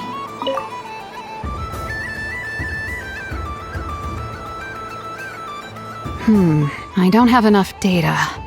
Need more samples. But who should I ask for help? Is this one of the amusements? Or is it a research project? Bit of column A, bit of column B. I'm currently running some synchronization tests on these bots. Basically, you need to press the button to help them successfully obtain the treasure. But you've got to time it right. I'll record your data, which will be used to improve the robot's accuracy.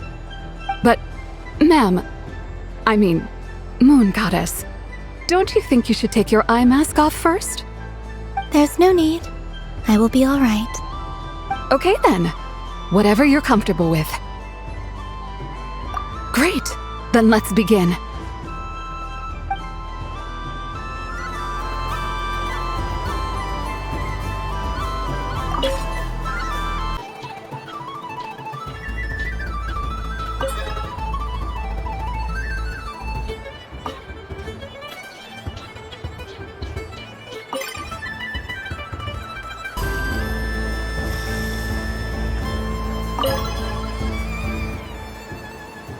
Nice! Data collection complete.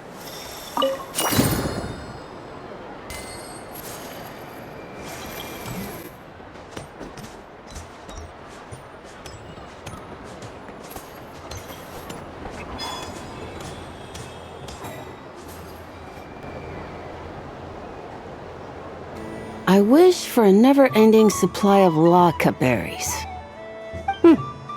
What a humble wish. Probably written by a child.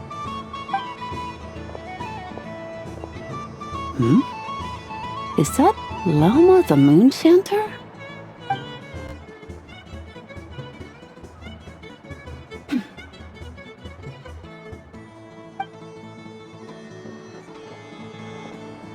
I wish that the long plume ibises would stop biting me. Oh dear, poor Llama.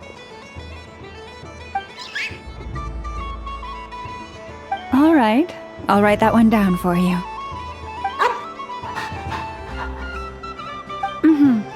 I got it. While everyone else is celebrating Moon Prayer Night, you're as busy as ever. I don't mind. It's rewarding work. A good kind of busy. My antlers are at their heaviest tonight, and the Kuvaki waves are especially strong. But as I help these dear friends hang their wishes up, I feel a great peace within myself that is hard to describe. You see, they are all such beautiful wishes, and they are ones that we can fulfill by our own strength. Do you blame me, Llama? I want to hear your honest answer. It is by the help of so many people that I can return to the moon. But I feel as though I've hardly done anything in return. You've done plenty, Columbina. I say this in earnest, both as someone who knows your history, and also as a friend who has seen what you've been through. What about as a moon chanter? I feel proud to honor our moon goddess's wish, and I'm sure any moon chanter in history would have felt the same way. Thank you for your kind words, Llama. But... Since you asked for my honesty, I won't lie to you. My feelings are mixed right now. Besides pride, I also feel... I suppose it's a reluctance to let go. Once you return to the moon, we will be far apart and separated by a false sky. I'm sure those of us left behind will gaze up at that sky, yearning for the moon once in a while, just as you used to do. I will miss you, Lauma. I will miss you all. I hope to stay in touch. I will try and find some way to send messages down from the moon. Perhaps you could use Kuvaki. I've heard Yehoda say that signals can be sent using long and short waves, or strong and weak lights. That sounds a little complicated. What if we forget what the signals mean? We could prepare a codebook beforehand, but... You're right. It wouldn't really suit you. Still, whatever happens, I believe that you will find your own unique way of communicating with us. And now that I think about that, my heart feels lighter. Because you trust in me? Yes. I have faith in you, and in the power of truth. In my experience, the truth tends to be difficult, but that's what makes it stand out from what is false. So I'm confident that your thoughts and your love will shine through the curtain of lies. We will know it when we see it. Thank you. Now, could you help me hang up my wish? Is this? I wish that all who dwell in this moonlit world can find a place to belong. And I wish that I shall one day see my friends again. It's 2 wishes. I hope that's not too greedy of me. Not at all. And I think you speak for us all with the second one.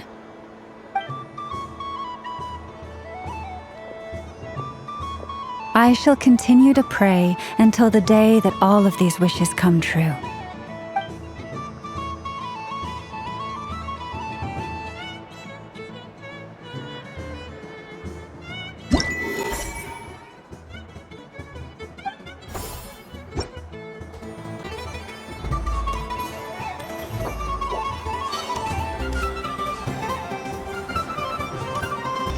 What's this? Should I give it a try?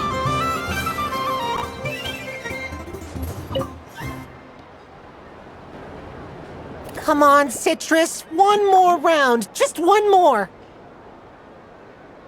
But my neck... oof. It's acting up again. You should take a break. Health comes first. Yeah, don't push yourself. We'll find someone else. Hey, don't look at me. I'm the referee. What are we gonna do then? Do you need any help? Yes, we do. We need one more player for our game. All right. Could you teach me how to play? It's really simple. You just throw the dice and move by that number of tiles. First one to reach the finish line wins. Rolling a hamster means you move 1 tile. A paper frog is 2 tiles, and a flying squirrel is 3 tiles. 'Cause they go the fastest. Okay, I get it. So, we're all set? In that case, please take your places and let the game begin!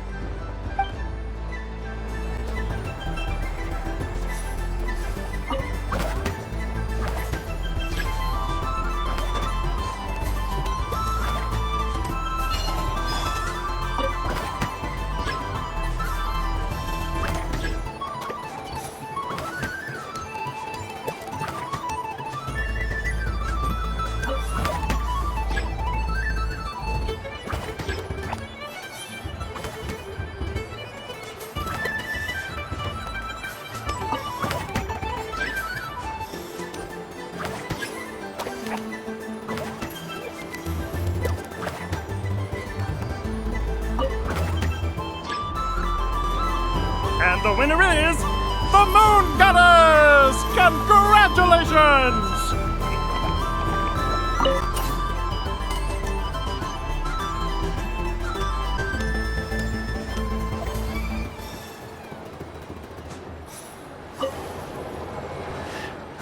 It'd be rude to just leave without saying anything. But at the same time, I don't want to barge into their lively conversation just to announce that I'm leaving. I guess I'll just wait a little longer. Huh? Albedo? This sketch is for you, Grandmaster. Oh, a gift for me. Thanks. Let's see what you've done for me. The North Wind left in the lurch. Ooh, I get one too? Nice, thanks. What is that? Oh, it's so familiar. Don't tell me. Oh, I got it. It's like the candy jar dropped into a vat of today's boon. Seems I'm a proud recipient of today's Feast of the Moon, huh?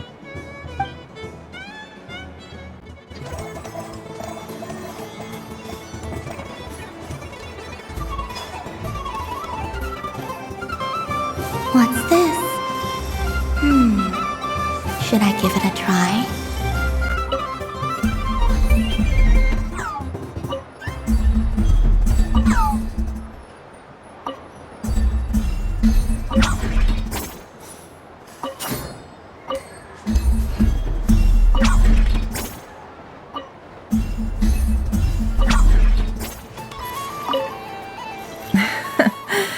That was fun. It's a shame Ashru doesn't like playing with water. Alright, I've roped him in as well.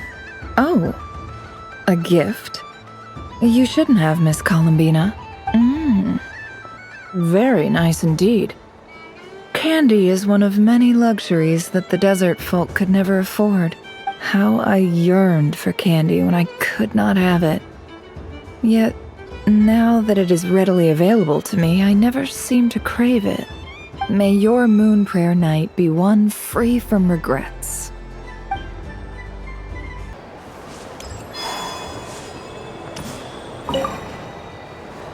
Done being a do-gooder yet? Thanks for coming here with me, Hat Guy. Are there any games you'd like to play? It's your turn to pick. I'll come with you. Why does that hamster think you've grown up? You haven't changed at all. I know you don't mean that. You're just taking the opportunity to make fun of me, aren't you? Even if you won't admit that taking some time to compose yourself is important, I can see that you're doing it in practice. Otherwise, you'd have taken off your hat and flown away by now. Looks like Albedo's socialization program has been far more useful to you than all those Vahumana textbooks. I thought you'd actually spend your precious time doing something more worthwhile. Everyone has to take one? Well, fine. I'll take mine.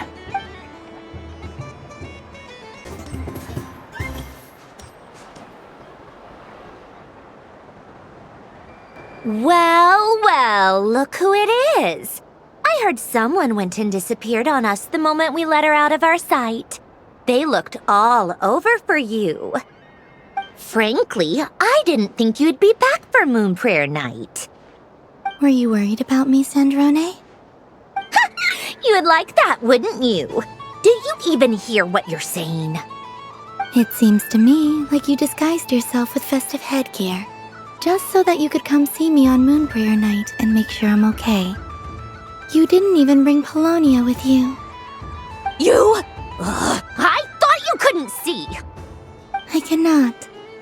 But I sense the confusion of those around us rippling through the Kuvaki currents. Based on what I know about you, let me guess what you're wearing. Is it cat ears? Shut up! I'm only here to protect the Fatui's interest in this territory. Running into you was pure bad luck. Really?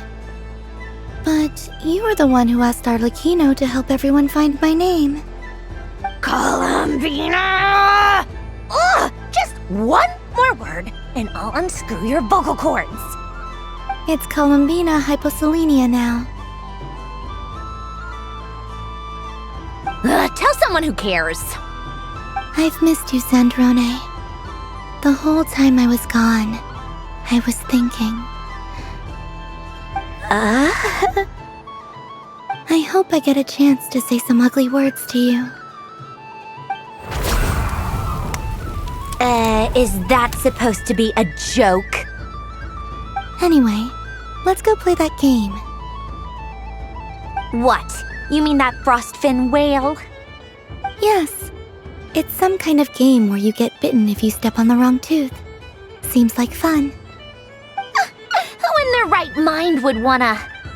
Because you're not a scaredy cat. Fine! You wanna play? Let's play. Don't complain when I kick your sorry butt. Lovely. You old geezer! I'm gonna beat the pants off you! Just you watch! I almost forgot. Sandrone? What is it now? You'd better not lose, or I'm going to beat your head in. What? Allow me to demonstrate since I'm feeling so nice. You just step on the teeth, like this.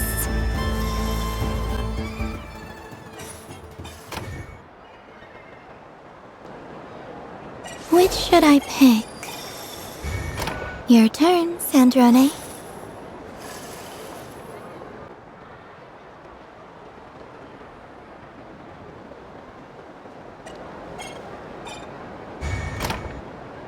Don't come crying to me if you get bitten.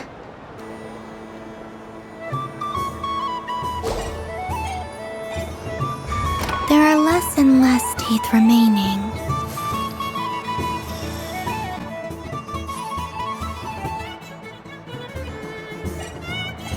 Huh? What's that noise?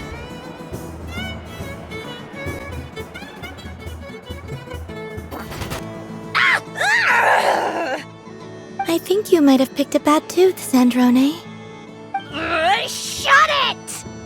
Do you need any help? It seems like you're stuck. No!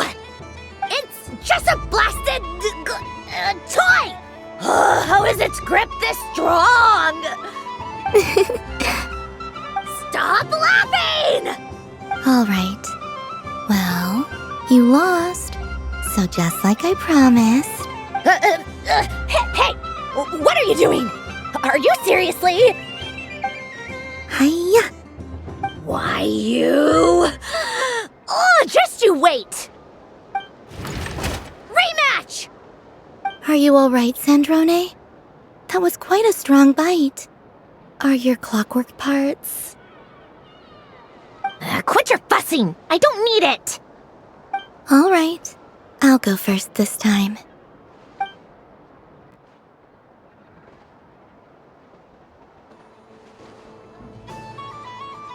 I see it now. She can sense which teeth are rigged. So I just need to avoid the same ones that she does.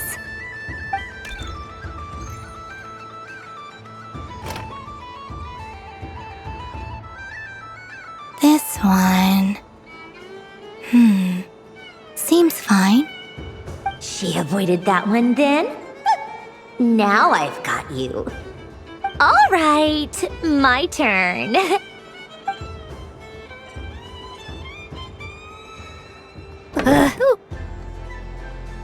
What? Looks like you lost again, Sandrone. Wait! There's more than one bad tooth! Bonk.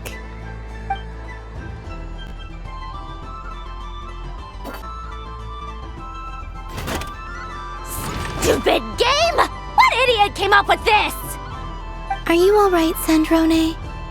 You said some nasty things just now. Oh, I'm peachy. Should I let you bonk me on the head as well? Ah, forget it! Come on, bonk away. It can be your consolation prize for losing so badly. I told you, forget it! Gah, you've always been so annoying. Singing right outside my door and inviting yourself to my tea parties, going AWOL. And now you're off to the moon or something. Of all my days with the Fatui, the times I spent with you, Arlecchino, and Rosaline, they were my favorite. I will not forget them, just as I shall not forget this moment. We'll always be friends, no matter where we are, right? Who'd want to be your...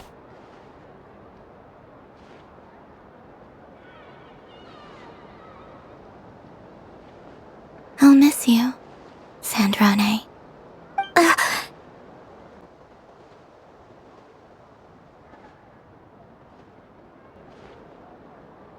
Goodbye, Sandrone.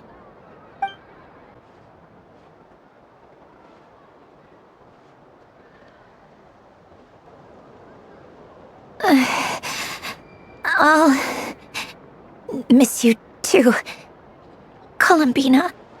Sorry, what was that? Ah! Ah! Yeesh! No need to freak out. What's wrong? We've been looking everywhere for you. What do you want? Oh, nice ears. What do you want? This.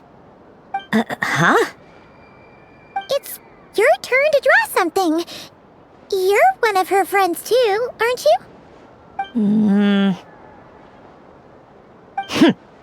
Doesn't know how lucky she is. Sorry? Nothing. I'm done. Take it. Oh, that was fast. Oh, and one more thing.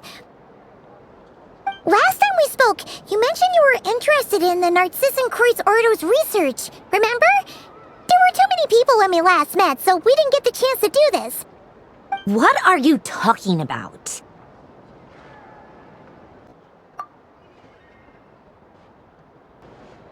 This is... Oh. Alain, Renee, and Marianne. Huh. The Holy Blade. A savior's plaything. It's not about whether I approve or not.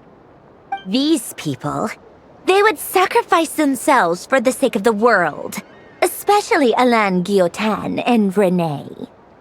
That is something I would never choose to do. Still, I didn't know they had any pictures left from that time. If I'd have thought to bring a camera, I'd have... What? Yeah, of you being bitten by the frostfin whale and Columbina bonking you on the head. Tear it up! Now!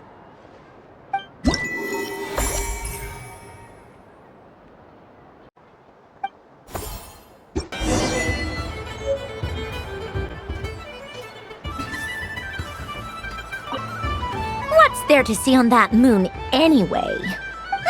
Let her go up there and cry alone. See if I care. You're giving me candy? That isn't like you. This had better not be some weird prank. Coffee flavor? I thought you hated coffee. It's extra strong too. You didn't do all this just for me, did you? Hey! Don't take it away! I never said I didn't want it. I mean, you can't unmake the candy now.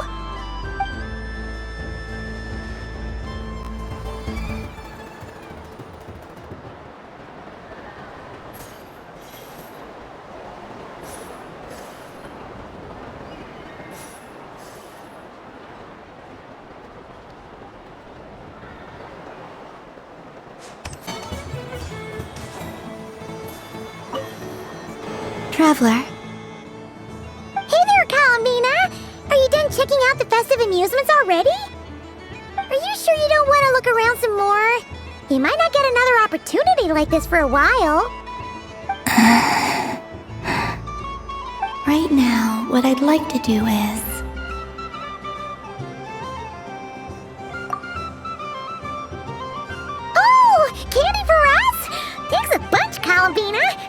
we do! Whoa! This one's intense! But it's so tasty! What about you, Traveler? How does yours taste? Oh, sounds good! Paimon's drooling now! Are there any more Smetana candies in the box? Yes, I believe so. Okay, gotcha! Let's see...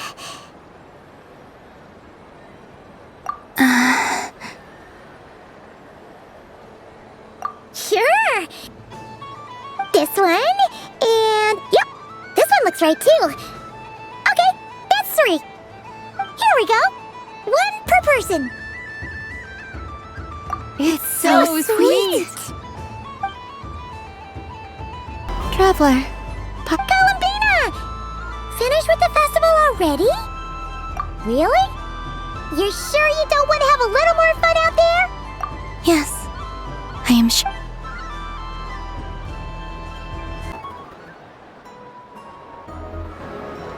This was the most fun I've ever had on a moon prayer night. Everywhere I went, people were saying, "Welcome home," and there were friends at every turn. I only wish it could last longer than one night. Oh.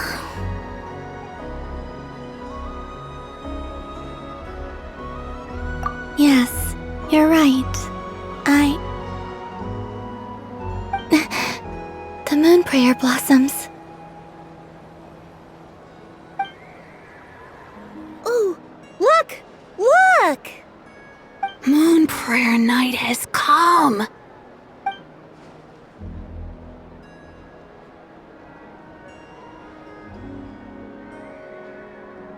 The moon. It's so beautiful. Happy Moon Prayer Night, dear. Happy Moon Prayer Night!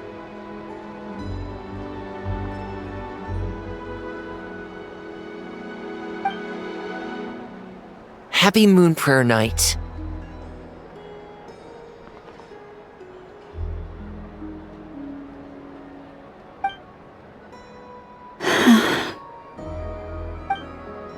Aww. Huh.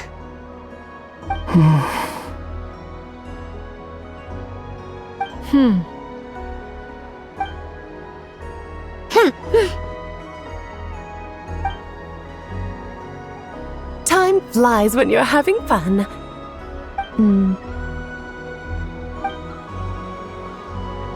Oh. Looks like the time has come. Columbina. You're heading off, then? Yes, to the ruins you mentioned, and from there, back home to the moon. Wait! I know? At least... Take one of our craft shop's crumb cookies up to the moon with you. You know, for a snack. Sure, why not? The Curatorium of Secrets believes in proper farewells.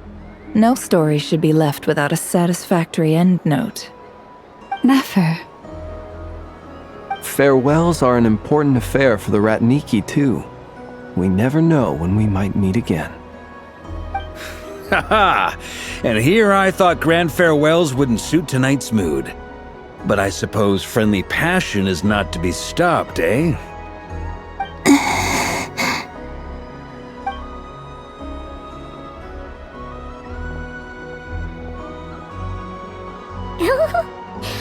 We made a little something for you, Columbina. Ta-da! What is it? A Moon Prayer Night greeting card with drawings by all of your friends. You did mention that you'd like a portrait done, so I took the liberty of creating one for you. I, meanwhile, did the portrait of Mr. Albedo, and Mr. Varka did the same for me. I mean, I think my work was pretty true to life, don't you think? The picture of Ashru was my doing. The two of you seem to get along rather well. Wait, was I the only one who did a full body picture? That's so embarrassing. I did pictures of me and Anefa. I did my own portrait and one for Hat Guy. Plus, there's the two mages, Arlecchino and Sandrone. So, if you ever miss us, just flip the card open and we'll all be right there with you. I don't know what to say. Thank you so much, everyone. This whole moon prayer night was more than I could have ever asked for. It is the greatest gift I have ever received. Lama, I figured it out. Figured what out? Remember how the Frost Moon Scions used to use milk as invisible ink to write hidden messages? That was a very long time ago. Oh, are you saying? Yes. When I miss you all, I shall use moonlight in the same way to write words that only you can see upon the moon itself. Wow, that sounds lovely. Quite. But how will we see them? Simply open your windows on nights when the moon shines bright, and the moonlight will naturally flow towards the words I have written. That sounds most fitting indeed. Very true to form. I'll try to write them in places that won't disturb your sleep. I, for one, would sleep all the better for having read one of your messages before settling down for the night. Exactly. So don't worry about disturbing anyone's sleep. Just promise you'll write to let us know you're okay, all right? All right. I promise.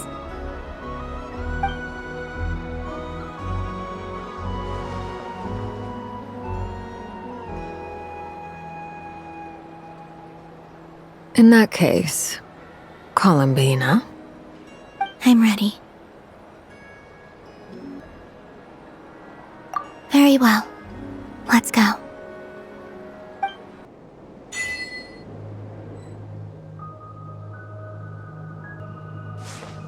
In just a few moments, I will be gone. I still don't know what to expect on the moon. Will I really be able to send messages to my friends? The Kuhenki, the animals of Nod Cry. I'll never get to see them again.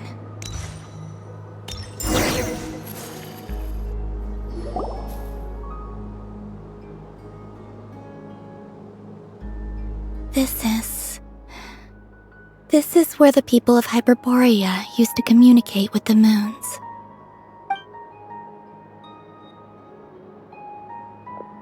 Eternal moon, frost moon, iridescent moon. When the power of all three converge, the gate to the moons shall open. Moon marrow preparations are complete. Only the final step remains. I'm sure Nasha Town is livelier than ever at this moment. Yeah, it's a shame you couldn't be there for it, but it's now or never, right? It's fine. I'm more than happy with this. My last piece of luggage. My only piece of luggage.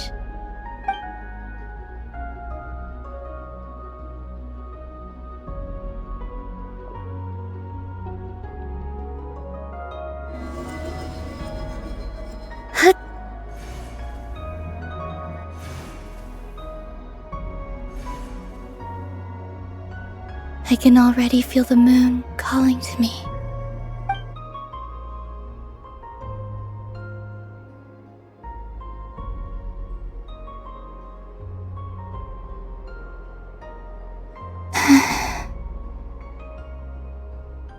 Your home lies on the far side of this light, Columbina. From now on, we will at last have a reason to pray to the true moon. Columbina. Yes? I'm listening. Be sure to come back and see us when you get the chance.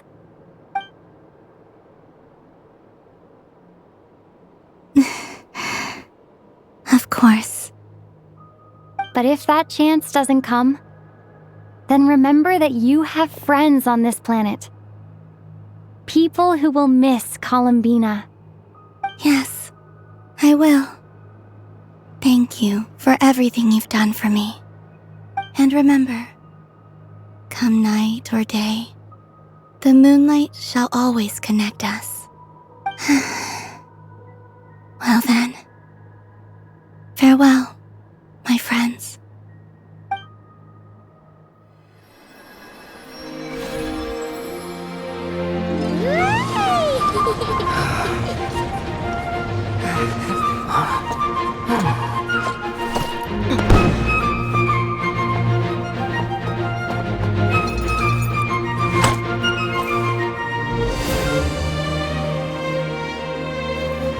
Thank you. This was my happiest night in Tevat. Farewell, Columbina.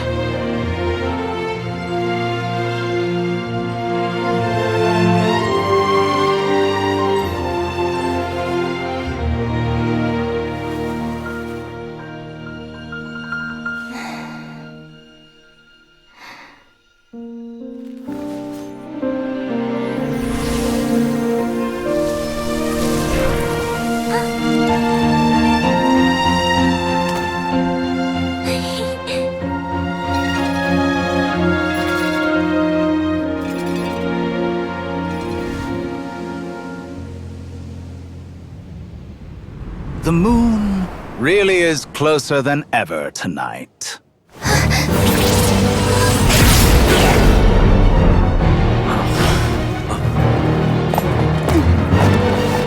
Columbina. All 3 moons in one place. Time for one final experiment. Reason, life, death, time, and space. They all believed I would fail.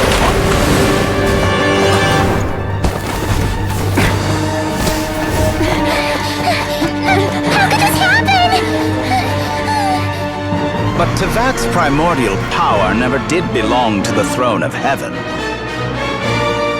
And now, they are mine.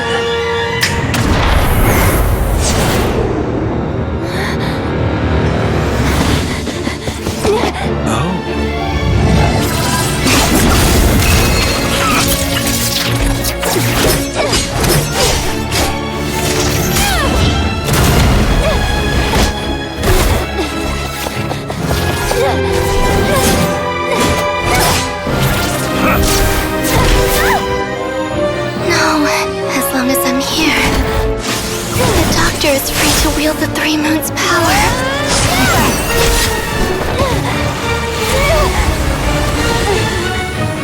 It's the only way.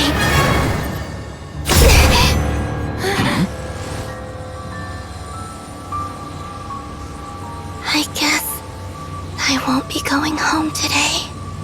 Columbina! No!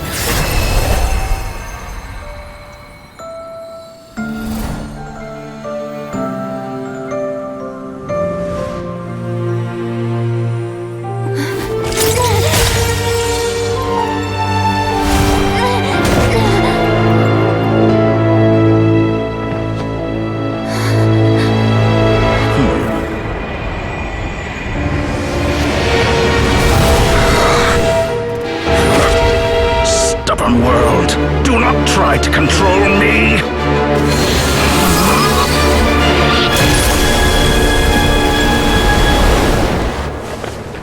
Columbina.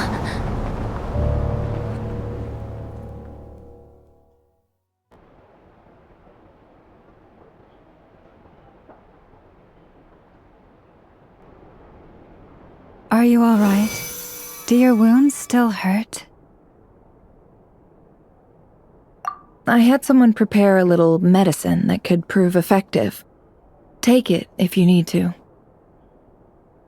In that case, Let me relate the contents of the call we made to Alice after the incident occurred.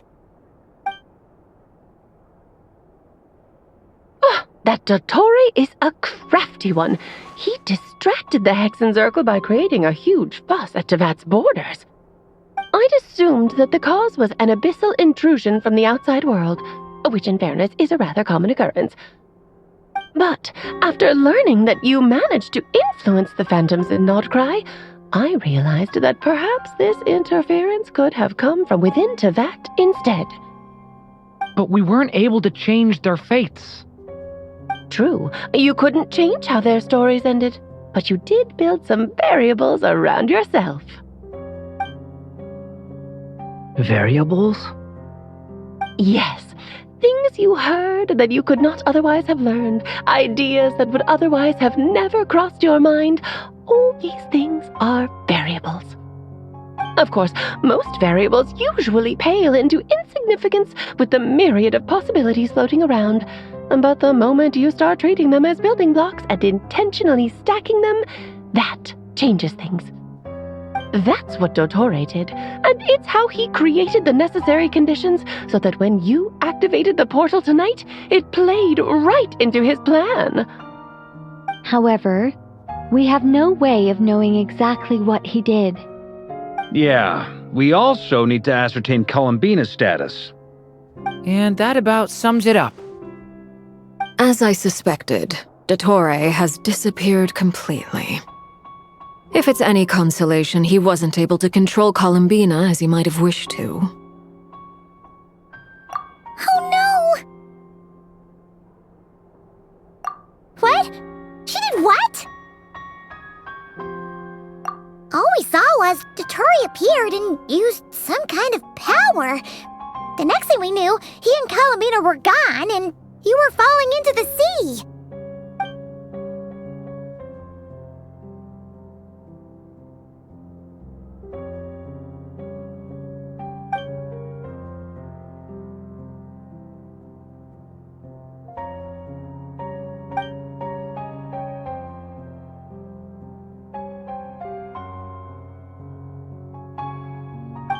So, Columbina intentionally opened the moon gate and escaped into the same mysterious world as Rarier and Thalindis.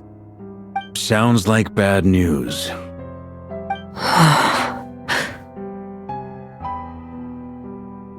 Seen in that way, the Trilunar Syzygy and Rarier's emergence, Dottore might have been pulling the strings in both cases. According to Miss Alice, he is attempting to transcend his destiny and finish an experiment that only a god might complete. An utter lunatic. Wait a sec, where's Hat Guy? Seems like he'd want to be here for this. He took off with the Dodo communication device after we spoke to Alice. He said he had a hunch that he wanted to investigate by himself. The look on his face was terrifying. I've never seen him like that before.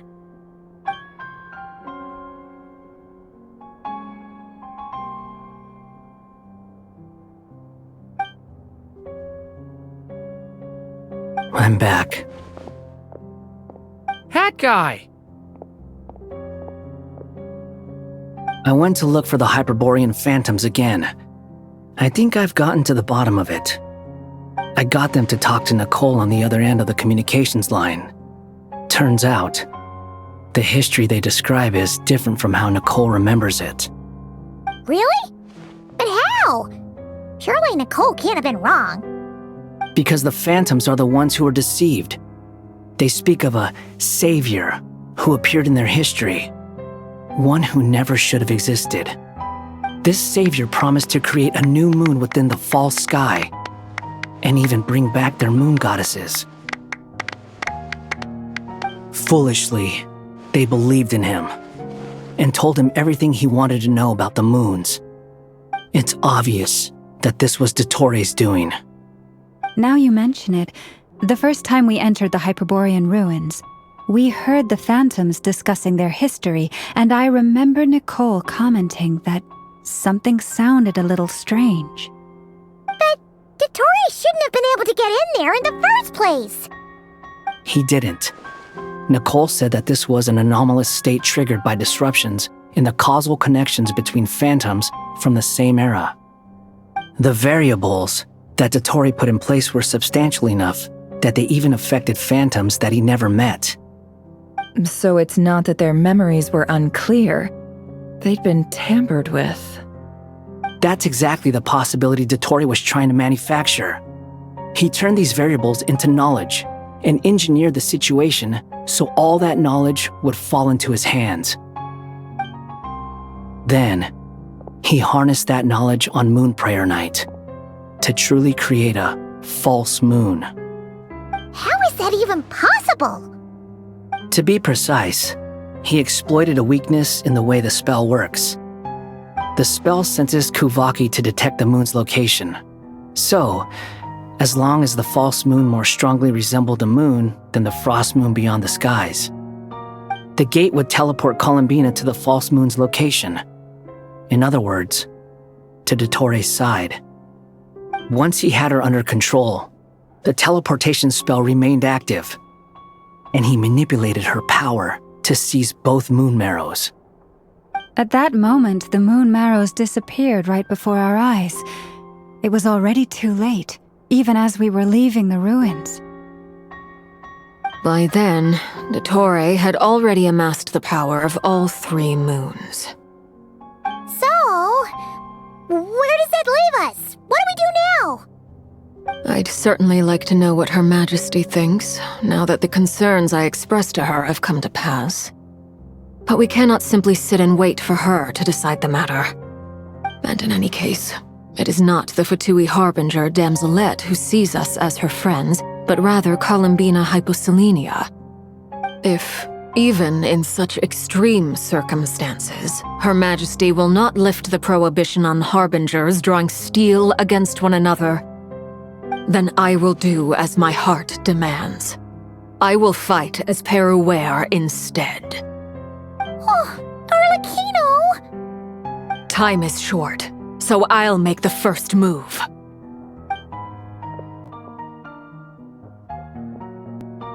Whew. Even Arlecchino seems to be losing her cool now.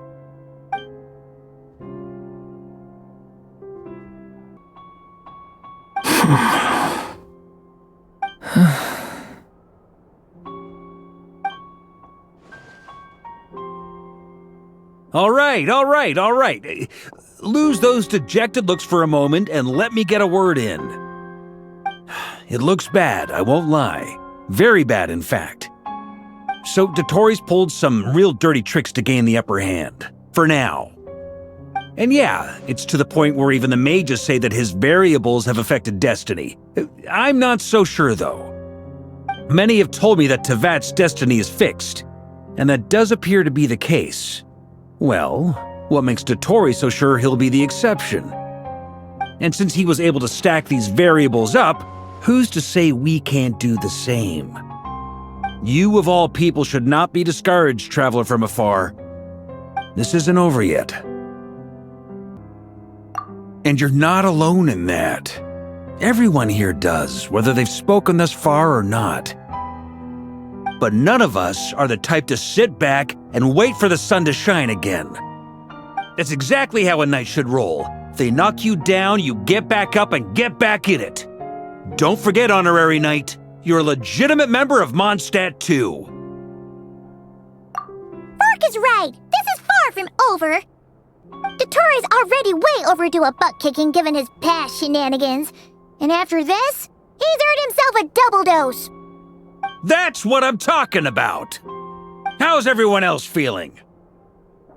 I'll use Kuvaki to investigate Columbina's whereabouts. I am not ready to give up either. Leave the intel gathering to me. Whatever happens within Nodcry's borders, when the Curatorium of Secrets wants to be in the know, we always find a way. Aino and I will do all we can to support you. We will attempt to reverse engineer Dottore's actions and seek a breakthrough that way. Alice and Nicole are busy dealing with an emergency at Tevat's borders, so they can't return just yet. But they're both very angry about this. They've asked Albedo and me to act on the Hex and Zircle's behalf, and do everything in our power to fight back against Dotori. Are you ready then? We're going to have to conduct a lot of research, even in the early stages. I'll do my best. As for me, I'm pretty familiar with Dotori's way of doing things, so I can try to predict his next move. I'll help with your investigation. Nice! Looks like we have our basic division of labor.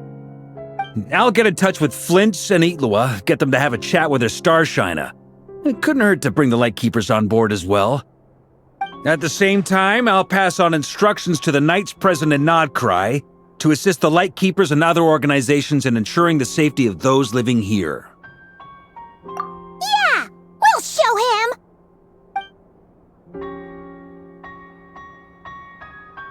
That's it then. Good luck, everyone.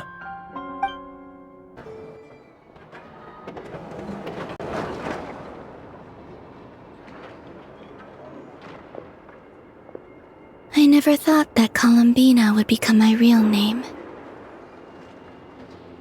It went from being a Fatui code name to something my friends call me.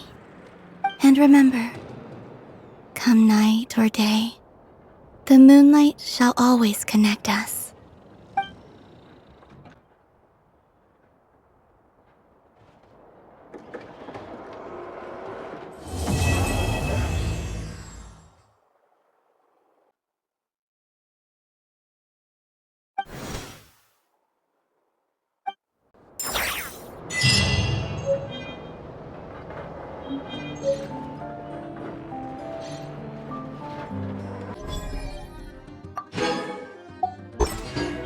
Staring into my eyes is ill-advised.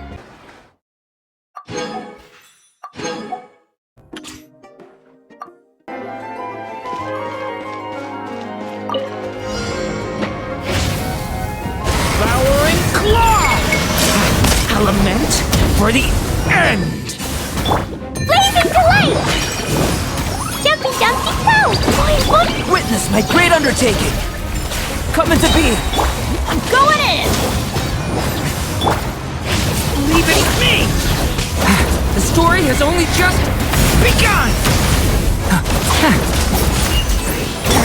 Burst forth! Feel this ancient power! Teamwork is dreamwork! Blow them all up! A turning point in fate! Thunder!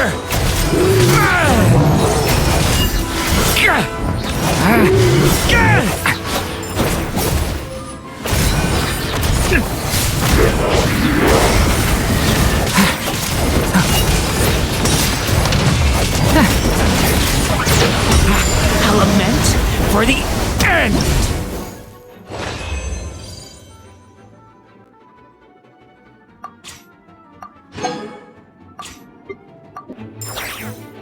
Let's play! Gears of the Storm! A turning point in fate! I'm going in! Think you can get away? Brace yourselves! Yeah!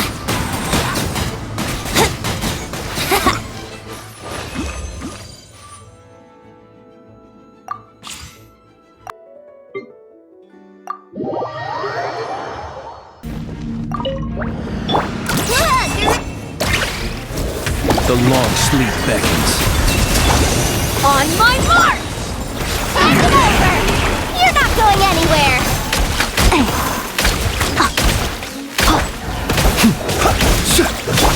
Ding dong, water faster, stronger!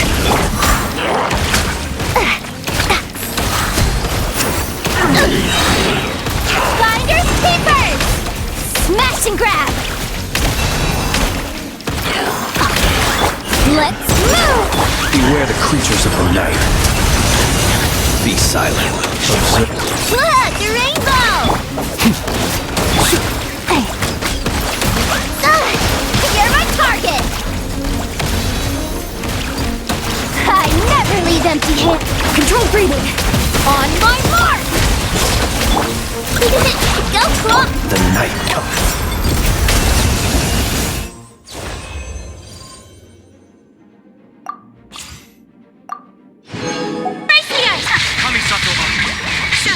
Torn to oblivion! As one with wind and cloud! Fallen leaves, adorn my night! Freeze to the core!